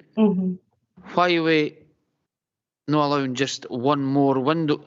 Is it just one more window, that one that comes down the stairwell? It's this one, and then there is a second one, sir. So there's 3 in general. There's one that doesn't, which is on the back end of it. So the back, but we're just including that anyway, because it's always better to get full approvals no matter what. So then it is just the one on the main road, and then one to the adjoining where the door is. And if I go to where you would see it more in this elevation. Yeah. So the main 2 that is going to be on the door, and then the one on the approaching road. Right. Okay. Thank you, Cheryl. You've cleared up. You've cleared up a question out. So there's 5 windows, and there 2 of them are already UPVC. Yes. Right. Thank you. Care. Any other questions at this stage from anybody, either here or online? No more questions? Okay, Cheryl, if you just take a step back, then we'll carry on with the debate. Okay, members, before we bring the other members in for the debate, we'll just go back to our officer just to give us an overview of what he's heard so far, both from the applicant's agent in terms of questions and answers. Thank you very much. Thank you, convener. So maybe just a couple of points to clarify. You'll see from the recommended refusal reason, as the convener mentioned in his comments, part of the reason there is there's a lack of information presented in relation to the condition of the original windows, and no consideration is given to adapting the original windows to improve thermal efficiency without complete replacement. I note that the agent has presented some photographs today, just to emphasise that isn't information that was included as part of the planning application submission. So there is an issue there that we've assessed the application on the basis of the information we have. In terms of supplementary planning guidance, there's a process there that officers would follow in considering various options before you would go to even considering whether UPVC windows could be considered suitable. We haven't been through that process with this or the previous application. The applicants have had the opportunity to submit that information. It hasn't been provided. That's part of the reason why we are where we are with a recommendation to refuse planning permission. The other points I perhaps just wish to clarify is, as we've said, the site is within a conservation area. The council has a special duty to preserve and or enhance the character and appearance of conservation areas. The council's approved supplementary planning guidance, which forms part of the development plan, does emphasise or give advice there in relation to replacement windows. The presumption is to try and preserve and secure timber windows, historic timber windows, and see them refurbished as the first option. Obviously, that's, as we've said in this case, there's a lack of information there to show that the applicants and their agents have been through this process to show what else other options could be considered or have been considered, rather than just jumping straight to replacement with PVC windows. I think in addition to that, there was mention there of other windows within the area. And again, that's acknowledged within the report in paragraph 7A4. And I'm aware it did come up in consideration of the application last time when members decided to refuse planning permission, that it was acknowledged that there are other unauthorised plastic and metal windows in the area. Perhaps a final point, maybe to clarify, just in terms of the quality of UPVC windows, and just to be clear, it's no comment on the quality of the windows that are proposed in here.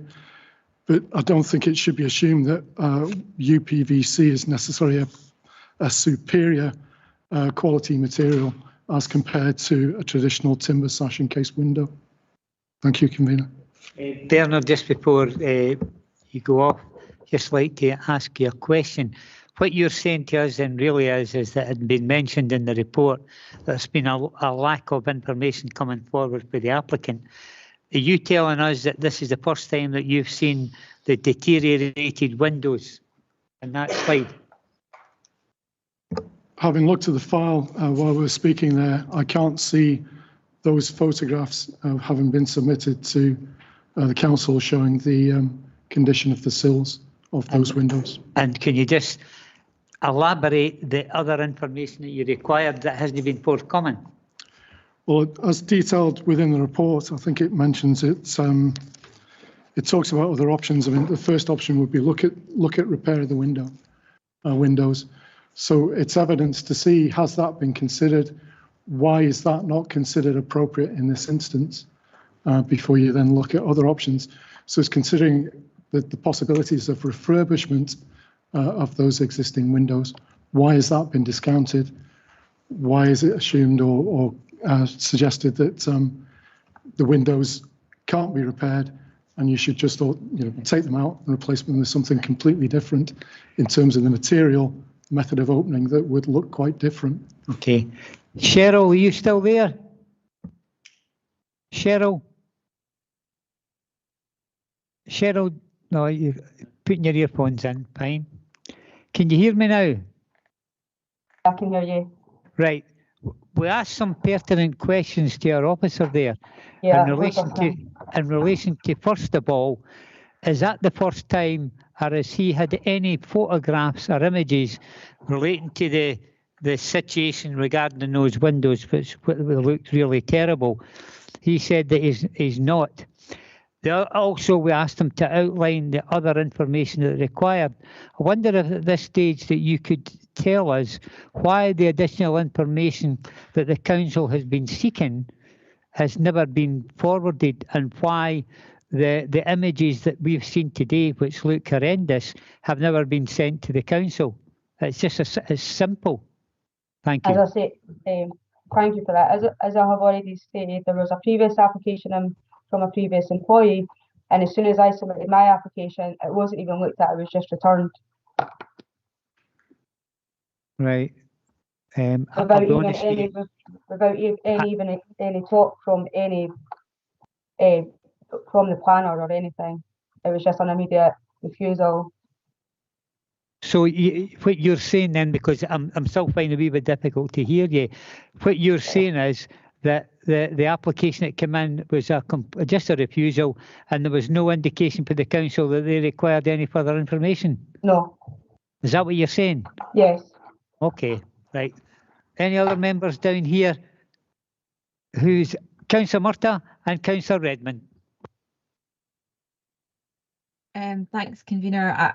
I have a question for officers, because I thought we were done with the questions to the deputation, but it's just really to ask. I think Bernard might know what's coming here. There was a recent exchange which I just happened to by accident listen to in the parliamentary questions between Colin Beattie and the Acting Minister for Climate Change, Alistair Allen, and it was in relation to energy saving initiatives in conservation areas. And what the question really was talking about this very issue in terms of and when we're looking at energy saving measures or energy efficiency, such as UPVC windows or any kind of windows or solar panels, that there had been some sort of change. And what the minister kind of came back with was that the Scottish Government in May last year amended permitted development rights to allow solar panels and replacement windows to be installed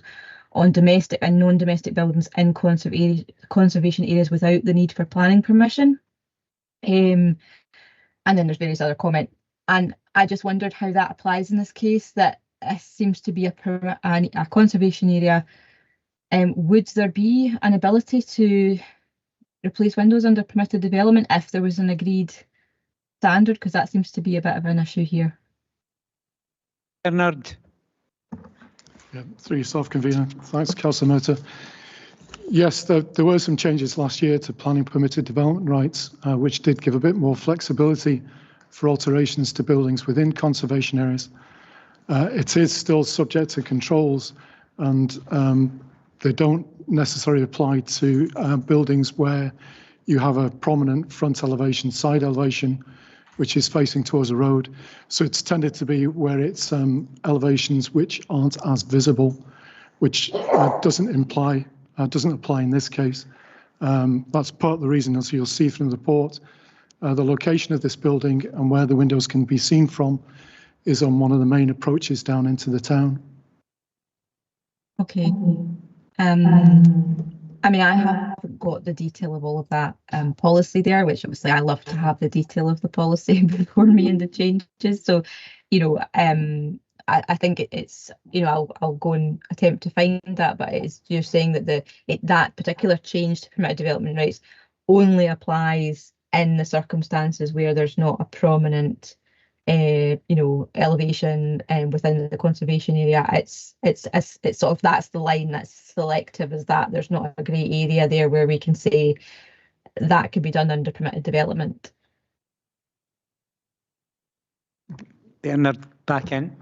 Yeah, thanks. Yeah, what we're saying here is that these works can't be carried out under permitted development rights. They don't apply in this instance. Okay, thank you for that advice. Thanks for your input. That was a very interesting question. Councillor Redmond.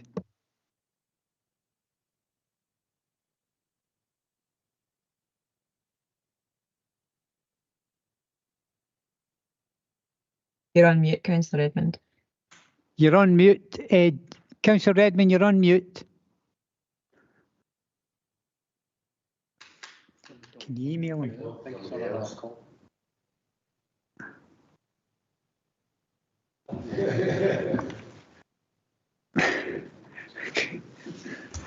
Okay, can you hear us, Jack?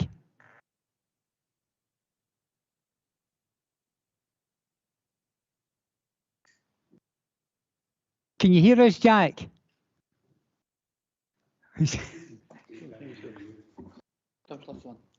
So, sorry, I had the. That's you, Jack, but you're on now, and then Councillor Flynn. Oh, right, thanks. Sorry, I missed anything. Oh, it was just to see if the enforcement action for the houses in the surrounding areas, is there any enforcement action that could be taken against them for going against the conservation area? Bernard, do you want to come in?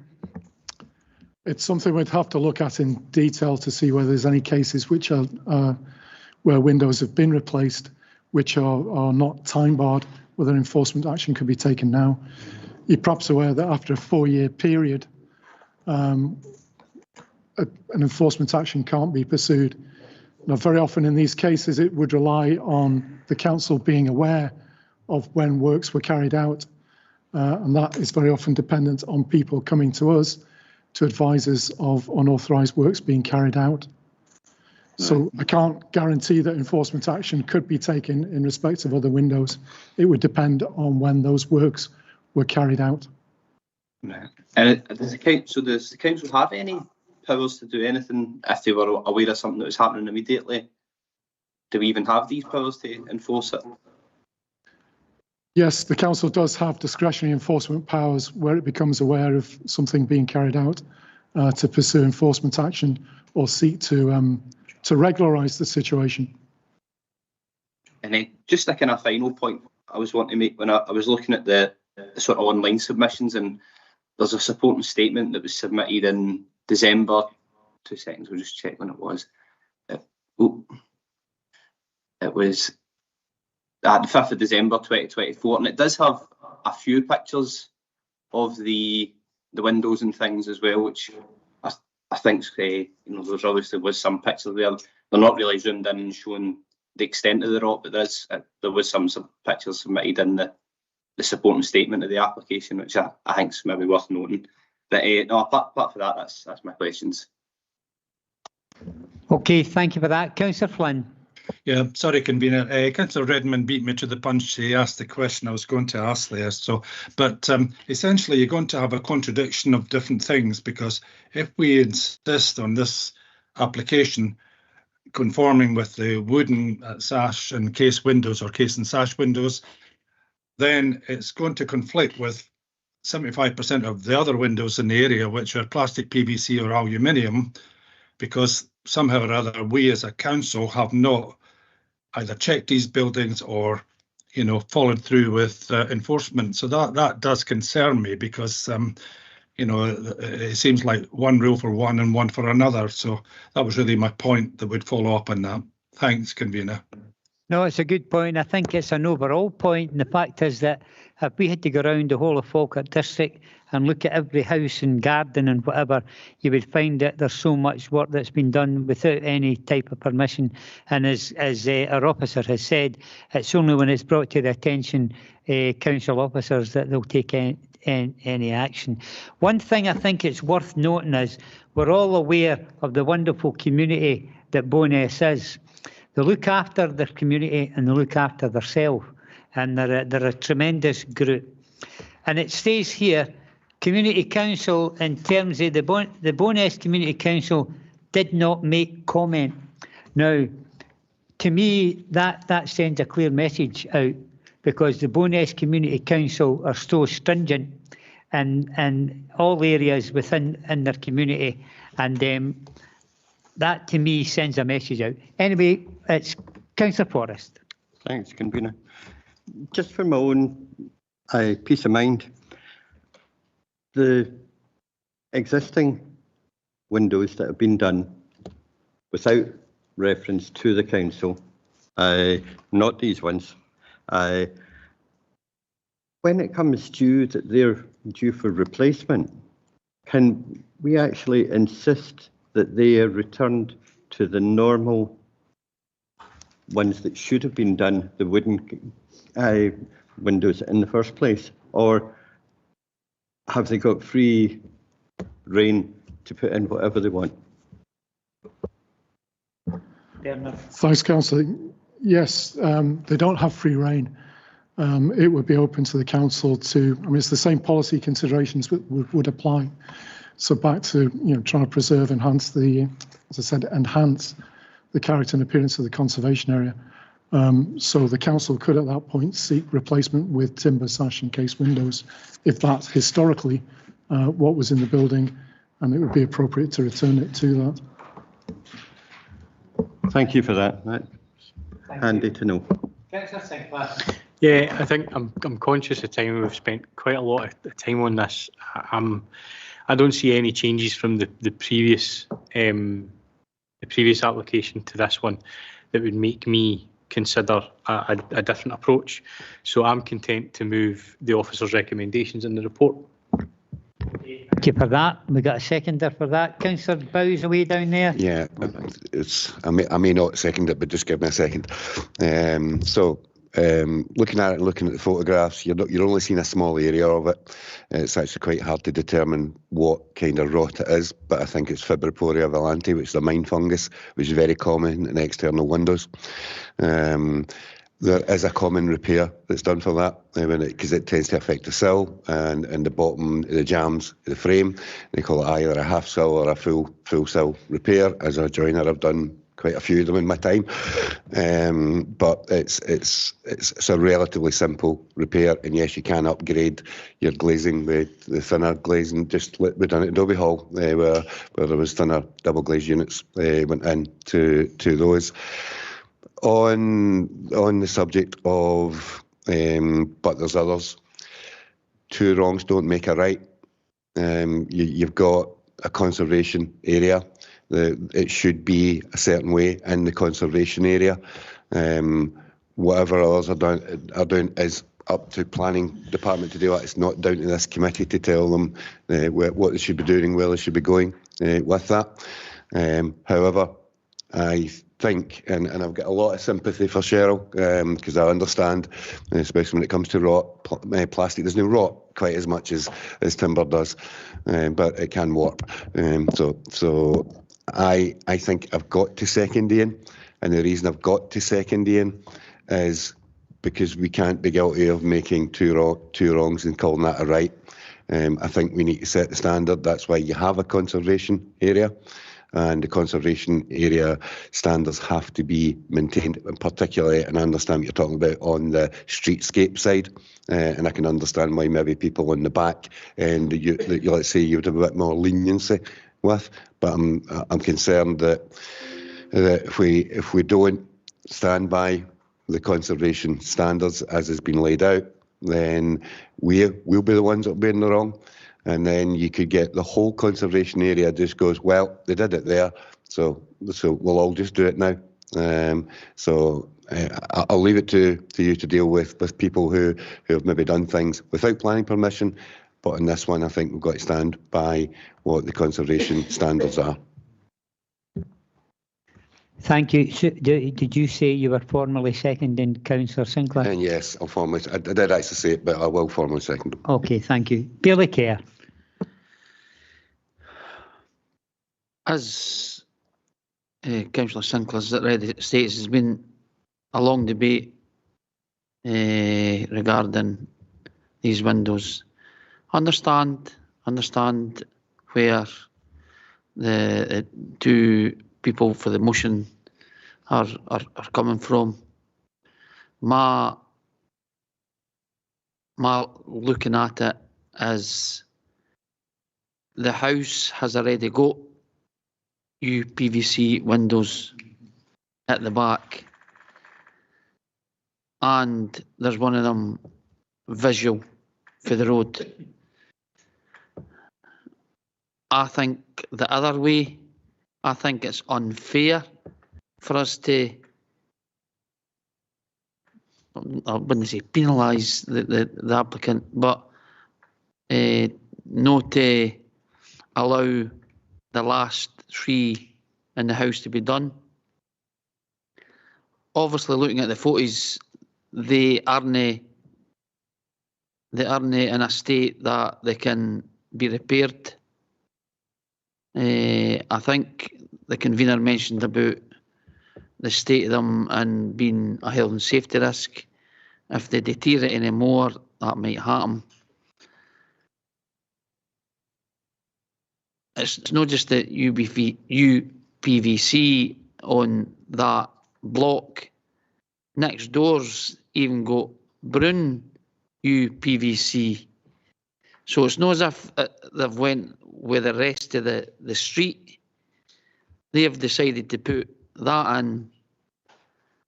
And I didn't want us to go and say, right, you need to get them out, you need to get wood in. It's happened. And I understand what they're saying, we need to conserve that area. Totally understand. But since it's been done, I'm quite happy to put an amendment to say that we allow these 3 windows to be replaced, to allow it to up to the standard where the government want windows and doors to be regarding the environment. I don't know how Mr. Henderson goes with wording that, but we'll bring him in. Thank you, Bailey Kerr. Yes, my notes thus far would read, and you'll know that I would introduce the preamble to reflect the discussion that's taken place, that the committee, having considered the officer report, the development plan and material considerations, and having exercised its planning judgment, agrees that it's minded to grant planning permission as it considers that the following material considerations are of such weight as to indicate that the plan should not be accorded priority. And I've noted it's not considered that the existing windows are capable of being refurbished or repaired. There have already been visible UPVC windows installed in the same property. And I think what I was taking from the discussion is that the proposal in this case would not have a detrimental impact on the visual amenity character and setting of the conservation area. And then there would be the usual note that the grant of permission would be subject to appropriate conditions as determined by the Director of Police Services. Thank you, Mr. Henderson. Thank you, Bailey Kerr. Councillor Redmond, then Councillor Forrest. Councillor Redmond. Thanks, sir. Can I like to second Bailey Kerr's motion? I think for me I welcome the approach the applicant's taken on this. As UPVC, and we've spoke about potentially repairing the windows that were there, and like Councillor Bouse, I'm a joiner as well. I'm of an age where we never worked that much on sash and case windows, but I worked on them once. But if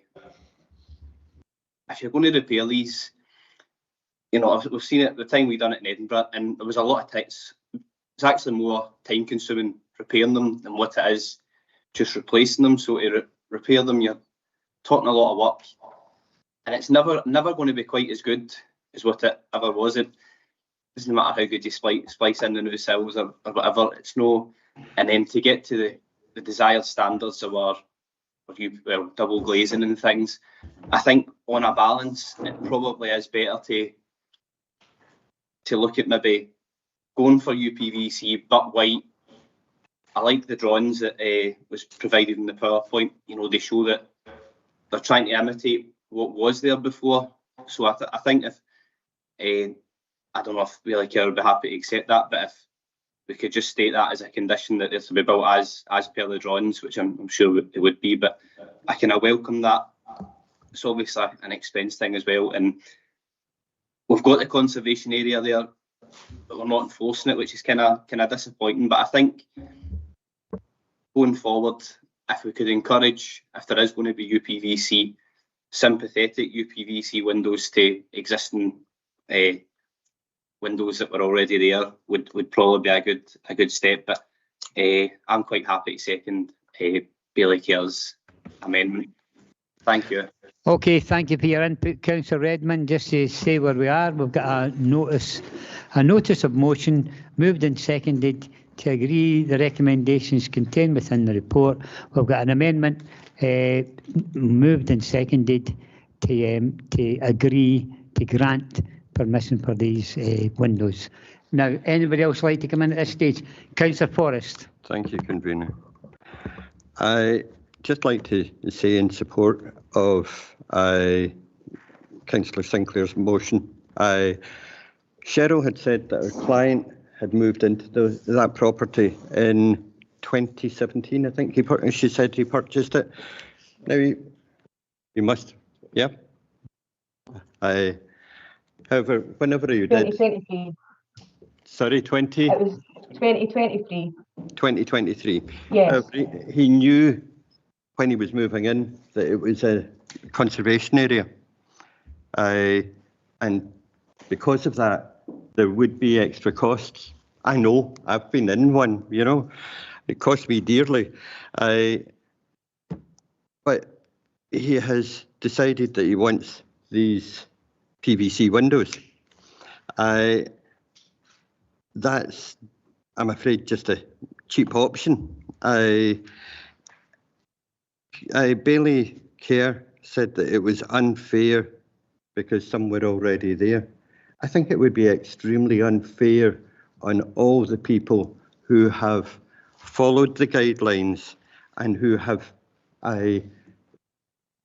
put in new windows in the traditional manner. It would be very unfair on them if we were suddenly to change the rules and allow PVC windows. So just like to say, I agree with Councillor Sinclair. Thank you. Thanks once again for your input, Councillor Forrest. I'm moving down the line and on board. Councillor Murtagh. Yeah, this is a really difficult one. I mean, I feel very torn. On one hand, I completely agree with the premise of what Councillor Sinclair and Councillor Bowes are saying in terms of setting precedent. And, you know, I think Ward 4 has the majority of the most conservation areas of the council within our ward, and it is very pertinent. But I think because of that, come across many examples of constituents trying to upgrade their properties to make them particularly more energy efficient, which I think is really important. And I suppose, you know, what's the elephant in the room is we can all see that the applicant might have just gone ahead and done something which they really shouldn't have done, and I don't condone that. I absolutely abhor that, but they haven't, and they have come for planning permission, and I think that it could have been done a lot better in terms of the process. But I think that my concern in terms of a material consideration is it's not about rewarding or saying it's okay for other people to break the rules so you can break the rules. It's that mitigating factor in terms of the importance of driving forward energy efficiency measures, and ensuring that, you know, whereas, you know, I'm a historian, I believe completely in conservation areas to where they're appropriate, but as an environmentalist, I believe even more in the importance of making appropriate decisions which will increase energy efficiency within homes and making those as affordable as possible to make them achievable. So I am very torn between these two factors, but I think I am probably erring towards the amendment, because I do think that in this case, given the other mitigating factors around what's already within the property, which again is not what the applicant put in, that's what previous applicants put in, so we're not rewarding their poor behaviour, but it would strike me to be concerning, or it would make me feel it was slightly unfair not to weigh heavily the environmental aspects and the energy efficiency aspects in this case. So that's where I feel that I'm sitting with this at this present time. Thank you. Thank you for your input again, Councillor Murtagh. I'm going down the line again. Any Councillor Flynn? Yeah, thank you, Convener. Just a final comment. Although it has been slightly touched on, I agree with a lot of the comments that have been made by Billy Kerr. The one overriding thing that comes across to me is, well, two. One, the Cheryl and the applicant have tried to do their best to tick all the boxes, and they're commendable for that, because they could have put the windows in without any contact with the council. But more importantly, is these windows are in a bad state. We had a recent storm. Now, I've been in a storm way back in the past where really sound sash and case windows have completely come in, with the wind. If these windows had blown in with a storm, they would be currently boarded up with a bit of chipboard, and conservation area would have been out the window for the many months before they decided to put any windows in. So I think one of the overriding factors is health and safety, because you've got public going about there, and the next storm you could see these windows flying out or whatever, and perhaps injuring somebody. So I would happily support the amendment. Thank you. No, thank you for your input, sir. Councillor Bowes? Yeah, just one question, and it really goes to Bernard. So if we decide to allow PVC in this situation, how will that affect the rest of the conservation area? Will you then not be able to tell anybody to put in timber? Thanks, Councillor. I mean, it's you have to obviously judge each planning application on its merits, but there will be a consideration there as to whether you've created a precedent. And that sort of is what concerns me, and that's why I say two wrongs don't make a right. Okay, thanks again for your input, sir. Convener? Yep. I just wondered if it was possible to suggest to the mover of the amendment and the seconder that something could be added to the terms of that said that this is judged on the merits of these particular circumstances, and this in no way sets a precedent for any other properties within this conservation area or any others. Yeah, would that be possible? That's sensible speaking, but I'll check that one out with maybe Mr. Henderson. You've heard what's been said by Councillor Murtagh in terms of the precedent being set, and if there's anything that could be added on to the amendment that maybe preclude the factors that people just maybe jump willy-nilly onto the bandwagon. What do you think? Thank you, Convener. Certainly, I think some wording could be added in. I don't know if it's worth maybe running through the amendment again. Yeah. So the committee, having considered the officer's report, the development plan and material considerations, and having exercised its planning judgment, agrees that it's minded to grant planning permission as it considers that the following material considerations are of such weight as to indicate that the plan should not be accorded priority. So it's not considered that the existing windows are capable of being refurbished or repaired. The next item would be there have already been visible PVC windows installed at the same property, and the proposal would not, and we could say there, in the particular circumstances of this case and without setting any form of precedent, have a detrimental impact on the visual amenity character and setting of the conservation area. And then we would go on to the wording about conditions being determined by the Director of Place Services. So I think, as Mr. Whittle was saying, each application is determined on its merits. That said, there is a benefit in consistency in decision making, but I think that's probably the best we could do in the circumstances in terms of that wording. Thank you, Convener. Convener. Sorry, Convener. There's actually a part of that I want to ask Mr. Henderson about. Mr. Henderson, you actually said in there that they consider that the windows can't be repaired. We don't know that. The planning office, the planning department don't know that. I work in an industry where we repair windows, so we don't know if the windows can be repaired. You can't say that I think part of what you said is the windows cannot be repaired. We don't actually know that. Thank you, Councillor Bowes. I think in terms of that provision, I was just noting what had been said by the mover of the motion. Yeah. Okay. We'll just clarify that we are fairly clear. Are you happy with the part being put in? I think it's a great suggestion, Councillor Murtagh.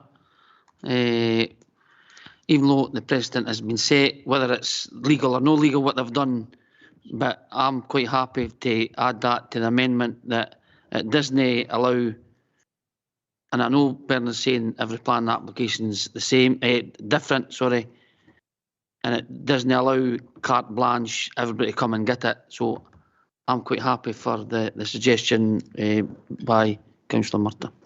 Councillor Redmond, you happy as the seconder? Yep, happy. Yeah. Okay, before we go, I think there'll be a vote. Go to Councillor Murtagh one more time. Yeah, I mean, I think it's important that we could come back and forward with the points that are raised. I mean, I understand the point Councillor Bowes is making, and I wonder whether there is a way of, you know, because we'll do this subject to whatever the conditions are. Is there a way of having you know, this is subject to an assessment on whether whether repair of the windows are possible? Is that actually something that we could do as a condition, like as a starting point? Well, we're not wanting to get too complicated here. No, but I think asking the question is important, because if we could come to an actual consensus, that would probably be a better way. Well, the fact is that, as I say, we don't want to get too complicated. We've already changed the amendment and to introduce the wording that you had asked for. And I don't think we can go back again. That's my feeling. Councillor Kelly wants to come in. Can I just ask, will it have any strength putting that in the future when the next person comes along looking for? Thanks. Councillor Kelly, it's a good question, and the argument can obviously be made by a party in the future, but I think what we would be picking up from this is that there was a clear intent that the decision be taken with regard to the particular circumstances of this application. So I think the council's position would be it's not purely fair game for everyone to start changing their windows in a conservation area, but you need to put in an application, and that needs to be carefully considered. And regard has to be had to the impact in the conservation area and all the circumstances, facts and circumstances, development plan, policies and material considerations in relation to that. But again, we're not then following the rules for this one. Am I wrong? I think in terms of the motion, what's been said is that it's not in accordance with the development plan, but there are material considerations in this particular case that are being considered by the decision maker to outweigh the development plan. Thank you. Sorry, you said that was a motion. Is that not the amendment? Apologies. Yeah, I do apologise. It was indeed the amendment.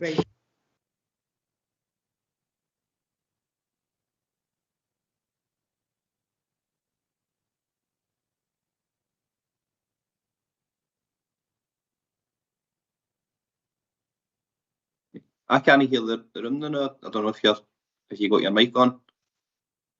No, sorry. We're just going to clarify where we are. We've got a motion moved and seconded. We're going to clarify that everybody knows what the motion is, which is what's contained within the report and the officer's recommendation. And what we've got is we've got an amendment with a further tweak to it, and we're going to get Mr. Henderson to read that out, and then we're going to go to the vote. How's that? Thank you. Perfect. Thanks. Thank you, convener. And thank you, Councillor Bowes, for picking up on that. That is helpful, so I'll be entirely clear. The motion, which was moved by Councillor Sinclair and seconded by Councillor Bowes, was to refuse the grant of permission in accordance with the recommendations by officers.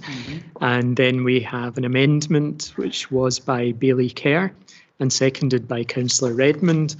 And I will read it out again, just for the avoidance of doubt. So the committee, having considered the officer's report, the development plan and material considerations, and having exercised its planning judgment, agrees that it is minded to grant planning permission as it considers that the following material considerations are of such weight as to indicate that the plan should not be accorded priority.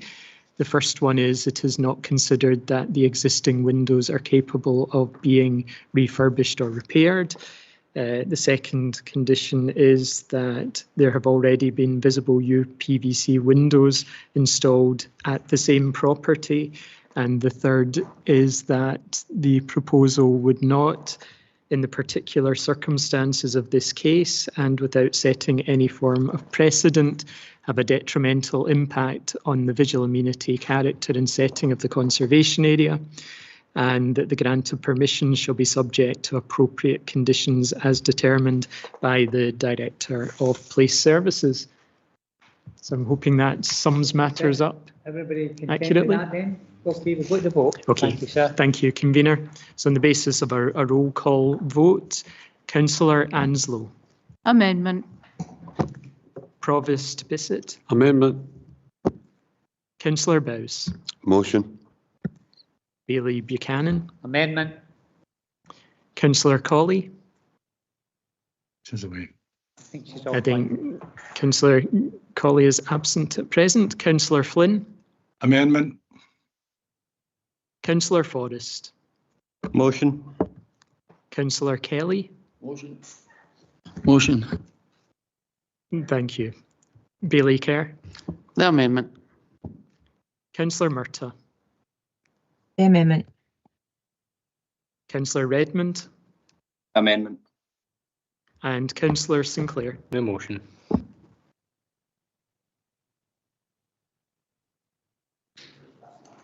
So we have 4 votes for the motion and 7 votes for the amendment. The amendment is duly carried. Thank you, convener. Okay, and that brings us to the end of today's planning meeting. I would like to thank all members, both here and online, and all officers, both here and online, and have a safe journey home. Thank you.